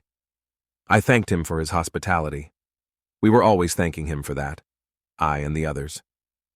"Goodbye," I called. "I enjoyed breakfast, Gatsby." Up in the city, I tried for a while to list the quotations on an interminable amount of stock. Then I fell asleep in my swivel chair. Just before noon, the phone woke me, and I started up with sweat breaking out on my forehead. It was Jordan Baker. She often called me up at this hour because the uncertainty of her own movements between hotels and clubs and private houses made her hard to find in any other way. Usually her voice came over the wire as something fresh and cool, as if a divot from a green golf links had come sailing in at the office window. But this morning it seemed harsh and dry. "I've left Daisy's house," she said. "I'm at Hempstead, and I'm going down to Southampton this afternoon." Probably it had been tactful to leave Daisy's house, but the act annoyed me, and her next remark made me rigid. "You weren't so nice to me last night." How could it have mattered then? Silence for a moment. Then, "However, I want to see you. I want to see you too. Suppose I don't go to Southampton and come into town this afternoon." "No, I don't think this afternoon." "Very well. It's impossible this afternoon. We talked like that for a while, and then abruptly, we weren't talking any longer. I don't know which of us hung up with a sharp click, but I know I didn't care. I couldn't have talked to her across a tea table that day if I never talked to her again in this world. I called Gatsby's house a few minutes later, but the line was busy. I tried 4 times. Finally, an exasperated central told me the wire was being kept open for long distance from Detroit. Taking out my timetable, I drew a small circle around the 3:50 train. Then I leaned back in my chair and tried to think. It was just noon. When I passed the ash heaps on the train that morning, I had crossed deliberately to the other side of the car. I supposed there'd be a curious crowd around there all day with little boys searching for dark spots in the dust, and some garrulous man telling over and over what had happened, until it became less and less real even to him, and he could tell it no longer, and Myrtle Wilson's tragic achievement was forgotten. Now I want to go back a little and tell what happened at the garage after we left there the night before. They had difficulty in locating the sister Catherine. She must have broken her rule against drinking that night, for when she arrived, she was stupid with liquor and unable to understand that the ambulance had already gone to Flushing. When they convinced her of this, she immediately fainted, as if that was the intolerable part of the affair. Someone, kind or curious, took her in his car and drove her in the wake of her sister's body.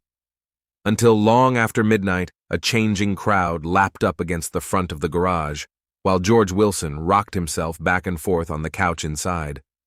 For a while, the door of the office was open, and everyone who came into the garage glanced irresistibly through it.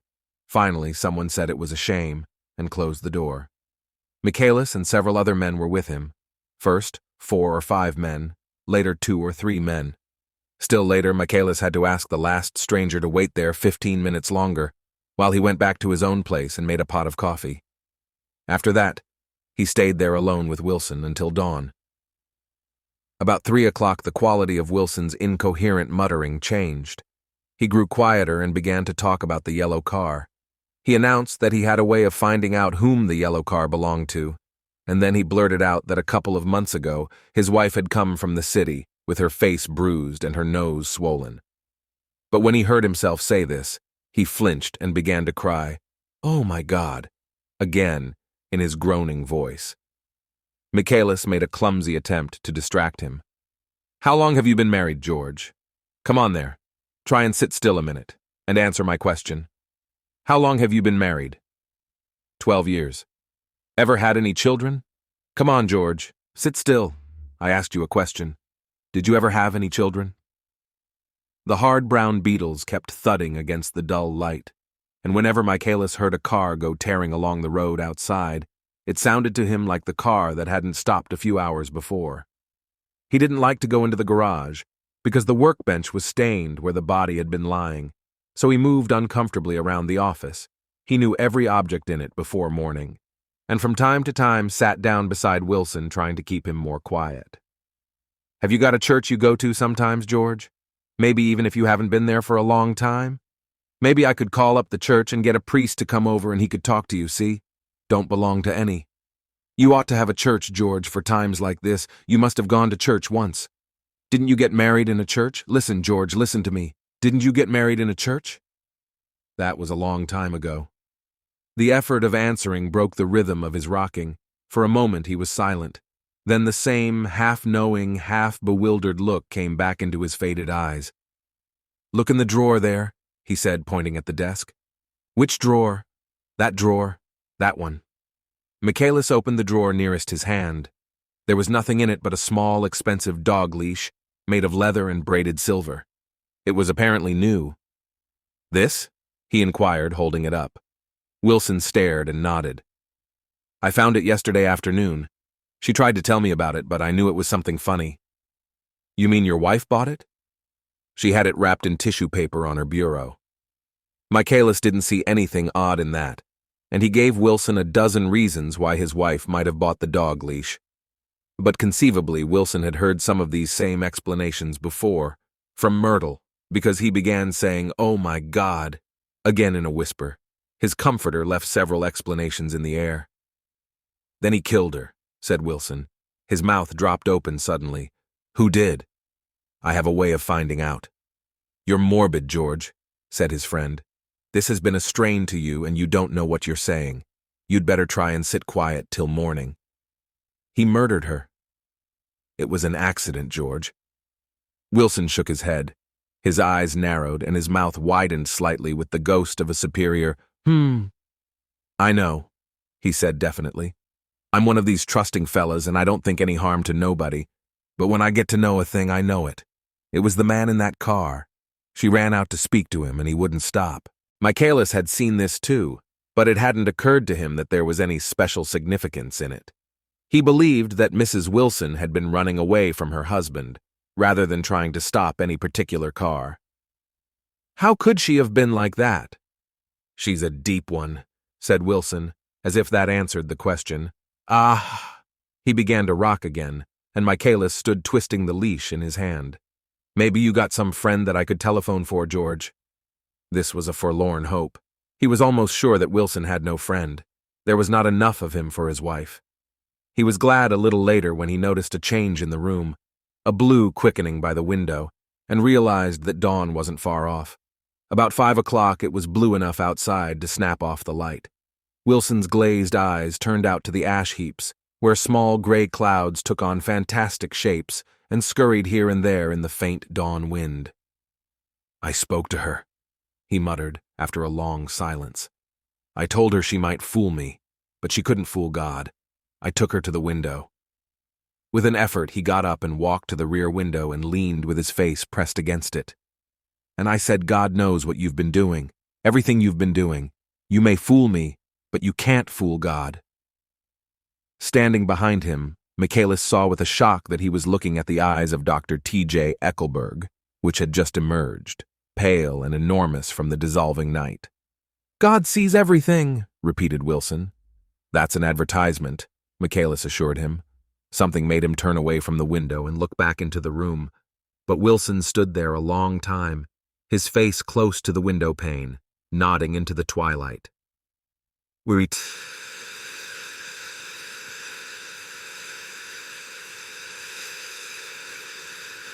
By 6 o'clock, Michaelis was worn out and grateful for the sound of a car stopping outside. It was one of the watchers of the night before who had promised to come back, so he cooked breakfast for 3, which he and the other man ate together. Wilson was quieter now, and Michaelis went home to sleep. When he awoke 4 hours later and hurried back to the garage, Wilson was gone. His movements, he was on foot all the time, were afterward traced to Port Roosevelt and then to Gads Hill, where he bought a sandwich that he didn't eat and a cup of coffee. He must have been tired and walking slowly, for he didn't reach Gads Hill until noon. Thus far, there was no difficulty in accounting for his time. There were boys who had seen a man acting sort of crazy, and motorists at whom he stared oddly from the side of the road. Then, for 3 hours, he disappeared from view. The police, on the strength of what he said to Michaelis, that he had a way of finding out, supposed that he spent that time going from garage to garage thereabout, inquiring for a yellow car. On the other hand, no garage man who had seen him ever came forward, and perhaps he had an easier, surer way of finding out what he wanted to know. By 2:30, he was in West Egg, where he asked someone the way to Gatsby's house, so by that time he knew Gatsby's name. At 2 o'clock, Gatsby put on his bathing suit and left word with the butler that if anyone phoned word was to be brought to him at the pool. He stopped at the garage for a pneumatic mattress that had amused his guests during the summer, and the chauffeur helped him to pump it up.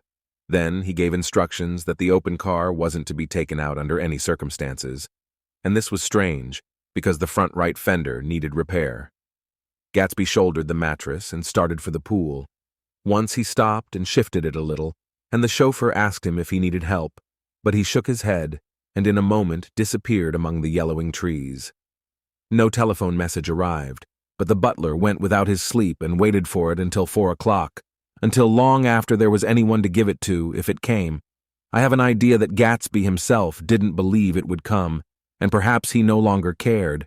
If that was true, he must have felt that he had lost the old warm world, paid a high price for living too long with a single dream.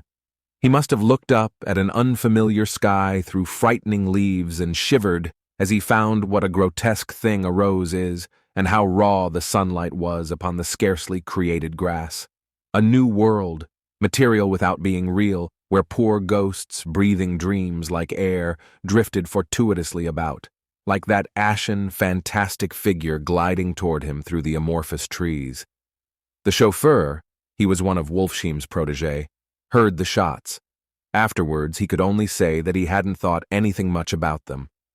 I drove from the station directly to Gatsby's house, and my rushing anxiously up the front steps was the first thing that alarmed anyone. But they knew then, I firmly believe.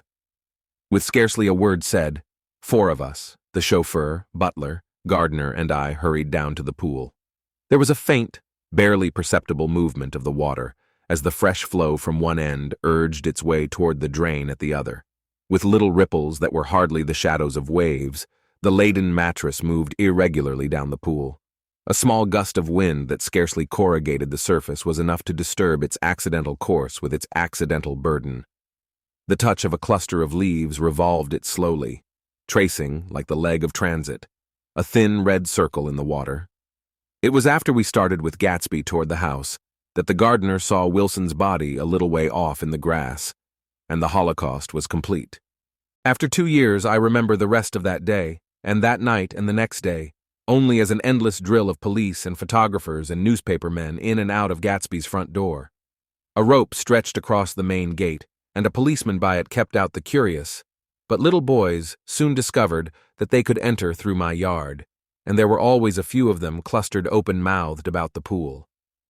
Someone with a positive manner, perhaps a detective, used the expression, madman as he bent over Wilson's body that afternoon, and the adventitious authority of his voice set the key for the newspaper reports next morning.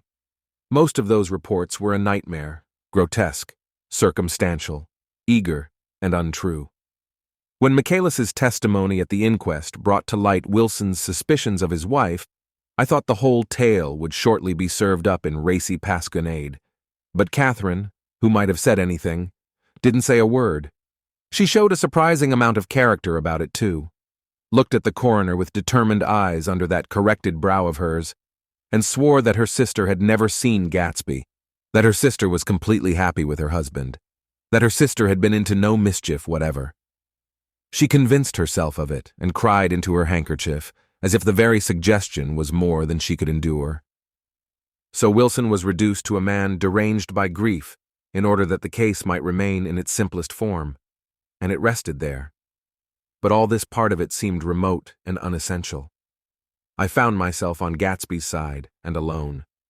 From the moment I telephoned news of the catastrophe to West Egg Village, every surmise about him and every practical question was referred to me. At first I was surprised and confused. Then, as he lay in his house and didn't move or breathe or speak hour upon hour, it grew upon me that I was responsible because no one else was interested. Interested, I mean, with that intense personal interest to which everyone has some vague right at the end. I called up Daisy half an hour after we found him, called her instinctively and without hesitation. But she and Tom had gone away early that afternoon and taken baggage with them. Left no address? No. Say when they'd be back? No. Any idea where they are? How I could reach them? I don't know. Can't say. I wanted to get somebody for him. I wanted to go into the room where he lay and reassure him. I'll get somebody for you, Gatsby. Don't worry. Just trust me and I'll get somebody for you. Meyer Wolfsheim's name wasn't in the phone book. The butler gave me his office address on Broadway, and I called information, but by the time I had the number, it was long after 5 and no one answered the phone. Will you ring again? I've rung 3 times. It's very important. Sorry. I'm afraid no one's there. I went back to the drawing room and thought for an instant that they were chance visitors, all these official people who suddenly filled it. But though they drew back the sheet and looked at Gatsby with shocked eyes, his protest continued in my brain. Look here, old sport. You've got to get somebody for me.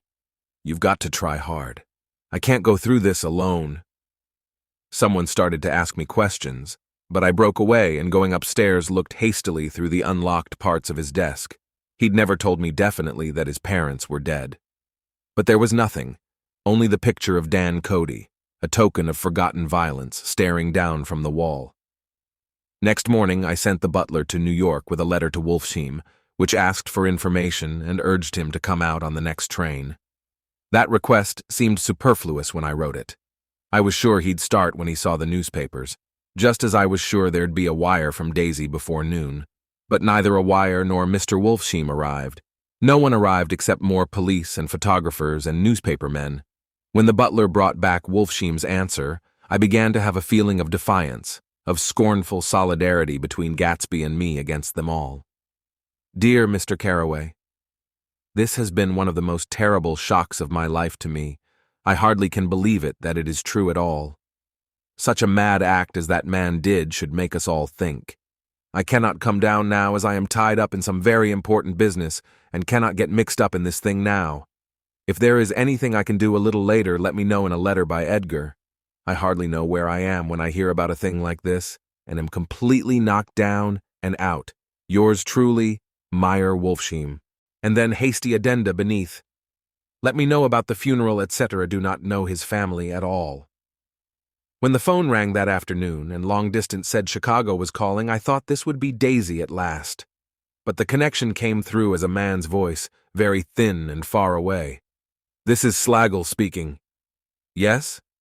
The name was unfamiliar. Hell of a note, isn't it? Get my wire? There haven't been any wires. Young Park's in trouble, he said rapidly. They picked him up when he handed the bonds over the counter. They got a circular from New York giving them the numbers just 5 minutes before. What do you know about that, hey? You never can tell in these hick towns. Hello. I interrupted breathlessly. "Look here, this isn't Mr. Gatsby. Mr. Gatsby's dead." There was a long silence on the other end of the wire, followed by an exclamation, then a quick squawk as the connection was broken. I think it was on the third day that a telegram signed Henry C. Gatz arrived from a town in Minnesota. It said only that the sender was leaving immediately and to postpone the funeral until he came. It was Gatsby's father, a solemn old man, very helpless and dismayed, bundled up in a long, cheap ulster against the warm September day. His eyes leaked continuously with excitement, and when I took the bag and umbrella from his hands, he began to pull so incessantly at his sparse gray beard that I had difficulty in getting off his coat. He was on the point of collapse, so I took him into the music room and made him sit down while I sent for something to eat. But he wouldn't eat, and the glass of milk spilled from his trembling hand. "I saw it in the Chicago newspaper," he said. "It was all in the Chicago newspaper. I started right away. I didn't know how to reach you." His eyes, seeing nothing, moved ceaselessly about the room. "It was a madman," he said. "He must have been mad." "Wouldn't you like some coffee?" I urged him. "I don't want anything. I'm all right now, mister. Carraway." "Well, I'm all right now. Where have they got Jimmy?" I took him into the drawing room where his son lay and left him there. Some little boys had come up on the steps and were looking into the hall. When I told them who had arrived, they went reluctantly away. After a little while, Mr. Gatz opened the door and came out, his mouth ajar, his face flushed slightly, his eyes leaking isolated and unpunctual tears. He had reached an age where death no longer has the quality of ghastly surprise, and when he looked around him now for the first time and saw the height and splendor of the hall and the great rooms opening out from it into other rooms, his grief began to be mixed with an awed pride. I helped him to a bedroom upstairs. While he took off his coat and vest, I told him that all arrangements had been deferred until he came. "I didn't know what you'd want, Mr. Gatsby. Gatz is my name. Mr. Gatz, I thought you might want to take the body west." He shook his head. "Jimmy always liked it better down east. He rose up to his position in the east. Were you a friend of my boy's, mister?" "We were close friends. He had a big future before him, you know. He was only a young man, but he had a lot of brain power here." He touched his head impressively, and I nodded. "If he'd have lived, he'd have been a great man, a man like James J. Hill. He'd have helped build up the country." "That's true," I said, uncomfortably.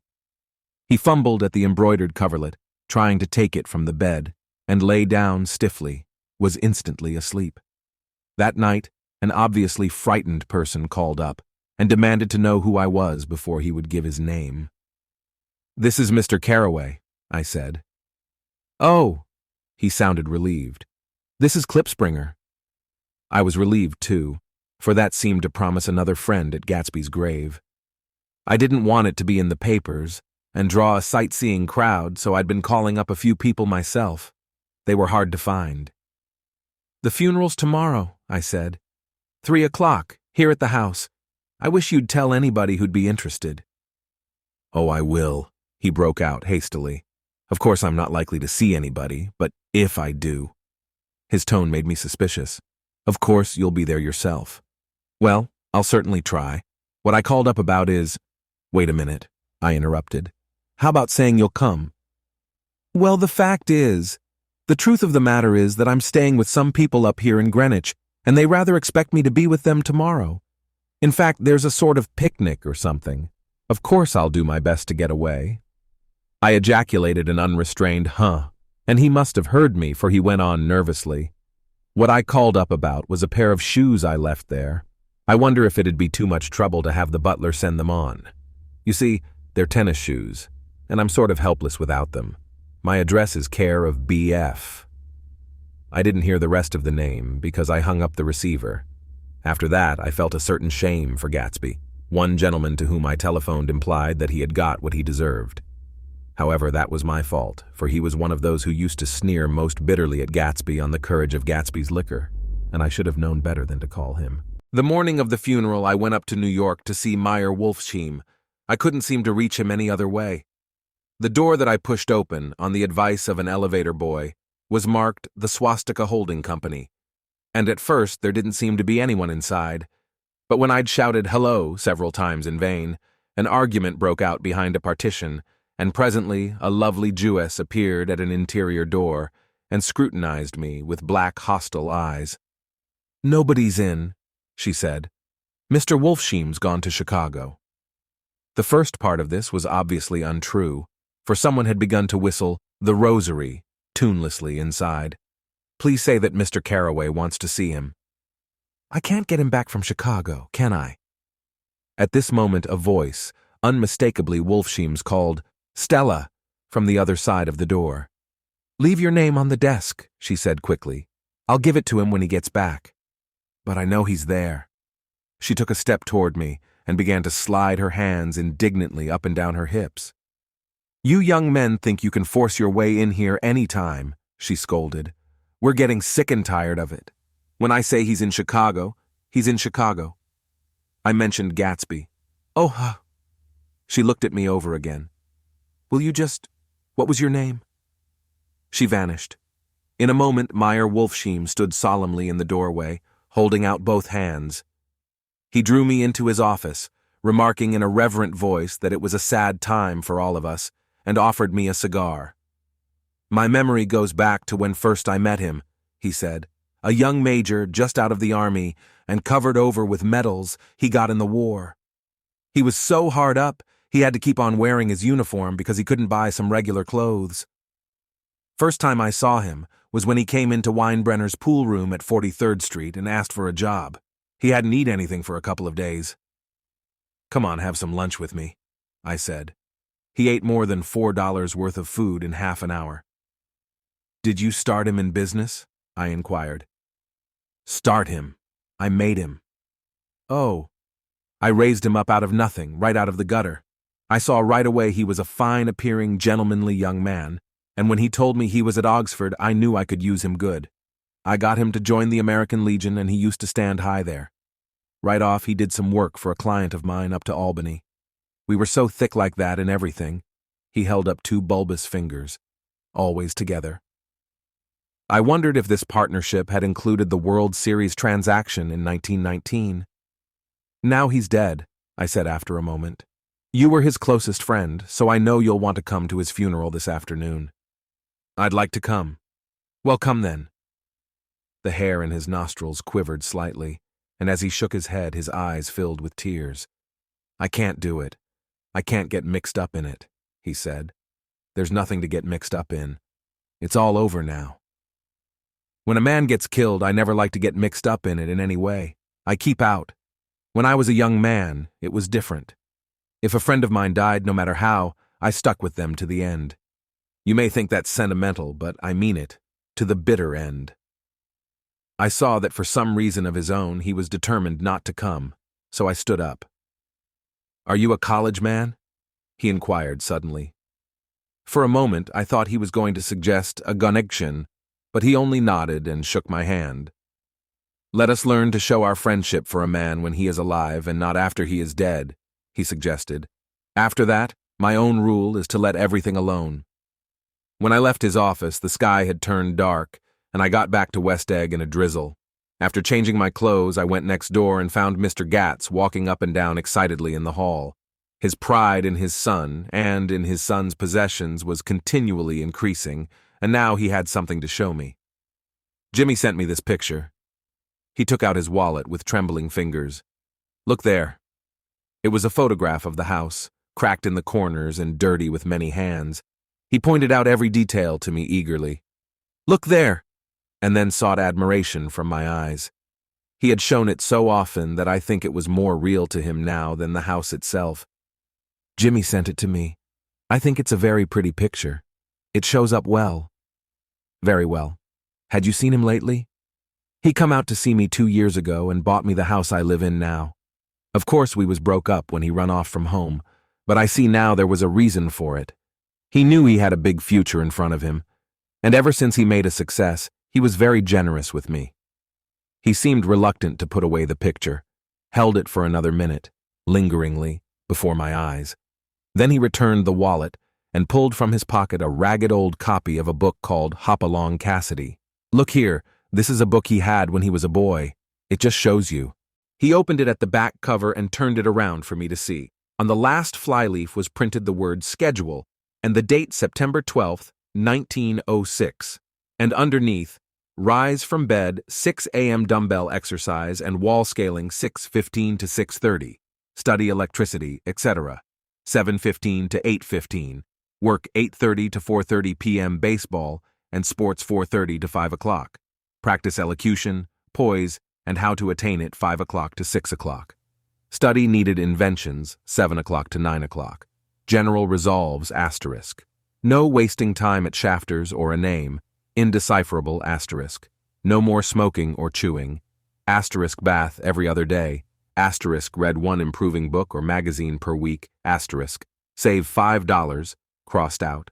$3 per week. Asterisk. Be better to parents. I came across this book by accident, said the old man. It just shows you, don't it? It just shows you. Jimmy was bound to get ahead. He always had some resolves like this or something. Do you notice what he's got about improving his mind? He was always great for that. He told me I ate like a hog once, and I beat him for it. He was reluctant to close the book, reading each item aloud and then looking eagerly at me. I think he rather expected me to copy down the list for my own use. A little before 3, the Lutheran minister arrived from Flushing, and I began to look involuntarily out the windows for other cars. So did Gatsby's father. And as the time passed and the servants came in and stood waiting in the hall, his eyes began to blink anxiously, and he spoke of the rain in a worried, uncertain way. The minister glanced several times at his watch, so I took him aside and asked him to wait for half an hour, but it wasn't any use. Nobody came. About 5 o'clock, our procession of 3 cars reached the cemetery and stopped in a thick drizzle beside the gate. First a motor hearse, horribly black and wet, then Mr. Gats and the minister and me in the limousine, and a little later 4 or 5 servants and the postman from West Egg, in Gatsby's station wagon, all wet to the skin. As we started through the gate into the cemetery, I heard a car stop, and then the sound of someone splashing after us over the soggy ground. I looked around. It was the man with owl-eyed glasses whom I had found marveling over Gatsby's books in the library one night 3 months before. I'd never seen him since then. I don't know how he knew about the funeral or even his name. The rain poured down his thick glasses, and he took them off and wiped them to see the protecting canvas unrolled from Gatsby's grave. I tried to think about Gatsby then for a moment, but he was already too far away, and I could only remember, without resentment, that Daisy hadn't sent a message or a flower. Dimly, I heard someone murmur, "Blessed are the dead that the rain falls on." And then the owl-eyed man said, "Amen to that," in a brave voice. We straggled down quickly through the rain to the cars. Owl Eyes spoke to me by the gate. "I couldn't get to the house," he remarked. "Neither could anybody else." "Go on," he started. "Why, my God, they used to go there by the hundreds." He took off his glasses and wiped them again, outside and in. "The poor son of a bitch," he said. One of my most vivid memories is of coming back west from prep school and later from college at Christmas time. Those who went farther than Chicago would gather in the old dim Union Station at 6 o'clock of a December evening with a few Chicago friends, already caught up into their own holiday gaieties, to bid them a hasty goodbye. I remember the fur coats of the girls returning from Miss This or That's, and the chatter of frozen breath, and the hands waving overhead as we caught sight of old acquaintances and the matchings of invitations. Are you going to the Ordways, the Herseys, the Schultzes, and the long green tickets clasped tight in our gloved hands? And last, the murky yellow cars of the Chicago, Milwaukee, and St. Paul Railroad looking cheerful as Christmas itself on the tracks beside the gate. When we pulled out into the winter night and the real snow, our snow began to stretch out beside us and twinkle against the windows, and the dim lights of small Wisconsin stations moved by. A sharp, wild brace came suddenly into the air. We drew in deep breaths of it as we walked back from dinner through the cold vestibules, unutterably aware of our identity with this country for one strange hour before we melted indistinguishably into it again. That's my Middle West.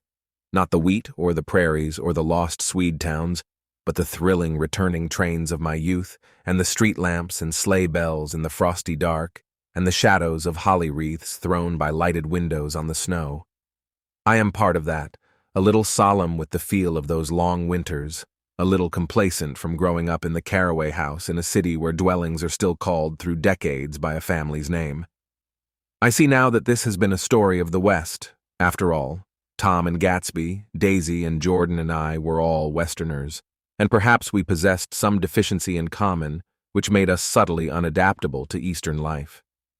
Even when the East excited me most, even when I was most keenly aware of its superiority to the bored, sprawling, swollen towns beyond the Ohio, with their interminable inquisitions which spared only the children and the very old, even then it had always for me a quality of distortion. West Egg, especially, still figures in my more fantastic dreams. I see it as a night scene by El Greco, 100 houses, at once conventional and grotesque, crouching under a sullen, overhanging sky and a lusterless moon. In the foreground, 4 solemn men in dress suits are walking along the sidewalk with a stretcher on which lies a drunken woman in a white evening dress. Her hand, which dangles over the side, sparkles cold with jewels. Gravely the men turn in at a house, the wrong house, but no one knows the woman's name, and no one cares. After Gatsby's death, the East was haunted for me like that, distorted beyond my eyes' power of correction. So when the blue smoke of brittle leaves was in the air and the wind blew the wet laundry stiff on the line, I decided to come back home. There was one thing to be done before I left, an awkward, unpleasant thing that perhaps had better have been let alone, but I wanted to leave things in order and not just trust that obliging and indifferent sea to sweep my refuse away. I saw Jordan Baker and talked over and around what had happened to us together and what had happened afterward to me, and she lay perfectly still, listening, in a big chair. She was dressed to play golf, and I remember thinking she looked like a good illustration, her chin raised a little jauntily, her hair the color of an autumn leaf, her face the same brown tint as the fingerless glove on her knee. When I had finished, she told me without comment that she was engaged to another man. I doubted that, though there were several she could have married at a nod of her head, but I pretended to be surprised. For just a minute I wondered if I wasn't making a mistake. Then I thought it all over again quickly, and got up to say goodbye. "Nevertheless, you did throw me over," said Jordan suddenly. "You threw me over on the telephone. I don't give a damn about you now, but it was a new experience for me, and I felt a little dizzy for a while." We shook hands. "Oh, and do you remember," she added, "a conversation we had once about driving a car?" "Why, not exactly." "You said a bad driver was only safe until she met another bad driver?" "Well, I met another bad driver, didn't I? I mean, it was careless of me to make such a wrong guess. I thought you were rather an honest, straightforward person. I thought it was your secret pride." "I'm 30, I said. "I'm 5 years too old to lie to myself and call it honor." She didn't answer.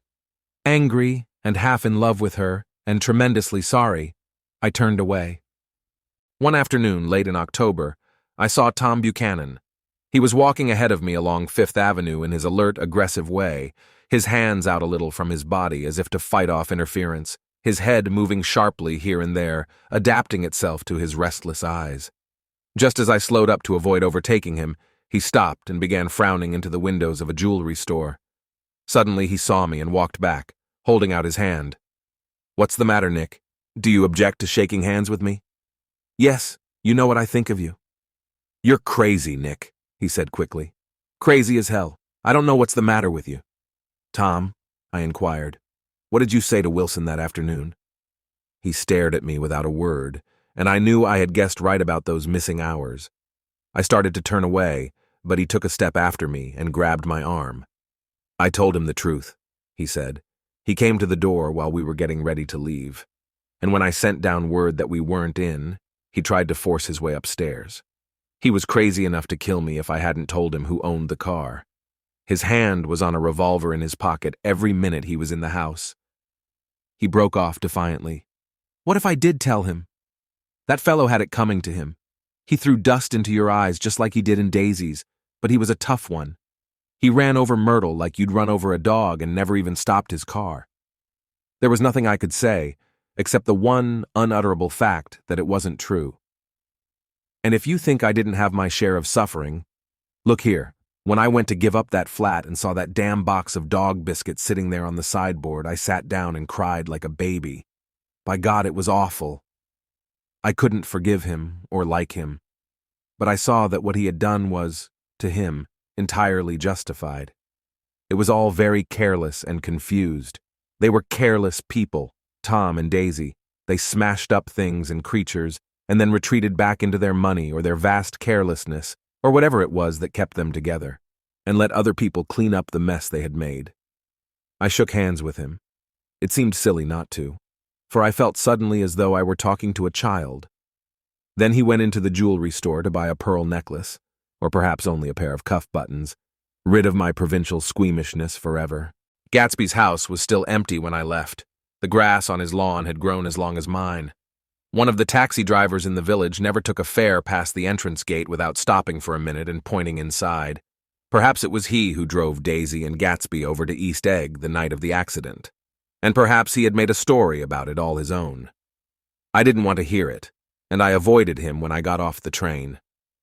I spent my Saturday nights in New York because those gleaming, dazzling parties of his were with me so vividly that I could still hear the music and the laughter, faint and incessant, from his garden, and the cars going up and down his drive. One night I did hear a material car there and saw its lights stop at his front steps, but I didn't investigate. Probably it was some final guest who had been away at the ends of the earth and didn't know that the party was over. On the last night, with my trunk packed and my car sold to the grocer, I went over and looked at that huge, incoherent failure of a house once more.